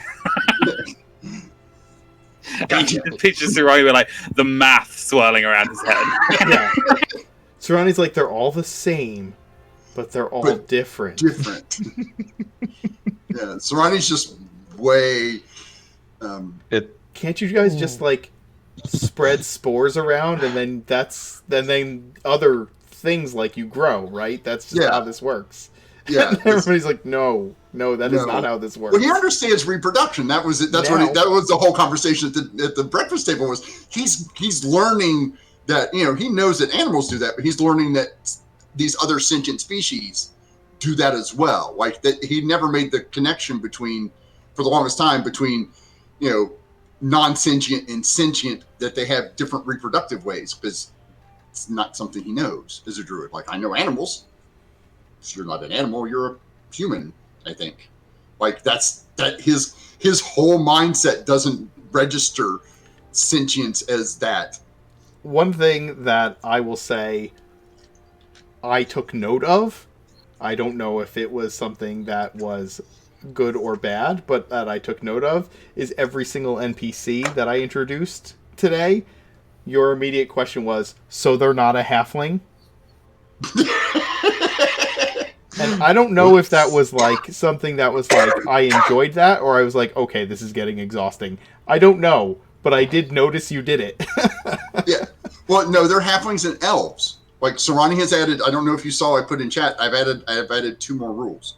Oh yeah, I saw that. There are more. Rule number 4 is subdue all children until you can figure out their species. And rule number 5 is don't trust an elf unless Luna says that they're okay.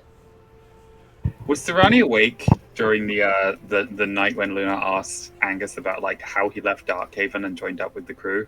I don't think so. Sarani's technically always awake. He only has to sleep for like 4 hours. Because it is just relevant context that, like, the vengeance quest that Angus and the crew of the Sun are on was to avenge the old captain who was a halfling. But no, Sarani has no. Full circle. Yeah, Sarani just knows that, every child we've found so far that has not been part of the group, that was out by itself, has either turned into something else or was already something else. And so children by themselves need to be restrained until you can determine their species. Oh, good God. And elves are shady unless Luna says they're not. Those are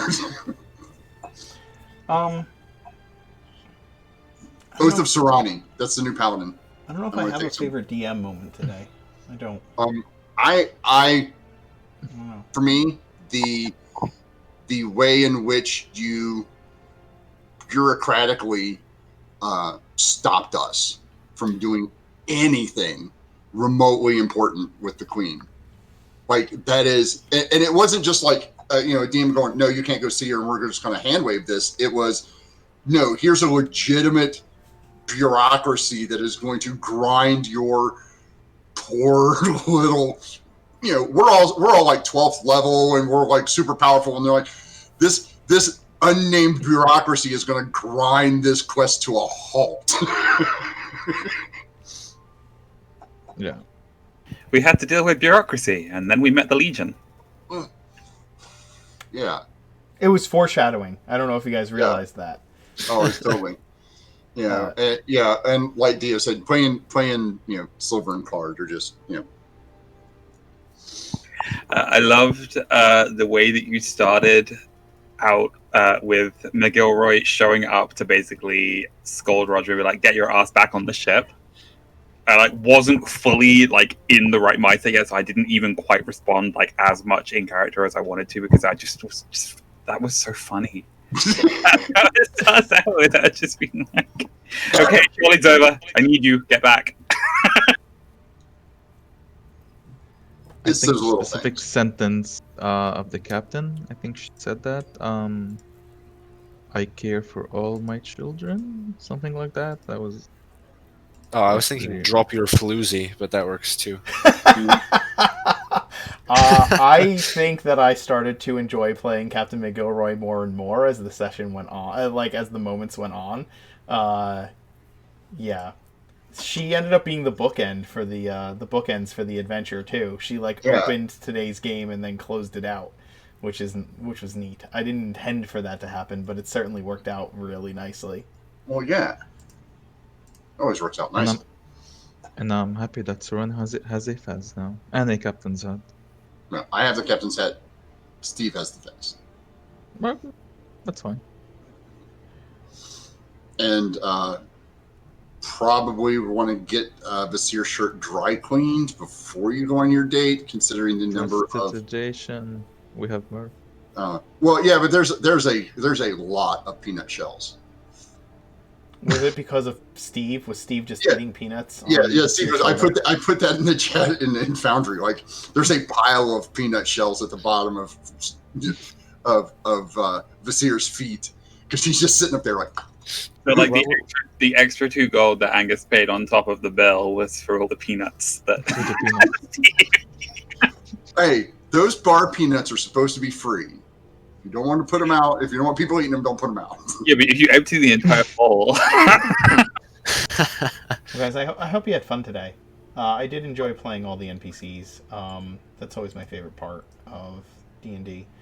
Is getting to this was a great episode to follow the cathartic one from last week. Yeah, and next week will be lots of doing things. Next week we'll get into the tournament. More death and destruction. All of that. And we'll see what happens between here and there. Next week will be lots of doing things. Well, that depends on how Vasir and Luna's date goes. Oh, we will find out. That is one of the doing things. I just want to see the final fight where Vasir decides to actually punch the Minotaur in the nards. I don't know if he's gonna do that. That'll be a stunning strike on him. Yes. Nard punch. That's what I'm saying. Quite stunning. I'm waiting for it. Oh, good God. Well, guys, thanks for playing. Thank you for all out there for watching. I will be back in a couple of hours to run Artifact Recovery Corporation. Like I said, we got through about half of the shit I had planned for today's session because the role-playing just kept on rolling. And there were moments I probably should have interrupted and just let it keep going. That's like you getting a birdie. I know. Right? I know. You got half of that stuff done? Yeah. Jeez. I still have more shit on my list for next week. You left us unsupervised in a city. What did you say? I know. Yeah, well, totally. I will tell you something.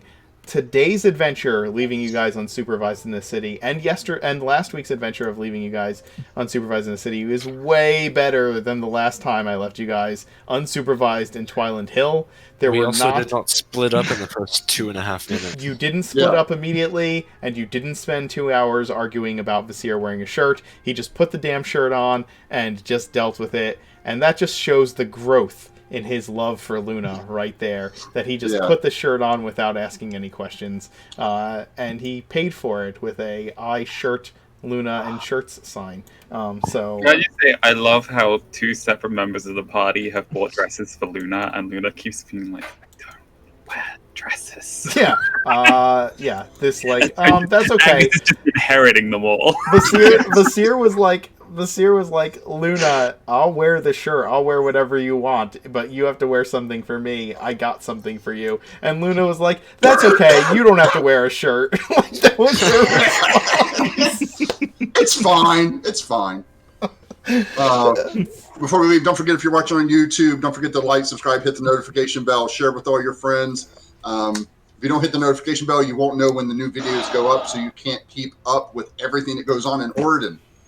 Please don't forget to also head over to Big Lundy at Twitch and the Nat 30s and me, the Loophole King. We all participate in Oregon in our own special ways, and Nat 30 is just a wonderful friend. Yep. Check everybody out on Twitch and YouTube and Twitter. We'll see you all later. Have a good day.